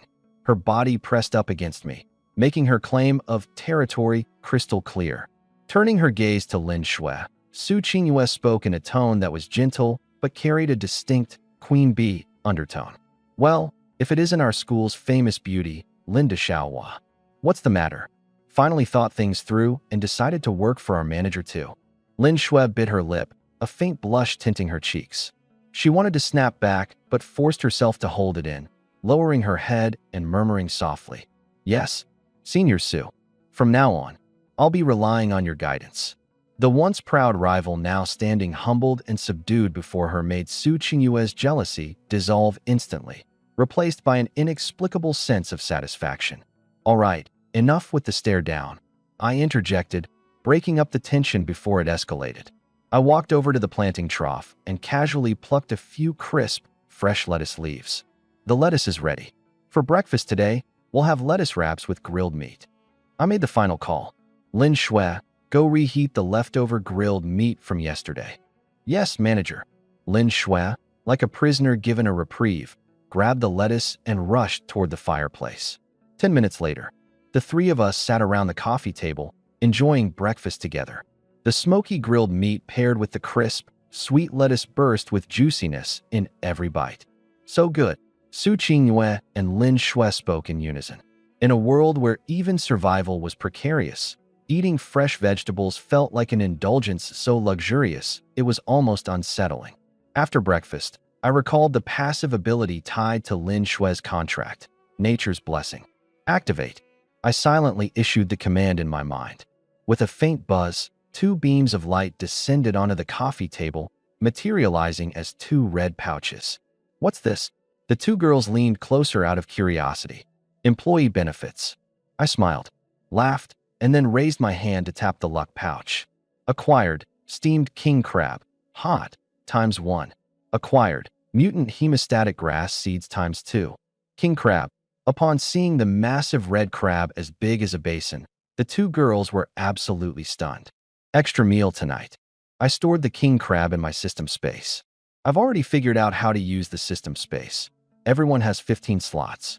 Wood and rocks can stack up to 1,000 units in a single slot, but food occupies 1 slot per item and stays warm for up to 12 hours. At the mention of extra meal tonight, the two girls' eyes immediately lit up with excitement. I then turned my attention to the 2 seeds. Mutant hemostatic grass, once matured, can be ground into powder, enhancing clotting speed by plus 200%. This stuff is absolutely essential, so I handed it over to Lin Shui for planting. With this, even if someone gets injured, we won't need to worry about running out of medicine. However, the warm atmosphere didn't last long. I opened the regional chat panel to check on the situation after last night.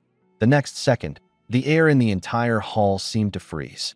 Current region survivors, 5103/10,000. Only about 5,000 left. Su Qingyue covered her mouth, her expression tinged with anxiety.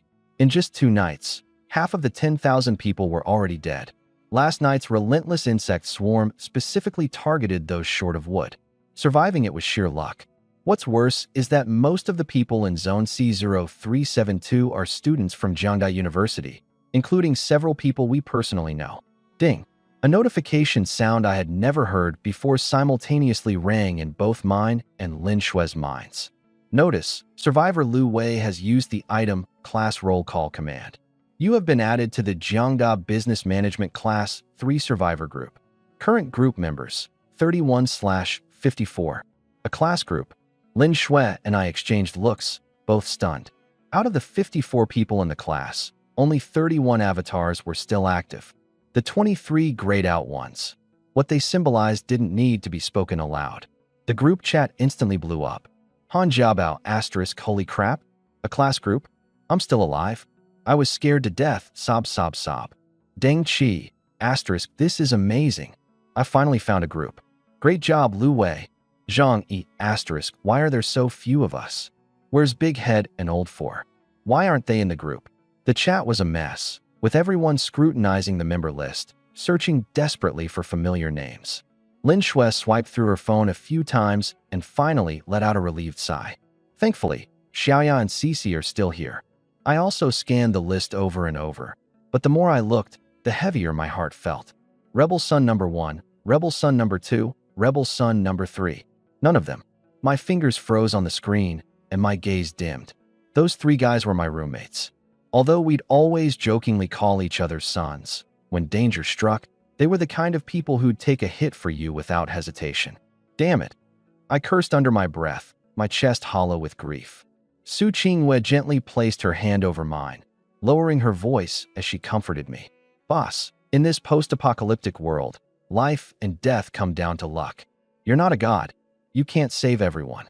You've already gone above and beyond by protecting Lin Shui and me. Without you, we'd have faced a far worse fate. Don't let the past drag you down. We still have to keep surviving.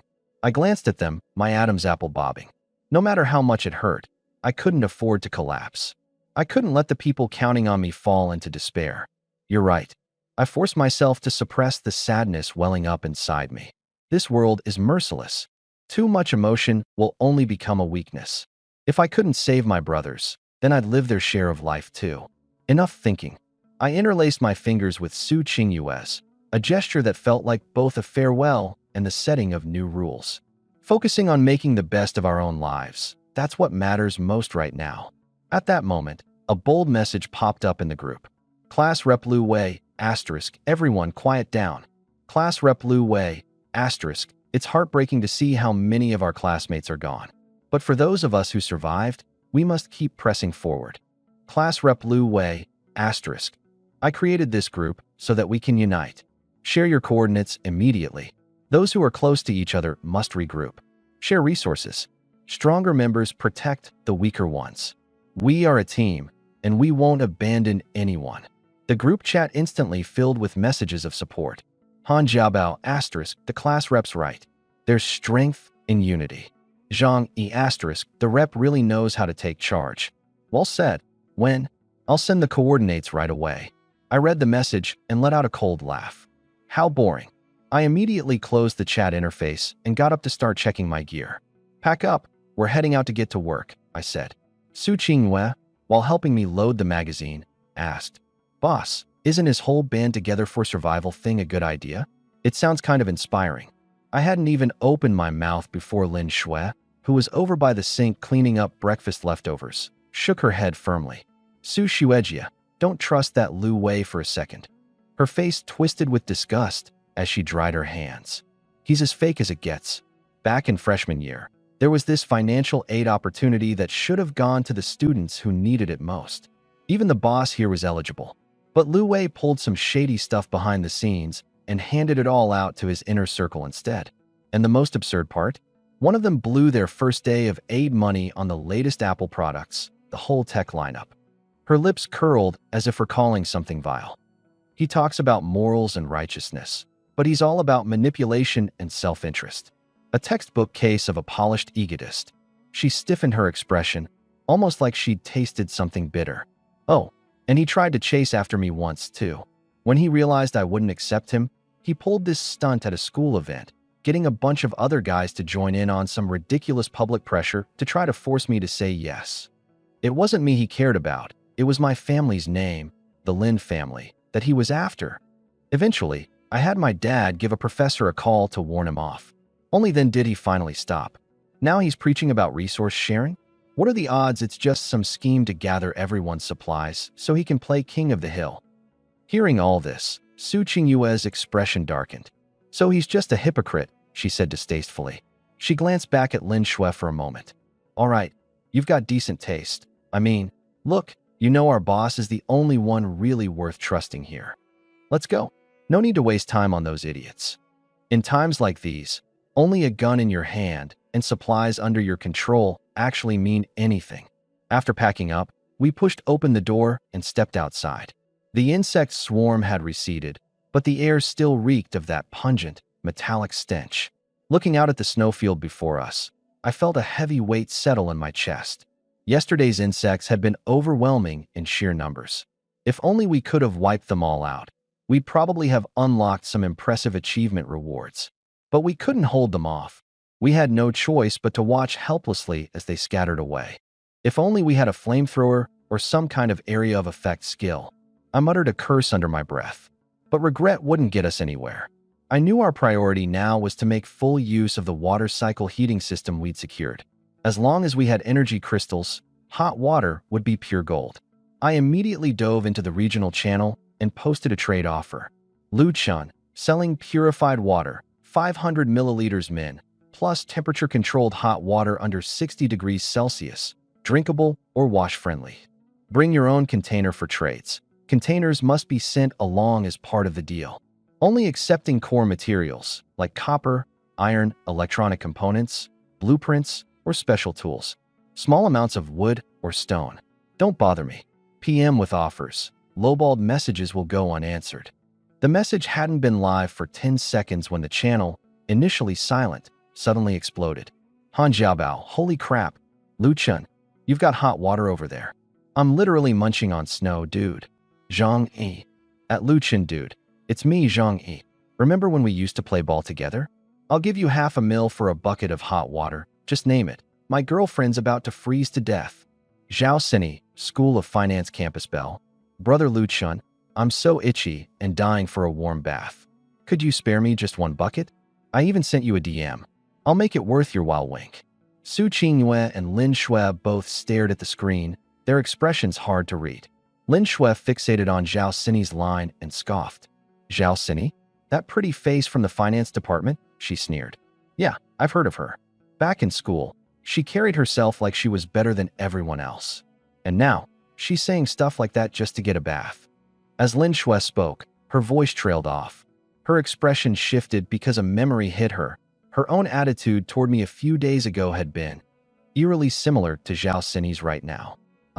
Her face flushed, embarrassment creeping in as she fell silent. She felt like an absolute clown. Meanwhile, Su Qingyue leaned into my arm, a hint of playful mockery in her voice. Boss, the campus bell's offering you special content for a bucket of water. Aren't you tempted at all? I didn't even bother opening Zhao Sini's DM and just deleted it outright. Just another pretty but shallow face. I've already got you two by my side. Why would I need to look anywhere else? Back then, you almost got physical with me just to claim the court. And now you're here all buddy-buddy, talking about friendship? You're too late for that. I ignored all the pleas from familiar faces and only traded with strangers who could offer real goods. You received heart-to-heart tissues x 3 packs. You received stones times 500. You received sweet lips candy x 12 packs. You received Estee Lauder Advanced Night Repair x 1 bottle. The trade log was blowing up with entries, even including luxury cosmetics. Su Qingyue and Lin Shui's eyes lit up even more. They eagerly grabbed the containers to fetch water, moving back and forth at lightning speed. Ding! The class group chat suddenly exploded. Class rep, Lu Wei. At Lu Chun, I saw you selling water in the regional channel. Class rep, Lu Wei. Finally, you're like a savior to our whole class. Class rep, Lu Wei. Everyone's running out of water and heat. Many of the girls are about to freeze to death. Since you have so many resources, why don't you contribute your heater, or at least set up our class's base around your supplies? Li Kai, Lu Chun, we're a group, a community. You have the means, so you should be taking on more responsibility. The class rep is stressing out for everyone's sake, and here you are profiting off a crisis? Do you even have a conscience? A female classmate.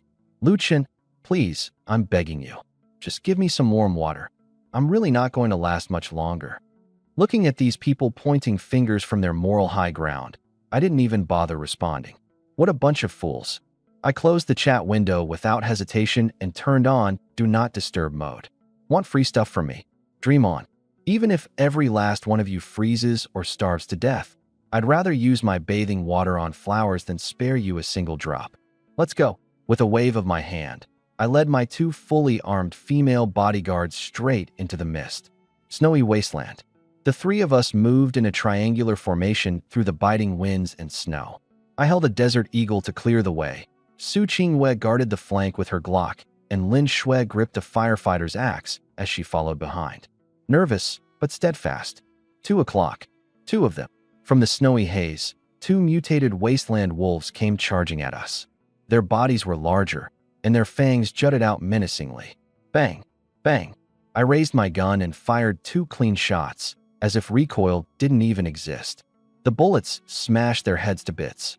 Killed LV.3 mutated wasteland wolf, EXP plus 30. Killed LV.3 mutated wasteland wolf, EXP plus 30. Qingyue, Lin Shui, scout for resources. On it, our teamwork had become seamless. Over the next 2 hours, we searched nearly 3 kilometers of snow-covered terrain. After the second trial ended, the wild monsters' levels clearly became more challenging.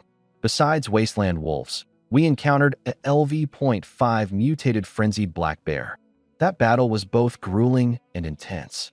Thanks to the overwhelming firepower of my Desert Eagle and Su Qingyue skillfully keeping the bear off balance, we finally managed to take it down. I even made Lin Shui finish it off with her axe, forcing her to cross that mental barrier of fear and draw first blood. By 3 p.m., the 3 of us had finally gathered enough survival loot. As the last monster fell, 3 shafts of golden light simultaneously enveloped us. Congratulations. Your level has increased to LV.4. All attributes plus 1. Gained free attribute point plus 1. Congratulations. Your teammate Su Qingyue's level has increased to LV.3. All attributes plus 1.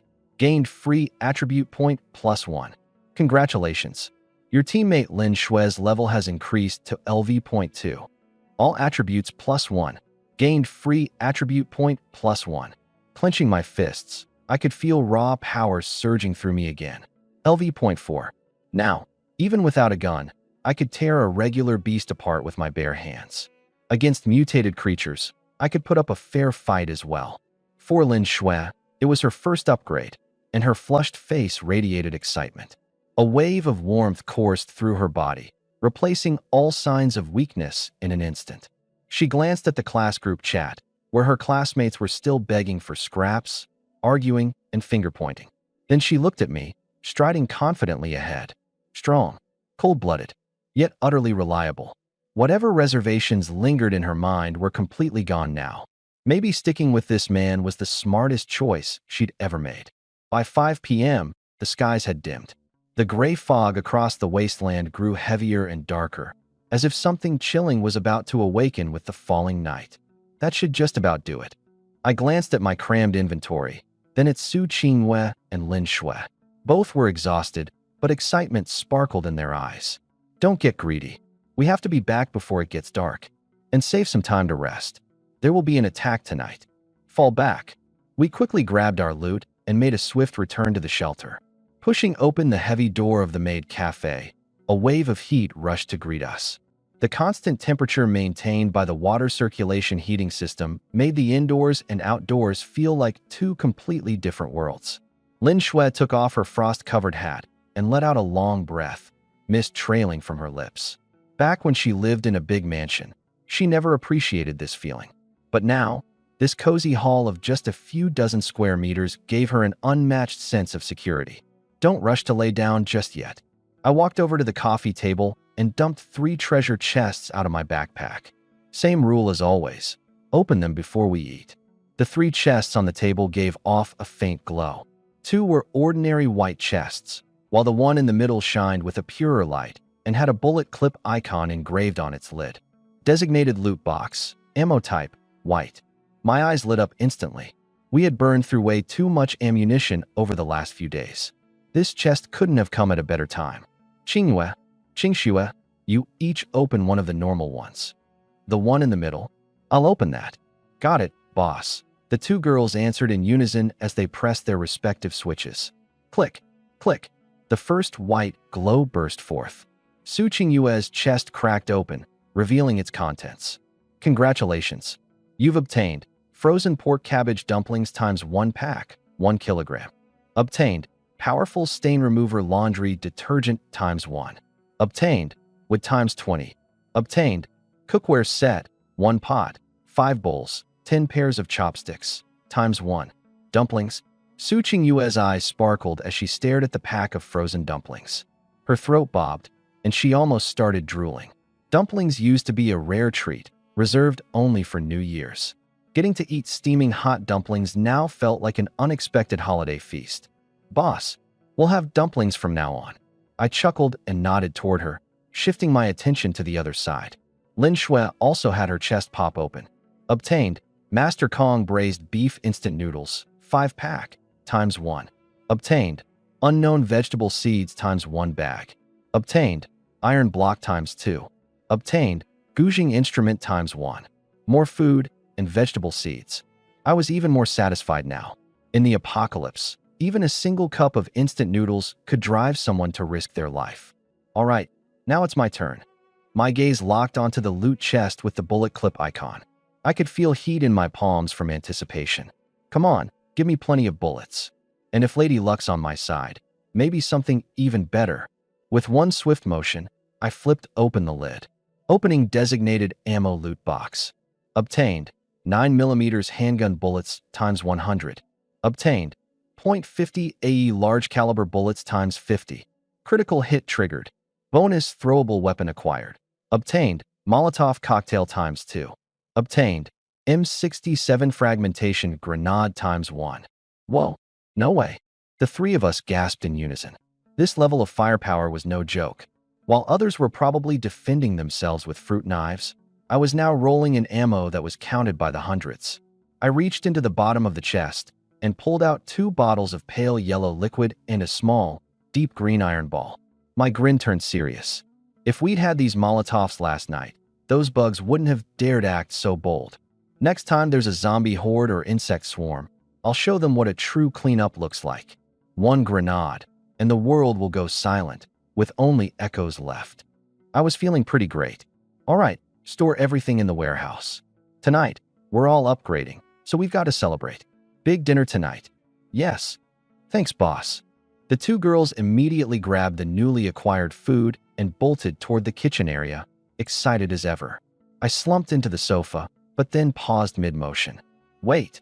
I called out to Lin Shui, who was holding the bag of dumplings, and pointed to the empty corner of the room. We don't have a stove here, do we? All we've got is a fireplace. How are you planning to cook those dumplings? Putting the pot over the fireplace? It had burned through the pot before the dumplings were even ready. The 2 girls froze on the spot, exchanging an awkward glance before both lowered their heads in embarrassment. It was true. They had the food, but not enough heat sources. The shower and bathroom were functional, and the planting tanks were unlocked, but the kitchen area still hadn't been developed. Most of the time, they'd been chewing on dry bread or soaking stuff in warm water, barely making do. Cooking a legit meal, like dumplings, was practically impossible without a proper stove.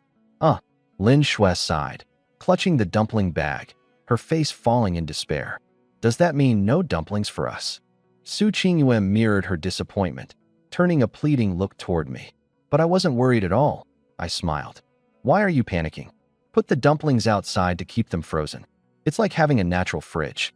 We'll save them for when we have a real stove. Keep cooking, I said. Although we can't have dumplings tonight, we've got something even better. With a simple flick of my wrist, a red gift box materialized on the coffee table. Steamed king crab, piping hot. Don't forget the big guy we drew earlier today, I reminded them. And let's make a massive serving of braised beef noodles. Just use the water from the water dispenser. The theme for tonight? Seafood and instant noodles. The moment the king crab appeared, the disappointment in the two girls' eyes was immediately replaced with excitement. 10 minutes later, a king crab the size of a wash basin sat proudly on the coffee table, its shell a bright red and its steam wafting up tantalizingly. The rich aroma of crab filled the room, its freshness permeating the entire space. Next to it stood a huge bowl of freshly made braised beef instant noodles, the savory smell incredibly appetizing. Sitting in the middle, I had Su Qingyue to my left and Lin Shui on my right. Lin Shui stared intently at the king crab, swallowing hard. Back in her glory days, there was no fancy food she hadn't tried. But now, in the apocalypse, eating something like this felt as precious as a second chance at life. Don't just stare at it, dig in. With a satisfying crack, I broke off a crab leg, revealing glistening white crab meat dripping with juice. But instead of taking a bite, I handed the leg directly to Su Qingyue. You're the primary fighter here. Make sure you replenish your energy, I said. Warmth flickered in Su Qingyue's eyes as she smiled and took it. But instead of eating it herself, she skillfully extracted the crab meat and held it out to me. The boss eats first, she teased gently. In this maid cafe, there's no rule that allows a maid to eat before the master. Lin Shui kept her head down, poking at the instant noodles in her bowl, hiding the twinge of bitterness in her eyes. Yet again, Su Qingyue had beaten her to the punch. But before she could dwell on it too long, a massive crab claw landed in her bowl. Startled, she looked up, only to meet my gaze directly. If you step into my cafe, you're one of my people, I said firmly. Tonight's feast? Everyone gets their share. Eat up. Tomorrow, we need all our strength to keep going. Lin Shui stared at me in surprise, then glanced down at the bright red crab claw in her bowl. Her nose tingled, and her eyes began to water. What had she even been so stubborn about these past few days? Thank you, boss, she murmured softly. She took a small bite. The flavor was incredible. The sweetness of the crab meat, mingled with the freshness of the sea, combined seamlessly with the rich braised beef broth. Her taste buds were utterly overwhelmed. This is amazing. Her voice trembled, and tears almost fell from her eyes. Yet, in that warmth sweeping through her chest, she felt nothing but gratitude. At that moment, all the dignity of the former school belle and the pride of being the Lin family's pampered daughter melted away. All Lin Shui wanted now was to cling tightly to this tiny sanctuary that could protect her. Even if she had to farm for her entire life or cook forever, if it meant staying by my side, she would gladly accept. Ding! Maid Lin Shui's loyalty has increased by +20. Current loyalty level, 80. I glanced at the light blue notification floating in front of me, a faint smile tugging at my lips. A single act of kindness had gained me 20 points at once. For someone like Lin Shui, a fallen heiress who had known grandeur but now faced the harshness of reality, a warm meal in this desolate world meant far more than riches during times of peace. Just eating crab might feel a bit monotonous, I said, flipping my wrist again to reveal a bottle of red wine on the table. Its label was worn, but the elegant gold-embossed French letters gave it a hint of sophistication. Wait, is that?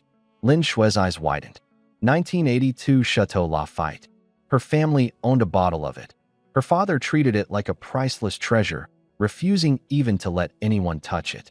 Laughing, I popped the cork and poured wine into 3 glasses. You're overthinking it.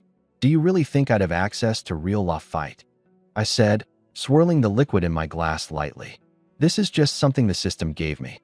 Fake wine. But in the apocalypse, as long as it's wine, it's good enough. If it warms you up, then it might as well be La Fight. Lin Shui looked stunned. Fake wine. I held up a finger to my lips, gesturing for silence. Doesn't matter if it's real or fake. Come, let's toast. Though her reaction was a mix of humor and disbelief, she relaxed, her shoulders easing. All right, she replied. The three of us clinked our glasses together gently. The wine was incredibly bitter, but when paired with the sweetness of the king crab, it became an odd but strangely delightful experience. A comfort on this cold, desolate night. Midway through the meal, Lin Shui's and my phones vibrated simultaneously. Someone had pinged us in the area chat. She glanced at it briefly, and her expression darkened, her brows furrowing. Is it Wang Hao stirring things up again? I asked casually, still cracking open another crab leg. Lin Shui clenched her lips, her voice barely above a whisper. He pinged me in the group chat, saying my profile is still active and asking if I'm still. It's almost over, yet he's still trying to uphold that ridiculous promise of trading videos for bread. We shouldn't pay attention to him. She felt a wave of nausea rising. Ignore him. I swallowed the crab meat and set my chopsticks down. That would be so dull. This celebration feast. How could we not have an audience? I motioned toward the table, adorned with an extravagant spread. Take a picture and post it in the group chat. Lin Shui froze for a moment. Then her eyes lit up with excitement. Great idea. You're so wicked, boss, Su Qinghua said, unable to hold back her laughter. She was eagerly anticipating the chaos this would stir in the group chat. Regional chat channel. Wang Hao, asterisk, at Lin Shui. Hey big campus beauty, stop pretending to be tough. It's below freezing out there. How many more days can your delicate body last in this cold? I genuinely want to help you. If you're willing to humble yourself, I'll make sure you've got an endless supply of bread. User A, asterisk, Big Shot Wong, you're a legend. User B, asterisk, pretty sure campus beauty Lin Shui is just one popsicle away from freezing solid. User C, asterisk, what a waste, such a stunning beauty too. The stream of mockery was abruptly interrupted when a high-resolution photo appeared in the chat. The poster? None other than Lin Shui. She didn't type a single word, but the picture itself left everyone in the group utterly speechless. The lighting in the photo was warm, almost blinding in contrast. On the table sat a massive, glistening red king crab, flanked by 3 steaming bowls of beef noodle soup, each brimming with large chunks of meat. A half-finished bottle of red wine stood nearby, with 3 glasses filled to the brim. The backdrop was cozy, a crackling fireplace and a luxuriously soft-looking leather couch. For a moment, the chat fell utterly silent, until, almost as one, it erupted into chaos. Wait, is that a king crab? I'm over here gnawing on bark, and she's feasting on seafood? This whole setup, it looks more like a 5-star vacation than survival mode. Miss Lin, have you already returned to the real world? If so, I'm begging you, take me with you. In a damp and dimly lit shelter, Wang Hao stared at the screen, gripping a snow rice cracker he could no longer stomach. His face burned with humiliation as if he'd been slapped multiple times. Before long, someone pieced together a vital detail. Wait a second, doesn't that wallpaper look kind of familiar? Isn't that the same background Lu Chen used in his earlier post when he clapped back at someone? So that's it. Lin Shui is living with Lu Chen now. And there are 3 sets of chopsticks and wine glasses on the table. There's 3 people? Besides the 2 of them, who else is there? Lu Chen? The delivery guy Lu Chen?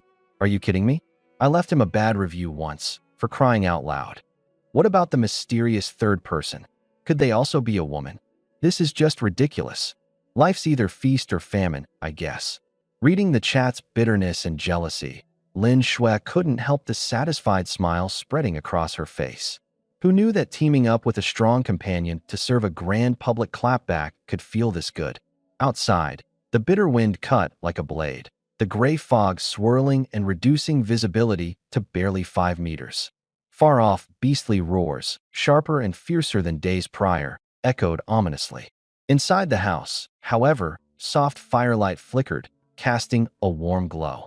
The 3 of us surrounded the table, digging into tender crab meat, sipping hot soup, and clinking glasses of red wine. In this apocalyptic world, our indulgence felt like a rebellious affront to the grim reality outside. After eating our fill, I sank into the leather couch, exhaling deeply. Ding! All party members' hunger meters are full. Sanity restored to optimal levels. I glanced at the clock. 8 p.m. sharp. The countdown to nightfall had begun, with only 2 hours left until the darkness would descend. The first night had unleashed zombie dogs, a test of reflexes. The second night brought swarms of blood-sucking insects that tested our ability for widespread defense. Judging by how ruthless this game had been so far, the third night's trials would undoubtedly be deadlier. I studied the swirling fog outside the window. Tonight, it seemed heavier than usual, not skirting the ground, but rolling ominously in midair. The fog's rising, I murmured. The new threat was likely airborne. This time, danger might come from above. Just then, a new message popped into the regional chat, abruptly silencing everyone's complaints and jealous rants. Shun Wanxiu, asterisk, stop wasting your energy envying other people's meals. You should be thinking about how to survive tonight. I've got reliable intel. Tonight, it's not wild beasts we'll face. It's something supernatural. This username caught everyone's attention, and the chat immediately quieted down. Shun Wanxiu was a well-known entrepreneur in Jiang City. In her early 30s, she was famous for her shrewd business strategies and striking yet intimidating beauty. Many saw her as the ultimate queen of commerce. No one had expected she'd also end up in this hellish game. How do you know that? Someone questioned immediately. Are you just trying to scare us? Shun Wanxiu, asterisk, I've awakened an S-class foresight ability. I can before sensing the danger. Whether you believe it or not is up to you. Shun Wanxiu, what we're facing tonight is a low-level anomaly called Mist Nightmare. It has no physical form and relies entirely on sound to create illusions. This kind of anomaly can deplete your sanity quickly, leaving people either insane or driven to suicide. Hiding in a shelter won't help, as the sound will still penetrate. Shun Wanxiu, the way to survive is to block your ears with noise-canceling earplugs, cotton, or cloth. Though it can't completely block the sound, it can slow down your sanity loss, enough to get you through the night. Once this message was sent, her intel immediately became the lifeline for everyone. The regional chat channel was quickly flooded with posts seeking to purchase earplugs. Even cotton balls and rags were being jacked up to sky-high prices. Thank you, Goddess Shun. May good karma follow you always. But the compliments didn't last long, because they were soon interrupted by another message she sent. Shun Wanxiu, I also know how to completely kill them. Let's make a deal. Shun Wanxiu, give me a box of high-strength fever medicine and 500 milliliters of hot water that's at least 50 degrees Celsius. Then I'll share the strategy for defeating them. Shun Wanxiu, I need both, no exceptions. The gratitude vanished in an instant, replaced by a wave of curses and skepticism. Are you crazy? Fever medicine is practically life itself right now, and you're asking for hot water too. It's negative 30 degrees outside. All the wood is damp. Who in their right mind would waste resources boiling water in this weather? Acting all righteous just a moment ago, and now you're trying to profit off our desperation. Even if I had medicine, I wouldn't give it to you. I can survive just fine by staying hidden. Why should I gamble my supplies for some so-called strategy? In this post-apocalyptic world, resources were everyone's ultimate bottom line. As long as stuffing your ears could guarantee survival for one night, most people weren't willing to wager their precious resources for the prospect of a kill reward. But some had sharper insight. What a bunch of fools. She's an S-class awakened. This favor is worth far more than the medicine. I've got medicine, but no hot water. Otherwise, I'd give her everything I have just to make the trade. Goddess Shun, can I owe you this one? I promise I'll repay you 100 times over in the future.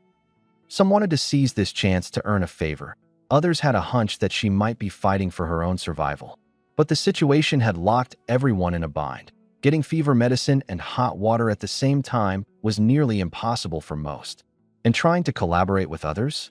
That was even more of a fantasy.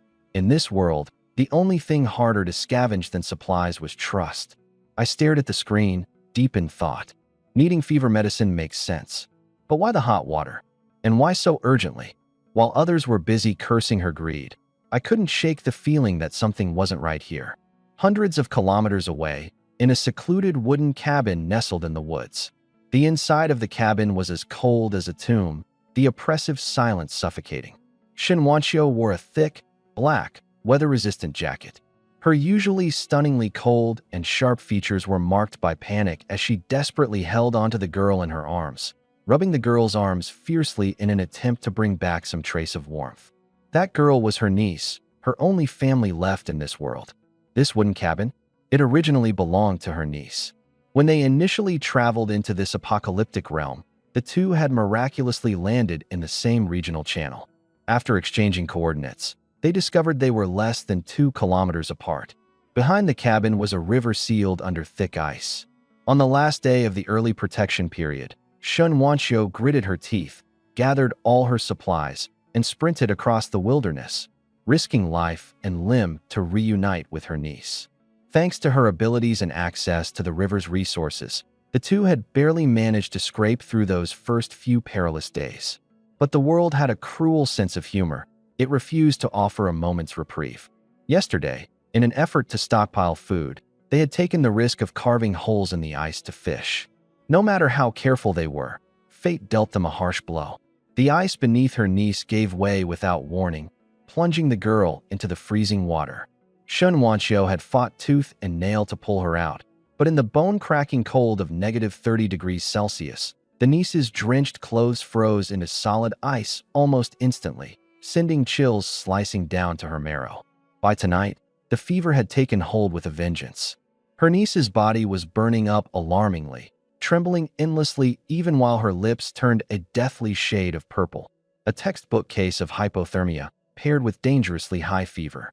And as if that wasn't enough, their so-called level 2 fireplace had just failed. The wood had been soaked through by snow that leaked into the cabin. No matter how many times Shin Wanchio tried to light it, all it produced was choking black smoke. No heat source, no hot water. Shin Wanchio clenched a single cold capsule in her hand, but she couldn't even feed it to her niece. The girl's throat had locked up from the bitter cold, rigid and spasming. Forcing the pill down would only choke her. Hot water was an absolute necessity. It was the only way to get the medicine safely into her system. Swallow it down, then force the chill in your body out from the inside. It's so cold. Auntie, I'm freezing. The little girl in her arms was slipping into a semi-conscious state, her voice so faint it could fade away at any moment. Shun Wanchio, always the unyielding and fearless woman, now had reddened eyes. Her hands trembled as she struggled to maintain her grip. There has to be hot water. There must be. She stared unblinkingly at her phone screen, clinging to it like it was her final lifeline. I didn't mock her. Instead, I opened up our private chat directly. Activating the recruitment skill, her attribute panel popped up right away. Name, Shun Wanchio level, LV.1 mental strength, 19 talent. Crisis perception, can sense danger ahead of time, -20% to facility upgrade costs upon contract, unlock skill King's Blessing. Overall rating, 95. I raised an eyebrow. A mental strength of 19, almost incomparably higher than the average person.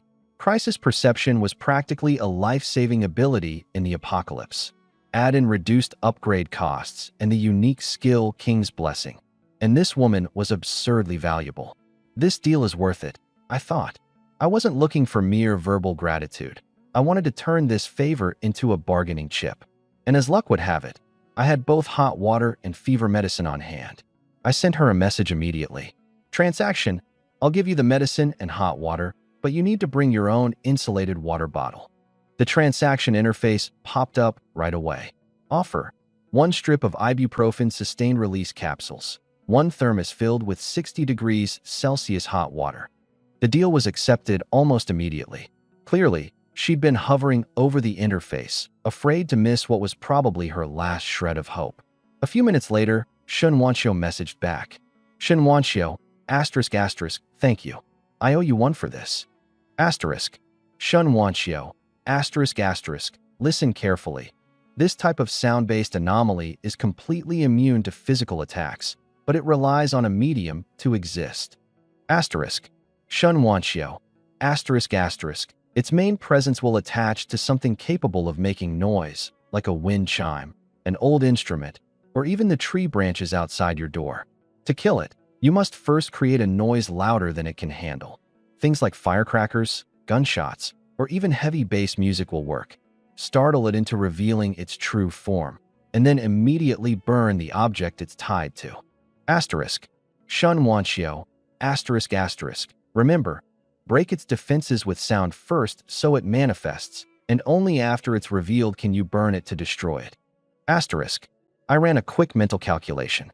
I had a Desert Eagle and hand grenades. They'd make enough noise, sure, but wasting such high-value resources on a creepy anomaly meant purely for scaring people felt like a massive loss. If loud music could work, my eyes turned to the Gujing sitting in the corner of the living room. It was something I'd pulled out of a crate earlier. I'd tossed it aside since it seemed too bulky and unimportant at the time, but now it had unexpectedly become a potential lifesaver. I turned to the two girls and asked, "Do either of you know how to play the Gujing?" The two of them froze for a second, exchanging looks of confusion, their expressions turning a little strange. Was the manager seriously thinking of defending against a supernatural threat while hosting a mini-concert? Su Qinghua spoke up first. "Boss, we both know how. We learned some arts and skills when we were younger."